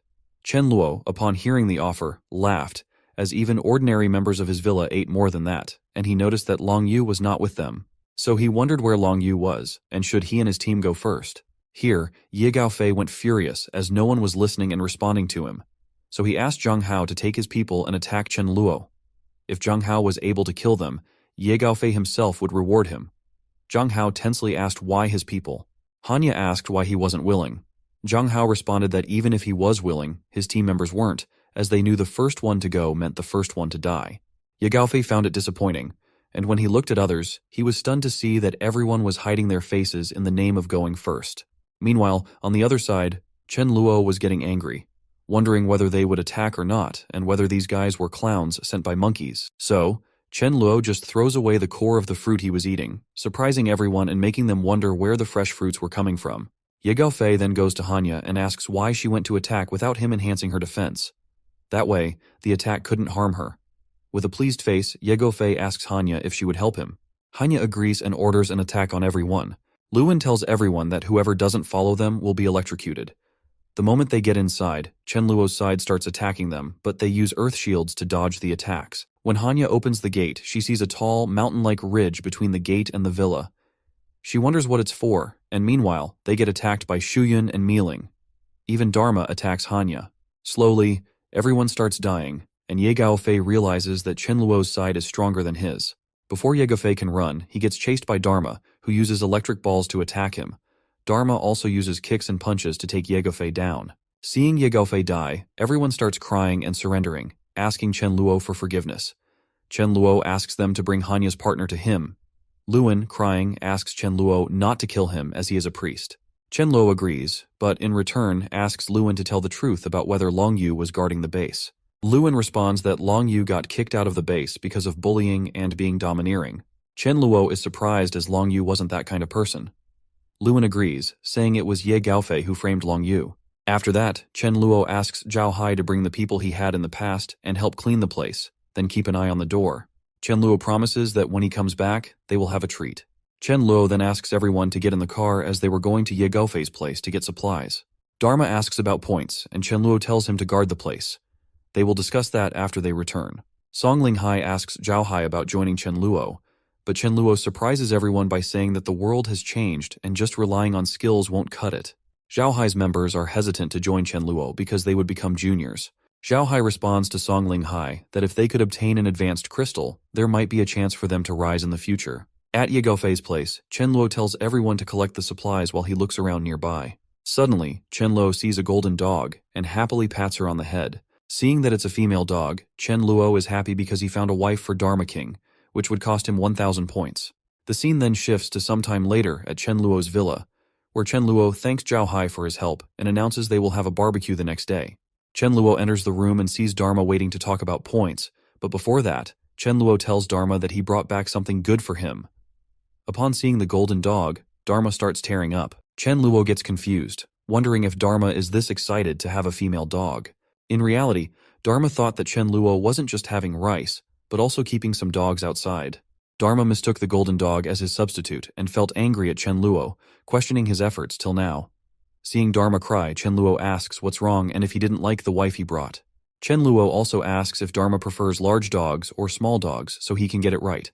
Dharma then feels a little relieved, knowing that the dog was meant to be his wife. Dharma King denies accepting the golden retriever as his wife, so Chen Luo asks Rice to come and help him confront Dharma King about the point calculation. Rice gets ready for the translation. Chen Luo tells Dharma that he will give him 300 points for killing Ye Gaofei.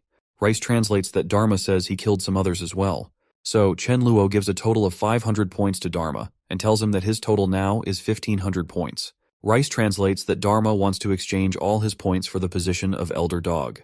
Hearing this, Chen Luo gets tense but agrees, saying he didn't understand why Dharma was fixated on being an elder. Rice shares that Dharma wants the news to be quickly announced in front of everyone. Chen Luo then tells both of them to go to sleep as it's getting late. The next morning, Zhao Hai and others are very happy that they are really going to have a barbecue. Chen Luo also shares that when Zhao Hai leaves the villa, he will give him 200 pounds of meat. Chen Luo is doing this because the meat is about to expire and he wants to use it up. After some time, Chen Luo gathers a meeting and announces that recently, one member has shown exceptionally outstanding performance and accumulated 1,500 points to meet the elder qualification. So he will give that member the elder position. Hearing this, everyone is surprised as the elder position requires 1,500 points, and they wonder who could have become an elder since they only gain 3 to 4 points daily. They start guessing that it might be Xiaohao, Meiling, or Shuyun. Chen Luo then welcomes their new elder, and everyone is relieved to see that it is Dharma King. They are relieved because they know the power of Dharma King, as even teaming up, they couldn't beat him. Chen Luo praises Dharma for his work and asks everyone to call him Elder Dog. Everyone then calls Dharma Elder Dog, while Zhao Hai feels like they are playing house games. Chen Luo then shares that Dharma is giving them a chance at the bar to drink to their heart's content. Everyone thanks Dharma for the gift. On the other side, a boy tells Long Yu that someone has killed Ye Gaofei and Hanya. Long Yu can't believe it, but the boy asks him to go and take a look as the base is just nearby. Upon reaching, they see that they are having a barbecue, and they wonder about joining in. The guard tells them that they have to contribute something before eating, or at least become members. The requirements are to be level 3 and, after joining, to fight with zombies. Hearing this, Long Yu smiles as the idea and philosophy align with his own.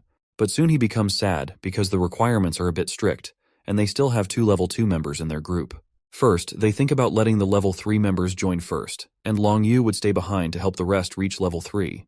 But later, they decide to give it a try by explaining that they only have 2 level 2 members and 1 level 4. They want to know if the Villa group would allow them to join. So Long Yu goes to the guard and asks him to tell the leader that he is Long Yu, a level 4 elementalist, and wants to have a chat. The scene shifts to Chen Luo, where he is telling Dharma that everyone drank a total of 1,568 beers, which means his points are now at minus 1,568. Hearing this, Dharma is shocked and wonders how it happened, thinking everyone must be pigs to consume so much. The guard comes and tells Chen Luo that there is a group that wants to join, and the leader of that group, Long Yu, wants them to take their 2 level 2 comrades in. Hearing the name, Chen Luo gets happy and runs towards the entrance to meet Long Yu. Chen Luo meets Long Yu and asks him why they want to join. Long Yu responds that they want to join because Chen Luo's philosophy aligns with theirs. Chen Luo then asks about Long Yu's strength. Long Yu explains that he can transform himself into metal, which provides strong physical defense and decent strength. Chen Luo thinks that Long Yu is still a child who doesn't know his true powers, so he decides to give Long Yu a reality check. Long Yu gets ready, and Chen Luo throws a punch at his chest. Long Yu is surprised that his metal body gets deflected by a single punch from Chen Luo and wonders how this is possible, as he has been attacked by level 3 elementalists before without such an impact. Chen Luo then mentions that he has heard that metal-based elementalists can convert metal into various shapes, making them stronger and sharper. Long Yu shares that he can do this as well, but Chen Luo surprises him by asking him to try changing the metal into gold. Long Yu gets tense as he hasn't done that before. Chen Luo asks him to look at a gold ring, familiarize himself with the atomic structure of gold, and give it a try. Long Yu tensely tries, and to his shock, he successfully changes the metal into a gold ring. Chen Luo smiles and asks Long Yu if he now understands his true worth. He explains that the reason the metal transformation was short-lived is because Long Yu's level is low, but as he levels up, he will gradually be able to solidify metals. Chen Luo also explains many more benefits of his ability. Long Yu responds that he understands now, so Chen Luo happily welcomes him and his team, inviting them to have dinner as they are celebrating with a barbecue. Meanwhile, a girl named Leafish comes to Chen Luo's villa, searching for Meng Yin using her ability to be invisible. The scene shifted to Meng Yin, who was eating without any hesitation. Suddenly, Meng Yin heard someone sobbing nearby. When she looked up, she was surprised to see that it was her friend Leafish. Leafish was shocked to see that Meng Yin was eating chicken-fried rice freely while she was worried about her. Outside the room, Dharma discovered that someone had intruded, so he decided to inform Chen Luo quickly. In the next scene, Chen Luo was running towards Meng Yin's room because he didn't want to lose hope for his future with Meng Yin. Upon entering the room, Chen Luo furiously asked Leafish who she was and how she got in. Meng Yin explained that Leafish was her friend and had entered using her ability to become invisible. Hearing this, Chen Luo was happy, as he believed having someone with such a great ability could be beneficial. Chen Luo then shared that he brought Meng Yin out of concern for her safety, but he didn't expect Leafish to worry about Meng Yin. He offered Leafish the option to stay with them if she wanted. Leafish asked what she would have to do if she stayed. Chen Luo told her that she would need to use her invisibility ability to locate more mutants. Leafish asked if he meant those who stand out and look different from others. Chen Luo tensely asked how she knew that. Leafish explained that on her way, she saw a dead zombie that was still moving. Because the zombie looked completely different, she didn't dare to go close. Chen Luo realized that it must be a high-level mutant zombie, so he asked Leafish for the location. After getting the address, Chen Luo was about to investigate the place. However, Zhao Hai stopped him, saying something wasn't right. Seeing Zhao Hai's body trembling, Chen Luo asked what had happened and why he was so tense. Zhao Hai said he saw a zombie 100 meters away, but in the blink of an eye, it came so close and killed some of their members. Chen Luo was surprised to hear about such a powerful zombie and wondered if it could be the mutant who killed Xiao Yu. Everyone in Zhao Hai's group was talking about the mutant's power and speed. Suddenly, to Chen Luo's shock, Rice came and said that he was done. Rice asked what she was talking about and how he, the mighty Void King, could be done. In tension, Chen Luo took Rice into a black space and asked her to sense it properly. After a few seconds, Rice shared that she felt it was almost dead. Although it was extremely dangerous, it seemed to have some incredible benefits. Chen Luo got tense, realizing that the powerful mutant that had appeared was actually after him. Chen Luo then interpreted that, according to Zhao Hai and his group's information, the zombie must be a level 7 wind-type mutant. However, he wondered why he didn't remember encountering such a type of zombie before. He also pondered the words, incredible benefits, thinking that even if the crystal was level 7, it wouldn't provide much benefit now. Chen Luo then asked about Meiling and Meili, wondering if they were also in danger. Rice responded that they were not. It was only Chen Luo who had to suffer this time. Upon coming out, Zhao Hai asked Chen Luo whether they should move out quickly. Chen Luo asked them to stay with him in the villa, saying he would go first to take a look at the zombie. Meanwhile, Sudaju, Meili, and Meiling were returning with some supplies and crystals. Surprisingly, the mutant was following them as they entered the villa. The mutant attacked the guards at the gate, prompting them to sound the alarm, notifying Chen Luo of the incredible mutant's attack. When Sudaju and the sisters turned back to see, they were stunned by the sight of the mutant. Without wasting time, Chen Luo attacked the mutant with his void sword, but to his surprise, even after the slash, the mutant didn't sustain any cut or damage. Seeing this, Meili got scared and asked what was going on. Chen Luo found himself in a bad situation because Meili and the others were also there, so he couldn't leave them behind. At this moment, Chen Luo was attacked by the mutant zombie, causing everyone to become tense. Chen Luo saw that the mutant was about to attack Meili and Meiling. Realizing he couldn't defeat the mutant, he decided to escape by taking the others through void space. However, it would be his first time traveling in void space with 4 people. Despite the uncertainty, he decided to give it a try and asked everyone to hold on to him properly. He tried to escape, but his prediction was correct, only he got transported and the rest were still there. The zombie then moved to attack Meili, causing Chen Luo to become tense. He transported back to fight, hoping the mutant's lifespan would expire and it would die. The mutant was getting very close to Chen Luo and he was hoping for it to die quickly. Suddenly, a crystal glowed in his head and the zombie died. Before Chen Luo could think and interpret what happened, he fainted. Seeing this, Meili and the others became tense.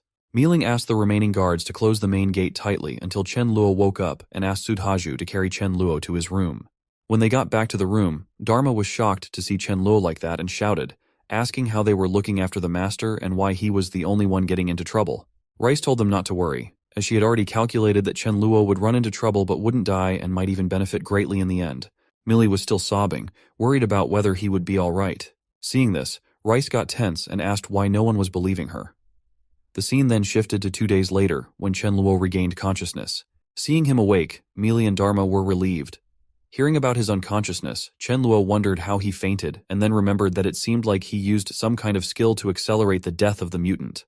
He was now confused about what kind of ability it was, wondering if it was time acceleration. Chen Luo then tried to focus on using that power again, wondering if he had gained a second power. Surprisingly, he had indeed gained a special ability of time acceleration. Hearing the word acceleration, Millie confusedly asked, "What?" Chen Luo tensely responded that it was nothing. He then recalled that in his previous life, he had met only one person with the ability to accelerate time. The scene then shifted to his past life, where he was stealing something and Myling came to stop him. He reminded her not to forget that he was the Void King.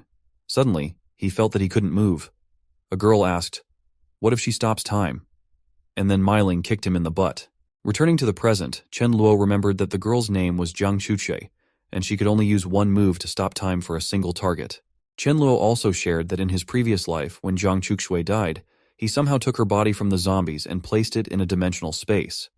However, he didn't absorb her crystals at that time. He decided not to dwell on it because, in the present time, his crystal had shattered and it would take at least 3 months to recover. Chen Luo then asked Millie if the mutant crystal had been taken out.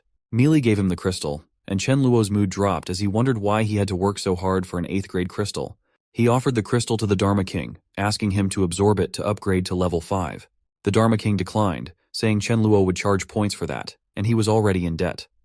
Chen Luo got pissed off and responded that he wouldn't deduct any points, and that the first one to reach level 5 would be awarded 500 points. Hearing this, the Dharma King hastily grabbed the crystal, happy about the prospect of getting 500 points. Millie then told Chen Luo that she was going to ask Mayu to make some food, but he asked her to stop and told the Dharma King to go and ask Mayu to prepare some food. He also asked the Dharma King to inform everyone that he was awake and to enjoy beef and mutton for 3 days as a celebration. After the Dharma King left, Chen Luo hugged Millie, feeling lucky to have someone caring about him. The scene then shifted to another place, where Chen Luo's underlings were fighting with a boy named Anchen Luo. Anchen Luo laughed at them, saying he had given them a chance to run, but they didn't, so now they couldn't blame him for the consequences. Chen Luo's side started making jokes about Anchen Luo, saying he was only great because of using that elephant, but their elder dog was more powerful and impressive than him. They taunted Anchen Luo, saying if he dared to confront it, he might die without knowing how. Hearing this, Anchen Luo was shocked and couldn't believe it, thinking it was impossible for there to be anything braver than his invincible elephant. After all, it was just a dog, for goodness sake. After wiping out Chen Luo's men, Anchen Luo decided to go in front of the villa to find that dog. However, there was a surprise as 2 wolves were following Anchen Luo and his group. Meanwhile, in Chen Luo's villa, the girls were playing with the golden retriever dog when suddenly they saw a big elephant coming towards their villa. They announced it in the villa to prepare everyone for battle and defense. Hearing about the elephant's arrival, Chen Luo recognized that it could be the elephant handler, Anchen Luo. At the door, Milling asked Anchen Luo how she could help. Anchen Luo, upon hearing they had a very awesome dog, mistook the golden retriever as that dog and made fun of it, saying that the dog was indeed brave. Hearing this, the Mi sisters were tense and wondering which dog Anchen Luo was talking about, realizing it was a case of mistaken identity. The golden retriever was really brave as she stood in front of the elephant without any fear. Again, Anchen Luo made a joke about the dog, questioning whether it really wanted to fight. Myling accepted the challenge in place of the golden retriever. Dharma also tried to intervene in the fight against the elephant, but Chen Luo asked him to stop as it was Miling's training time. The fight started, and when the elephant came to attack with its trunk, Miling used the Red Lotus Burst. Chen Luo was impressed as Myling had really learned the signature move, Red Lotus Burst. Enraged by the attack, the elephant threw Anchen Luo from its body. Seeing this, Anchen Luo got tense and asked his members to attack Miling together. Chen Luo got frustrated seeing that Anchen Luo wasn't playing by the rules, as it should have been a one-on-one fight. Despite the joint attacks from Anchen Luo's side, Miling managed to hold her ground, but Chen Luo ordered his people to join the fight. And in just a few minutes, Anchen Luo's side got defeated. Seeing this, Anchen Luo got tense and started running away, so Chen Luo asked Dharma to chase down Anchen Luo.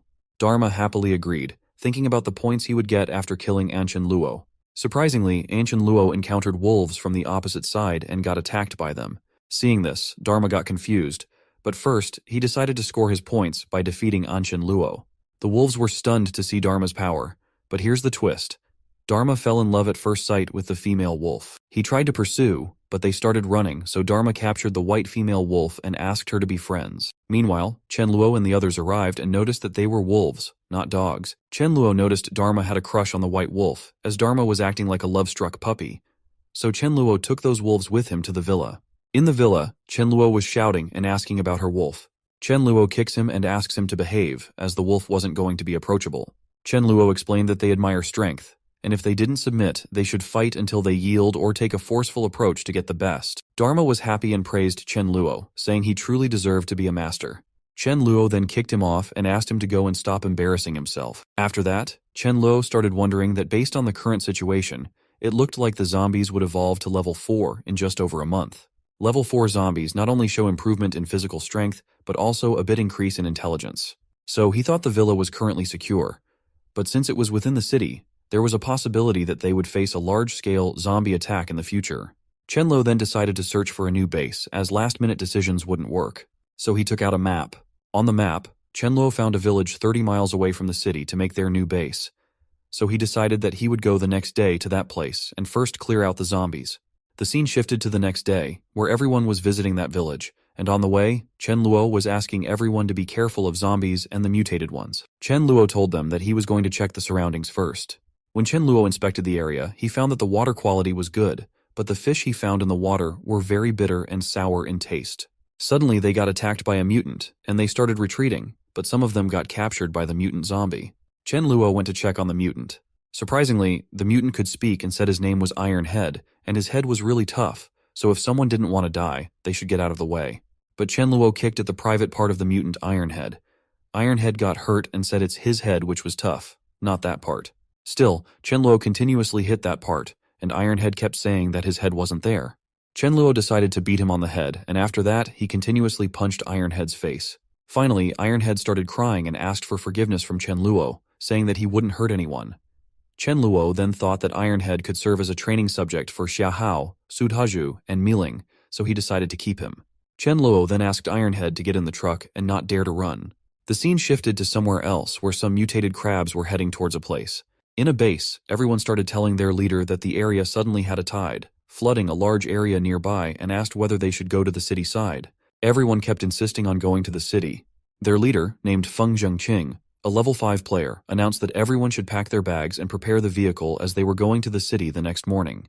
The scene then shifted to 1 month later, where Chen Luo was shouting at a guy named Lei Hao, accusing him of keeping all the resources for himself despite agreeing to share them. Lei Hao tensely denied it, saying he wouldn't dare to deceive them. He explained that a group of people, led by Feng Zhengqing, came out of nowhere and forced him into a partnership under duress. Hearing the name, Chen Luo recalled that in his previous life, Feng Zhengqing was also a high-ranking figure and a regional overlord. He had quite talented underlings, and they all reached beyond level 10. While they were chatting with Lei Hao, a guard came and told Chen Luo that a group had arrived outside the villa, saying they wanted to meet him, and the leader's name was Feng Zhengqing. Chen Luo agreed to let Feng Zhengqing in. Upon arrival, Feng Zhengqing apologized for the mistake he made by taking things from him. He also mentioned that he had obtained 600 tons of rice and flour and was willing to share half of it as compensation. If Chen Luo wasn't happy with it, he was ready to share everything. Chen Luo agreed to accept the gift of 300 tons of rice and flour. He then asked Feng Zhengqing why he really came there.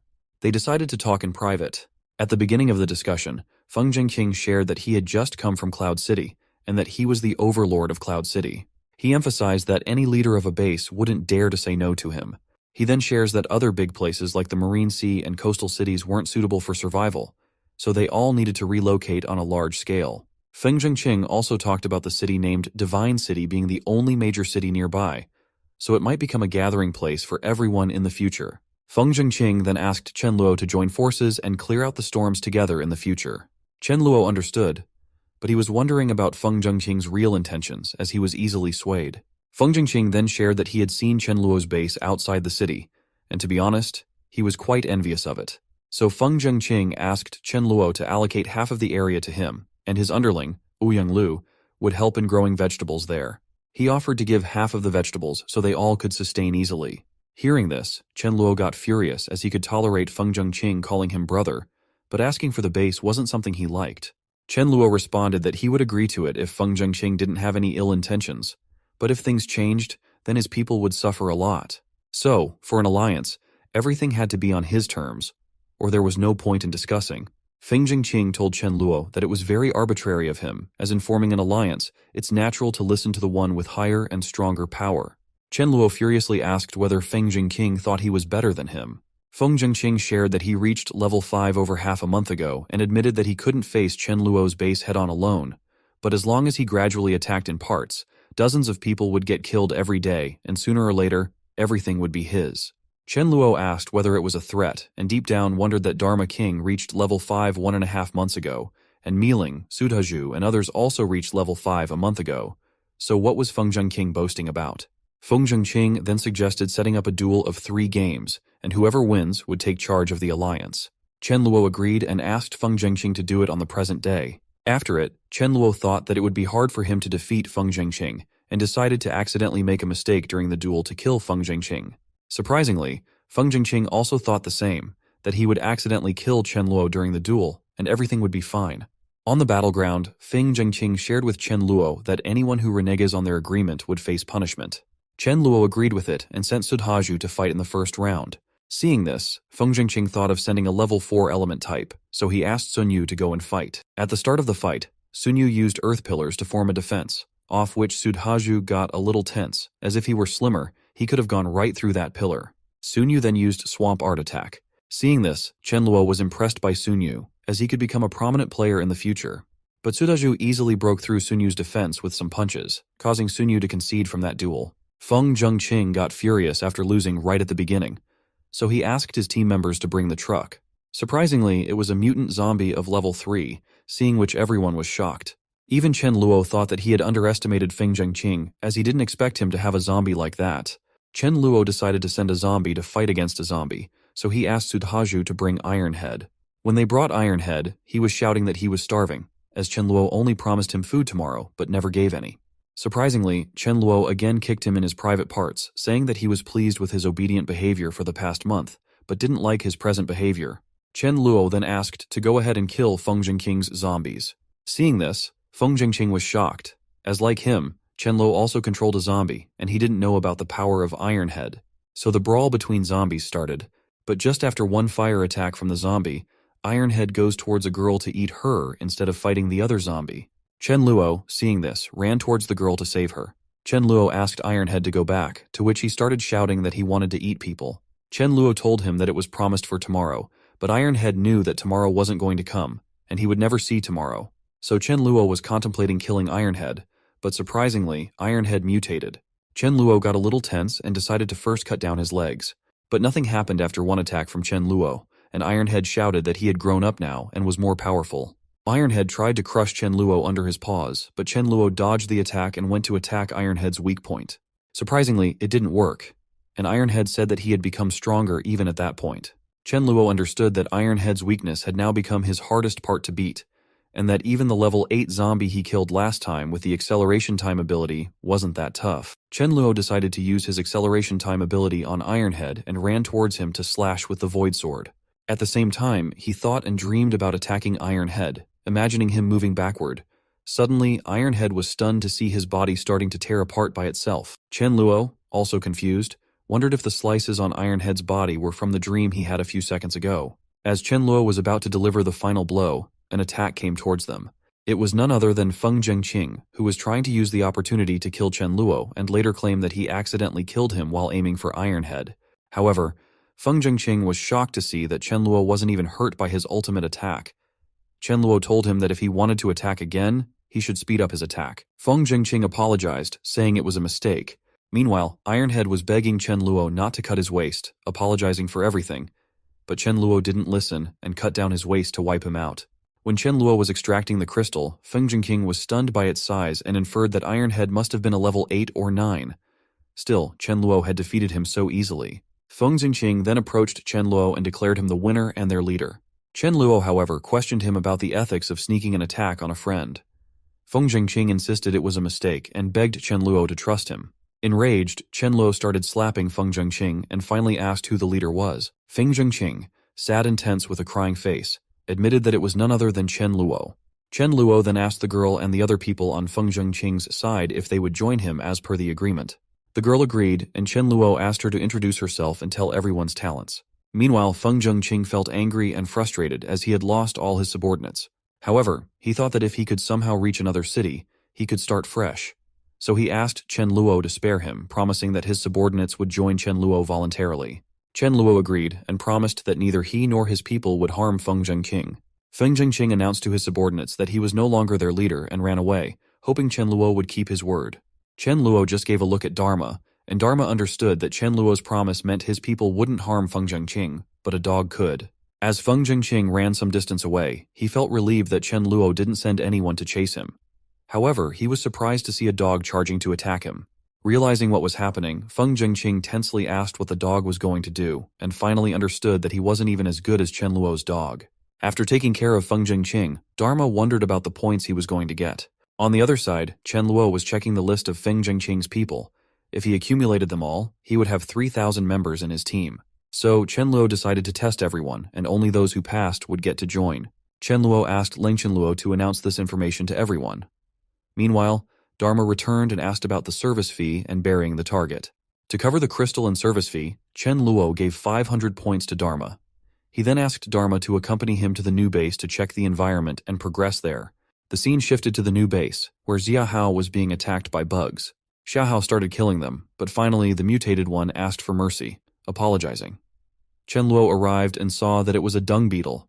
He thought it would be beneficial for improving the environment, so he decided to keep the mutated beetle alive. Chen Luo then made a deal with the beetle. The beetle had to help whenever needed, and in return, it would get to eat dung whenever it wanted. The beetle agreed and settled for 200 points of dung a day.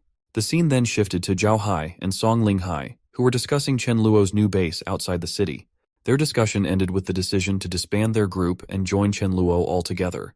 When Zhao Hai and his comrades reached Chen Luo's new base, they were stunned by its size and impressive appearance. Seeing them, Chen Luo asked Zhao why they had come.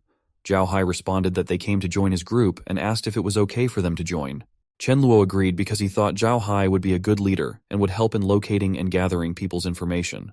So Chen Luo told Zhao Hai that he just happened to have two teams.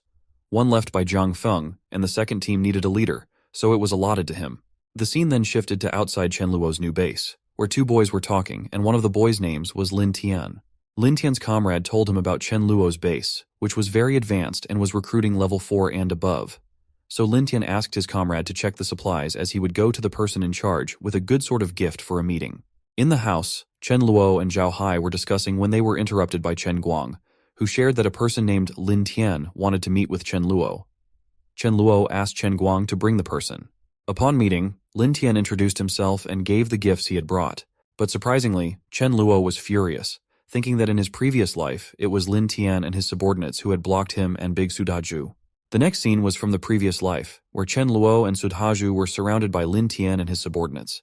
When they tried to pursue them for killing, Sudhaju asked Chen Luo to run and, while saving Chen Luo, gave his life. So in this life, Chen Luo was very furious after seeing Lin Tian and decided that even if Lin Tian did not lay a hand on them in the present life, he still needed to die for what he had done in the past. Only then would Chen Luo find some relief. Chen Luo needed to wait for Lin Tian to gather everyone who had surrounded them in the previous life.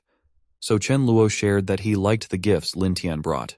Lin Tian was happy and told Chen Luo that he was new in the area, so he hoped Chen Luo would look after them. Chen Luo agreed and asked Chen Guang to spread the word that anyone who opposed Lin Tian was opposing him. Lin Tian thanked Chen Luo and shared that he had brought something else for him. He then asked his subordinates to bring the gift and explained that several thousand large sea turtles had come to the seashore, so he grabbed the opportunity to hunt them. Lin Tian gave the turtle shells, saying that even level 4 evolvers would find it hard to break them. Seeing this, Chen Luo thought of taking a trip to the beach. While on the way, he encountered a mutant zombie. The zombie asked Chen Luo about cooperating. Chen Luo was impressed, and then the mutant zombie asked Chen Luo to lure humans towards him. Chen Luo asked what he would get in return, as he would not help without a benefit. The mutant zombie became furious and asked if Chen Luo didn't value his guts anymore, daring to ask for a benefit. Hearing this, Chen Luo got angry and started beating the zombie. After continuous beating, the zombie was stunned and wondered why the human was so fierce. Lastly, the mutant zombie apologized. Still, Chen Luo made a deal that the mutant had to lure powerful zombies, and in return, Chen Luo would give him some meat to eat. The scene then shifted to the beach, where Chen Luo was approaching the sea turtles. Seeing him, the sea turtles got scared and tried to attack Chen Luo's private parts in defense. Chen Luo got furious, took his void sword, and with a few slashes, wiped out the sea turtles. Afterward, Chen Luo was taking out the shells and keeping them in void space when he suddenly saw the Turtle King and got tense because of its size. The turtle was very huge and seemed to have the strength of a level 7 or 8. Surprisingly, Chen Luo saw that the Turtle King was laying eggs. He thought that the lineage of the Turtle King must be impressive, and if he could steal some eggs and raise them from a young age, it would be a benefit for him.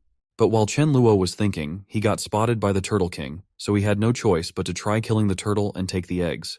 Before Chen Luo could attack, the Turtle King attacked first, stretching its neck up to 5 meters. Chen Luo dodged it somehow and was stunned to see this ability, but he felt somewhat reassured since he knew that turtles typically had strong defenses. However, to his surprise, a water cannon came towards him, shocking him for a second. Now Chen Luo realized that the turtle was a Blastoise-like turtle. He considered going all out to kill the turtle, but decided against it as it would exhaust his ability.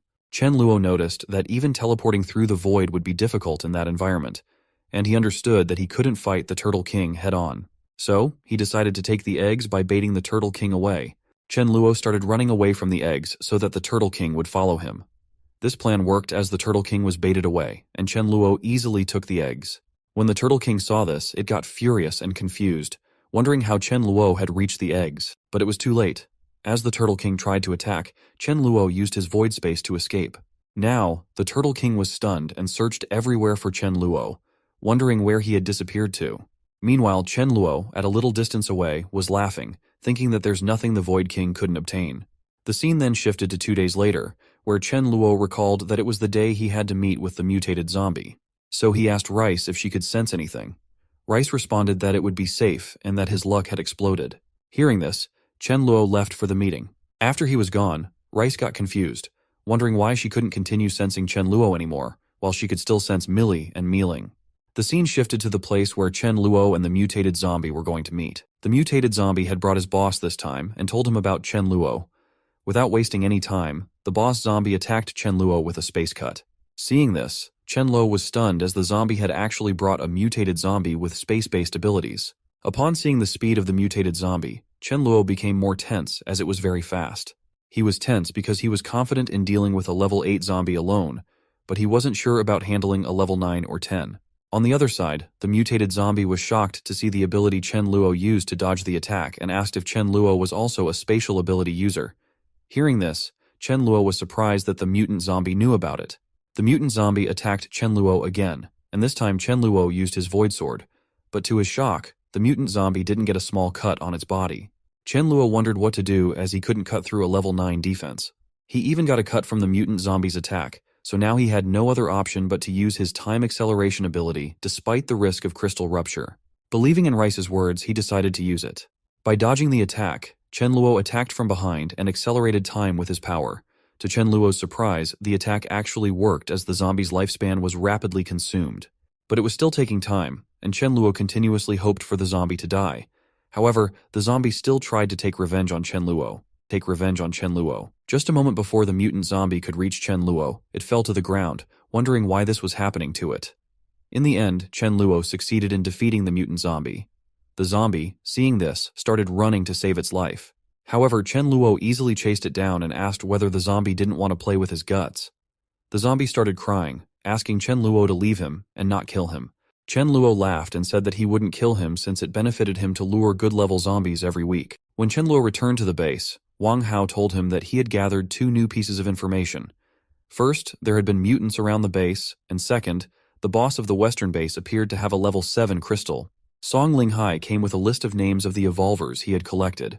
Chen Luo responded that there was no need to worry about the information, but he was shocked upon seeing the name Jinyuan Jiang and thought that he could be a future king-level evolver, although he was only at mid-level. Chen Luo asked Wang Hao and Song Linghai to collect all the information about Jinyuan Jiang they could. Suddenly, Chen Luo received a call from Chen Guang, who shared that there was a person named Jiashan being pursued. He also shared that he thought Jiashan would be willing to give level 7 crystals in exchange for their protection. Chen Guang even considered taking the crystal from Jiashan and then sending him away. Hearing this, Chen Luo wondered when Chen Guang had become like that. Chen Luo thought of using the opportunity to create a sanctuary where, no matter how big their mistake, he could settle it for them. So Chen Luo asked Chen Guang to alert everyone, saying that he himself was taking care of Jiashan. and whoever wanted Jiashan or something from Jiashan could take it themselves. On the other side, at the western base, a boy came running towards Jiang, telling him that Jiashan had run to Chen Luo's base, and that Chen Luo was now giving him protection. They got tense as they couldn't face Chen Luo head-on, so they called a mutant zombie named Iron Leg, telling him that it was his turn. Ironhead asked why he should help them. As if he didn't, he wouldn't get to eat.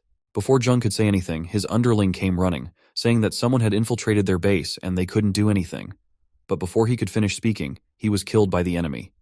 Jung tensely asked who it was. A person named Mo Ning appeared and asked whether Jung was the leader and whether he wanted to take care of the fight or if Mo Ning should start the fight. Iron Leg began moving towards Mo Ning, shouting that it was Iron Leg's territory, but Mo Ning transported himself behind Jung and wiped him out. Soon after, a girl named Mo Lai arrived and remarked that she thought she was late. Mo Ning shared that the mutant zombie was very powerful, but no one could win against his sword. Mo Li mentioned that she found something, a notice sent by Chen Luo's side. After reading it, Mo Ning laughed and decided to prove them wrong. After that, Mo Ning and the others returned to their base. The scene shifted to Chen Luo, who was near the eggs of the Turtle King, waiting for them to hatch. After they hatched, when Chen Luo tried to meet the baby turtles, one of them threw a water ball at his face. Chen Luo was stunned but happy to see that the baby turtle had a level 2 ability. He later thought of using time acceleration to make the baby turtles grow quickly. While Chen Luo was playing and training with the baby turtles, he got a message that 10 patrolling people were attacked by a level 4 person. There were 2 survivors. One was sent back to report, and one was still a hostage at the enemy's base. Chen Guang also shared that the leader's name was Mo Ning, and that Mo Ning said if they wanted to save the hostage, they needed to go to the top of Mount Wuyun, and only 3 people were allowed. Otherwise, they would kill the hostage. Hearing the name, Chen Luo wondered whether he had ever met someone with that name, and if not, why Mo Ning was doing that. Chen Guang also mentioned that the survivor said the other side had a mysterious sword, and one slash cut the captain in half. Hearing this, Chen Luo was surprised and wondered whether Mo Ning could also use the void sword. The scene shifted to night at Wuyun Mountain, where Mo Li said that he didn't think anyone was going to come, so they should leave early. But Mo Ning denied this, as he was sure they would come since the enemy was planning to surround them with numbers. If that was the case, there was no way it wouldn't be interesting. Suddenly, someone responded, saying that after drinking a few beers, such thoughts came to mind. Mo Ning was shocked to see Chen Luo near them and wondered when he had arrived at their base. Seeing Chen Luo, the hostage became happy. Noting that Chen Luo came alone, Mo Ning praised him for his bravery. Chen Luo then asked why Mo Ning was targeting him. Mo Ning replied that it was because he found Chen Luo's arrogance amusing and wanted to have some fun. Chen Luo smiled, thinking it was the same as in his previous life. Whenever he got bored, he sought out similar excitement. Mo Ning then took out the void sword. Chen Luo praised Mo Ning for having such a spatial ability and remarked that it was too bad Mo Ning was seeking his own death. When Chen Luo took out his own void sword, both Mo Ning and Mo Li were stunned, unable to believe that someone else could also use it. Chen Luo laughed, thinking they were very foolish. Suddenly, in fear, Mo Li summoned some creatures. Seeing this, Chen Luo was happy, thinking that Mo Li could be a useful pawn in the future. He wiped out the summoned creatures with one slash. Mo Li was shocked, but Mo Ning's underlings and comrades decided not to panic and attack together. However, Chen Luo easily and quickly cleared all the enemies. Mo Ning was tense because, despite being level 6, he couldn't see Chen Luo's movements. Chen Luo told Mo Ning that just as Mo Ning killed his members, he would wipe out Mo Ning's members the same way. Suddenly, Chen Luo was hit against a wall. When he looked, it was Mo Li using his dark ability, asking Mo Ning to run away. Chen Luo then shared that he would let Mo Ning run for a while as his 400-meter-long sword was waiting for him. Seeing the size of the sword, both Mo Li and Mo Ning got scared and started apologizing. Chen Luo then told them that he also had the ability of spatial manipulation, which he could teach Mo Ning. Mo Ning responded that he knew it was a very useful skill. In response, Chen Luo started slapping Mo Ning, asking if he was worthy enough to be taught. Chen Luo thought of not killing Mo Ning. Instead, he decided to break his limbs and take him back as an example. Upon reaching back at the base, Mo Li asked for forgiveness and pleaded with Chen Luo to spare her brother Mo Ning, offering herself in exchange for any punishment. Chen Luo approached her, patted her on the head, and told her to behave and listen. He assured her that if all went well, he would let her reunite with her brother after 2 months. Mo Li agreed, and Chen Luo instructed the girls to take care of Mo Li and not let her die. Chen Luo was doing all this in the hope of obtaining level 7 crystals. After that, Chen Luo noticed Zhao Hai waiting for him, so he told Zhao Hai to be more cautious from now on. Zhao Hai then shared that last night they absorbed a small team of dozens that had just arrived in the capital. His brother's name was Zhao Zichen Luo, and his sister's name was Zhao Zi. He mentioned that his brother was a wind user and his sister had the ability of mental interference. Hearing this, Chen Luo was pleased. Zhao Hai also shared that Song Ling Hai brought information about Jin Yuanjiang, who was ready to submit but had a request for 30 cans of powdered milk and scheduled vegetable supplies. Chen Luo agreed to the demand and asked Zhao Hai to send Sudhaju and Xia Hao with 3 luxury cars, as Chen Luo himself wanted to check out and secure the area. The scene shifted to Chen Luo telling Jin Yuanjiang about the place of supplies and then asking him about joining. Jin Yuanjiang responded that he would join, but on one condition. He knew none of the bases kept idle people, but his wife was pregnant, so he hoped she could live peacefully in the base, doing some logistics work. Chen Luo agreed but told Jin Yuanjiang that to earn points he had to kill zombies. The scene then shifted to the sea, where the Turtle King was crying and asking someone for help because his children had been stolen. When the clamshell opened, a beautiful lady named Haiji emerged. Seeing her, the Turtle King was stunned and asked about her appearance. She told him she had leveled up and could now easily transform between human and clam. The Turtle King told her he could sense where his children were and asked her to help him get them back. She agreed, but asked the Turtle King to make sure her clamshell was guarded by his turtles. The scene then shifted to Chen Luo, who was on his way back home. While he was on the way, he started hearing the voice of a girl, who introduced herself as his new underling, Zhao Ziyi. She told him that Millie asked him to get back home fast, otherwise she and Milling would be dead. Hearing this, he got tense and wondered what could threaten Millie and Milling, given that the base's Dharma King was level 7 and all 3, Millie, Milling, and Sudhaju, were level 6. In a tense situation, he told Sudhaju that he was heading back to the base first and that they should all come quickly. When Chen Luo reached back home, he got angry upon seeing Millie and the others so calm. He asked why they were so calm when Millie had said there was a life-threatening situation. Reese responded that if Chen Luo was back, then there was no danger. Suddenly, Zhao Zi shared that an 8-meter-long creature, like a sea turtle, was standing near the base. Hearing this, Chen Luo realized it was the same turtle whose eggs he had stolen. Chen Luo then ran outside to fight the turtle, feeling at ease because he was now level 7, and with the support of the base members, he could easily win. Upon getting outside, he shouted, calling the turtle a beast and demanding to know how it dared to come in. But Haiji asked who he was calling a beast. Seeing her, Chen Luo was shocked, as she was the future king-level powerhouse and the killing god. Upon seeing Haiji flying in the air, Chen Luo was stunned, interpreting that she was level 10. He was a little bit relieved, as in his previous life he had somehow killed her and knew her fatal weakness was darkness. Suddenly, Haiji created a wall, and Chen Luo asked whether she really thought she could stop him with her broken boundaries. While thinking about a way to get out, Chen Luo was attacked by Haiji with the Annihilation Light, which he somehow dodged. Chen Luo managed a surprise attack on her, but to his surprise, she dodged it, making it harder for him to catch her. The Turtle King took the chance and tried to eat Chen Luo from behind, but Chen Luo used his Void Walk to escape. Haiji laughed and asked if Chen Luo thought he could harm her with his silly skills. At the same time, she tried to grab Chen Luo with her ability of big hands, but Chen Luo was dodging her attacks with Void Walk. At that moment, he was thinking about what to do, as he couldn't perform any other attack in midair, and ordinary skills had no impact on her. Moreover, Void Walk could only be used 100 times. Seeing Chen Luo using Void Walk every time, Haiji surprisingly asked if he could do it without limits. On the other side, Chen Luo thought of using his time ability, but when he tried, nothing happened, worsening his condition. On the other hand, the Turtle King decided to wipe out Chen Luo's underlings. So Millie came and started commanding everyone, wondering how Chen Luo could get involved with perverts like that. Suddenly, the Turtle King saw that a dog was carrying his child in its mouth. The Turtle King got a little emotional seeing the child, but realized that the dog's strength was formidable. Dharma asked the Turtle King that if his paw were to slap the baby turtle, he couldn't guarantee what would happen. Did the Turtle King want anything bad to happen to the baby turtles? Chen Luo was impressed with that idea, so he jumped towards the Dharma King and took the baby turtle in his hands. He then shouted to the Turtle King and Haiji that if they dared to attack him, they wouldn't know who would die first. Even the baby turtle shouted that if they wanted to kill its mother, they would have to kill it first. The Turtle King, hearing this, got sad that his kids could recognize Chen Luo as their mother. Haiji told the Turtle King that now his child was useless and tried to attack the Dharma King. Seeing this, Chen Luo got tense, as he didn't see any way to deal with it, and it seemed to be the end for the Dharma King. But when Haiji came so close to the Dharma King to attack, Chen Luo jumped in between and shouted that she should get lost to the ends of the earth. Haiji looked at him with an angry face. Suddenly, a spatial exile opened, and Haiji disappeared, indicating that Chen Luo had used another unknown ability. Dharma was relieved because he knew he would have been dead if his master hadn't saved him. Chen Luo was also shocked, wondering if he had just successfully used spatial banishment to send Haiji away. However, He was extremely drained, and his crystal was showing signs of cracking. Chen Luo knew Haiji would come back, so his first task was to find her weakness, the clamshell. He approached the Turtle King and asked about the shell. Hearing the question, the Turtle King was shocked and asked how Chen Luo knew about it.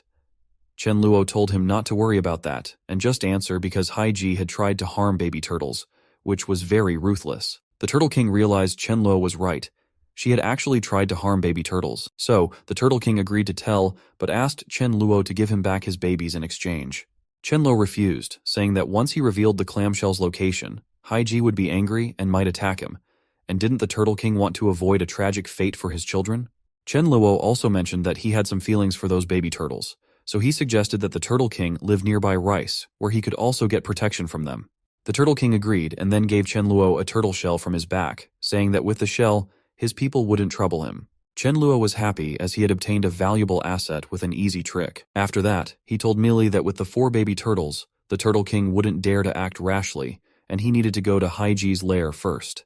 Mealy asked to accompany him to provide physical acceleration, but Chen Luo declined, saying he wasn't going to confront Haiji directly. The scene then shifted to another place where Chen Luo was waiting for Haiji, contemplating that destroying the clamshell would only prolong Haiji's life and not kill her immediately.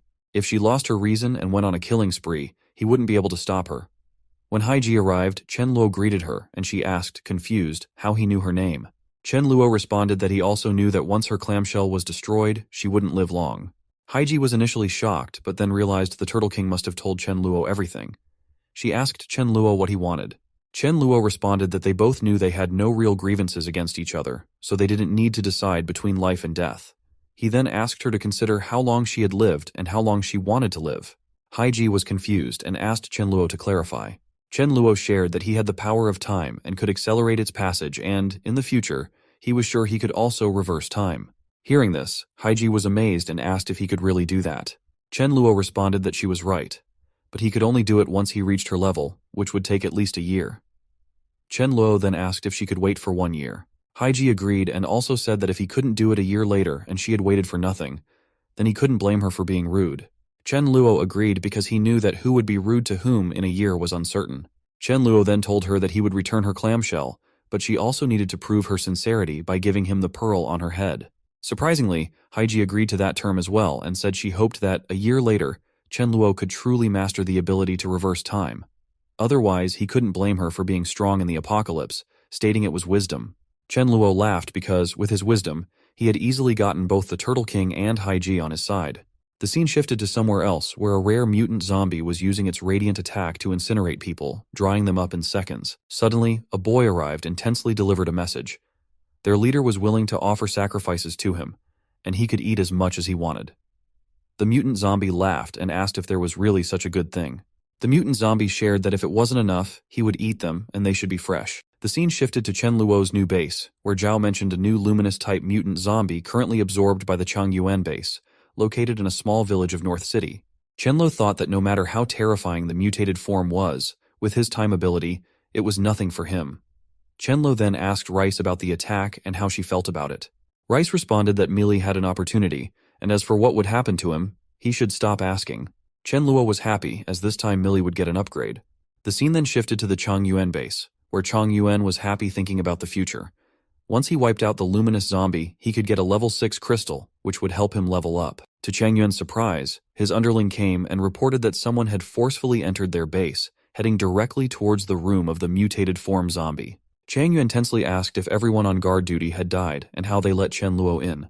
The boy explained that Chen Luo suddenly entered by cracking the wall, and some guys were surrounding him, so Changyuan should go and check. In the zombie room, the luminous zombie was having his meal. Suddenly, Chen Luo broke the door and came inside.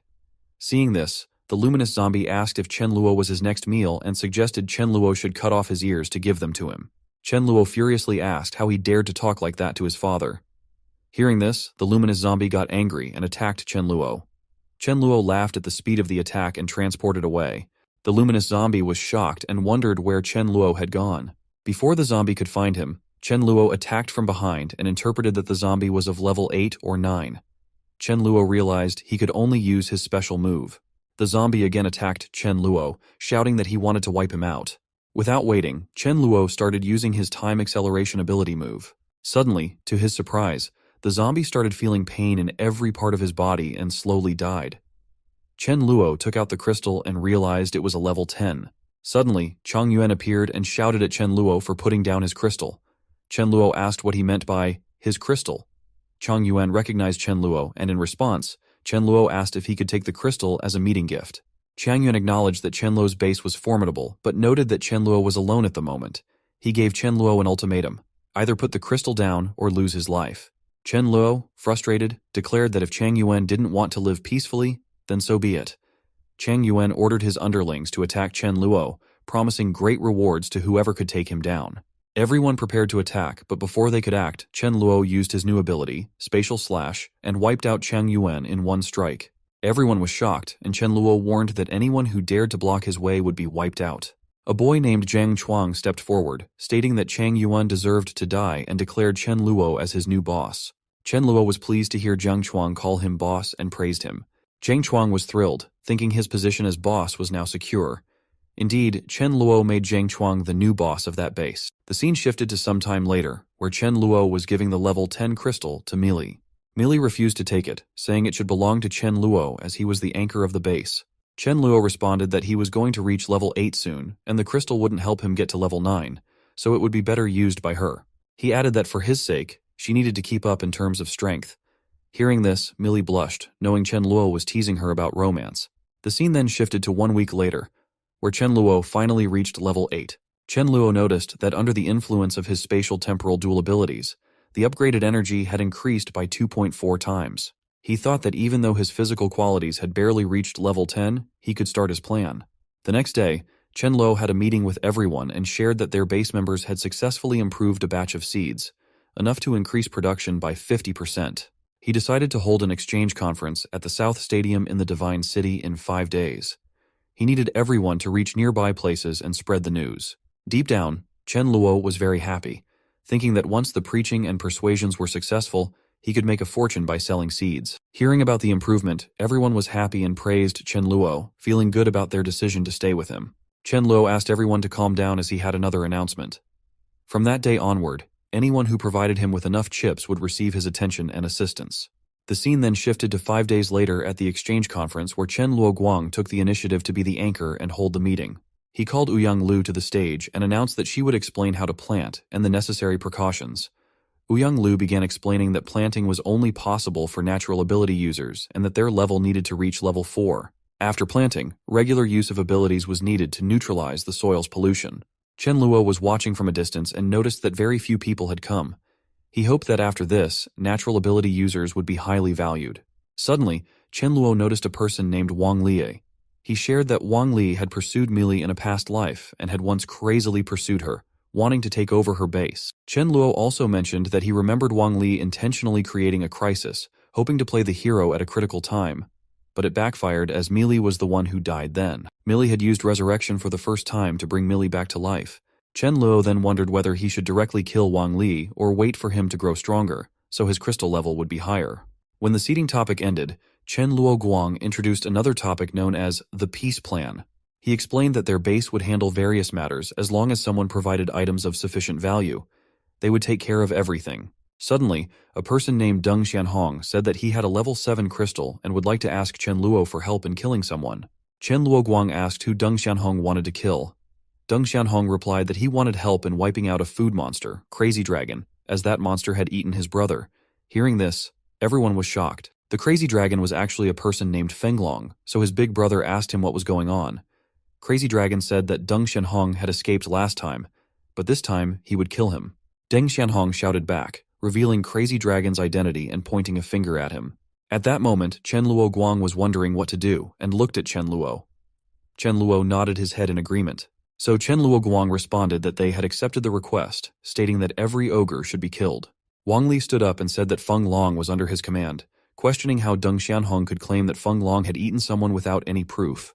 Deng Xianhong asked if witnessing it with his own eyes wasn't proof enough. Wang Li argued that it could still be a lie. Everyone started murmuring about the possibility of deceit. Finally, Chen Luo had to step in and told Deng Xianhong not to worry. Since Deng Xianhong had given them a level 7 crystal and they had taken up the job, it didn't matter whether Feng Long had eaten someone or not. Feng Long needed to die. Wang Li accused Chen Luo of being unreasonable, saying they had no grievances. Chen Luo simply responded that he wanted Feng Long's life, so Wang Li had to decide whether to give it up voluntarily or face the consequences. Wang Li became tense, knowing it was Chen Luo's territory and that he would definitely lose in a fight. He also considered that Feng Long was still his ace, but fighting for him wasn't worth it. He thought Chen Luo's arrogance would attract criticism from others, and after reaching level 7, he could join forces with others to oppose Chen Luo. As Wang Li backed off, Feng Long started running away. Chen Luo asked Xiahao to handle the situation. Xiahao blocked Feng Long's way, and Feng Long furiously asked if Xiahao knew who he was. Without responding, Xiahao punched him down with one hit. Seeing this, Wang Li got scared, as Feng Long was his second in command, yet he was defeated in one punch. Xiahao continued to disable Feng Long with a few more punches. Chen Luo then told Deng Xianhong that he could do whatever he wanted with Feng Long. Chen Luo addressed everyone, acknowledging that some might think he was too arrogant and doubt his strength. To avoid such doubts, he revealed that he was at level 8. Everyone was shocked, knowing that a level 8 individual was considered a regional overlord. They wondered if Chen Luo was akin to a marquis in the presence of an emperor. The crowd started asking Chen Luo to demonstrate the strength of a level 8 player. Chen Luo agreed and asked Deng Xianhong how much he hated Wang Li. Deng Xianhong responded that he wished Wang Li were dead too, but he knew that a level 7 crystal wouldn't be enough. Chen Luo had been waiting for this moment and announced that because Deng Xianhong was their first customer, he would offer a buy one, get one free deal. Chen Luo then told everyone to look at Wang Li as he decided to gift Wang Li to Deng Xianhong. Wang Li became scared and wondered tensely whether Chen Luo was going to come after him. Wang Li decided to run because he knew he couldn't defeat Chen Luo. However, the moment he turned to flee, Chen Luo used his Void Exile attack to slash off his head. Chen Luo then held Wang Li's head in his hand and asked if everyone saw that. The crowd was stunned and shocked by the incident. To calm everyone down, Chen Guang explained that Wang Li stored zombies, which is why they did what they did. But Chen Luo shouted, "No!" and shared that he always cut off all possibilities and never let anyone who offended him live. He warned everyone that if they didn't have 9 lives, they should not offend him. Seeing Chen Luo's angry face and hearing his warning, everyone got scared and assured Chen Luo that no one would provoke him. Suddenly, Chen Luo's demeanor changed and he told everyone not to worry, as he wouldn't harm others unless they harmed him. Chen Luo then asked everyone to register and take their seeds, stating that he believed in their credibility and trusted that no one would refuse to give what was owed after growing the seeds. Everyone agreed to Chen Luo's demand out of fear.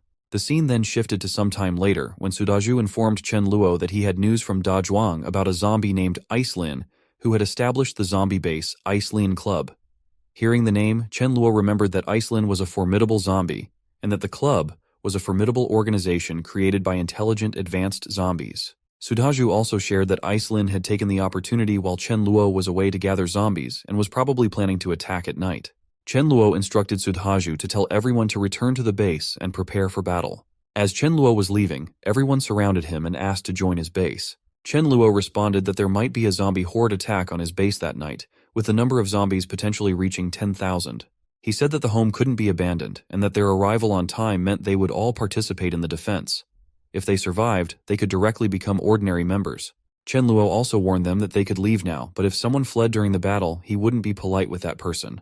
After everyone made their decision, Chen Luo shared that those who were undecided had been excluded, and those who left had made the right choice.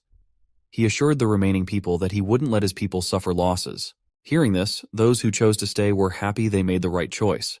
The scene shifted to night, where the zombie Da Zhuang reported that they had collected 6,000 zombies so far. Icelin praised Da Zhuang for his work, saying that those companions were enough to tear the enemies apart, and they could quietly watch from behind. Icelin then instructed Da Zhuang to lead the zombies to their destination and return afterward.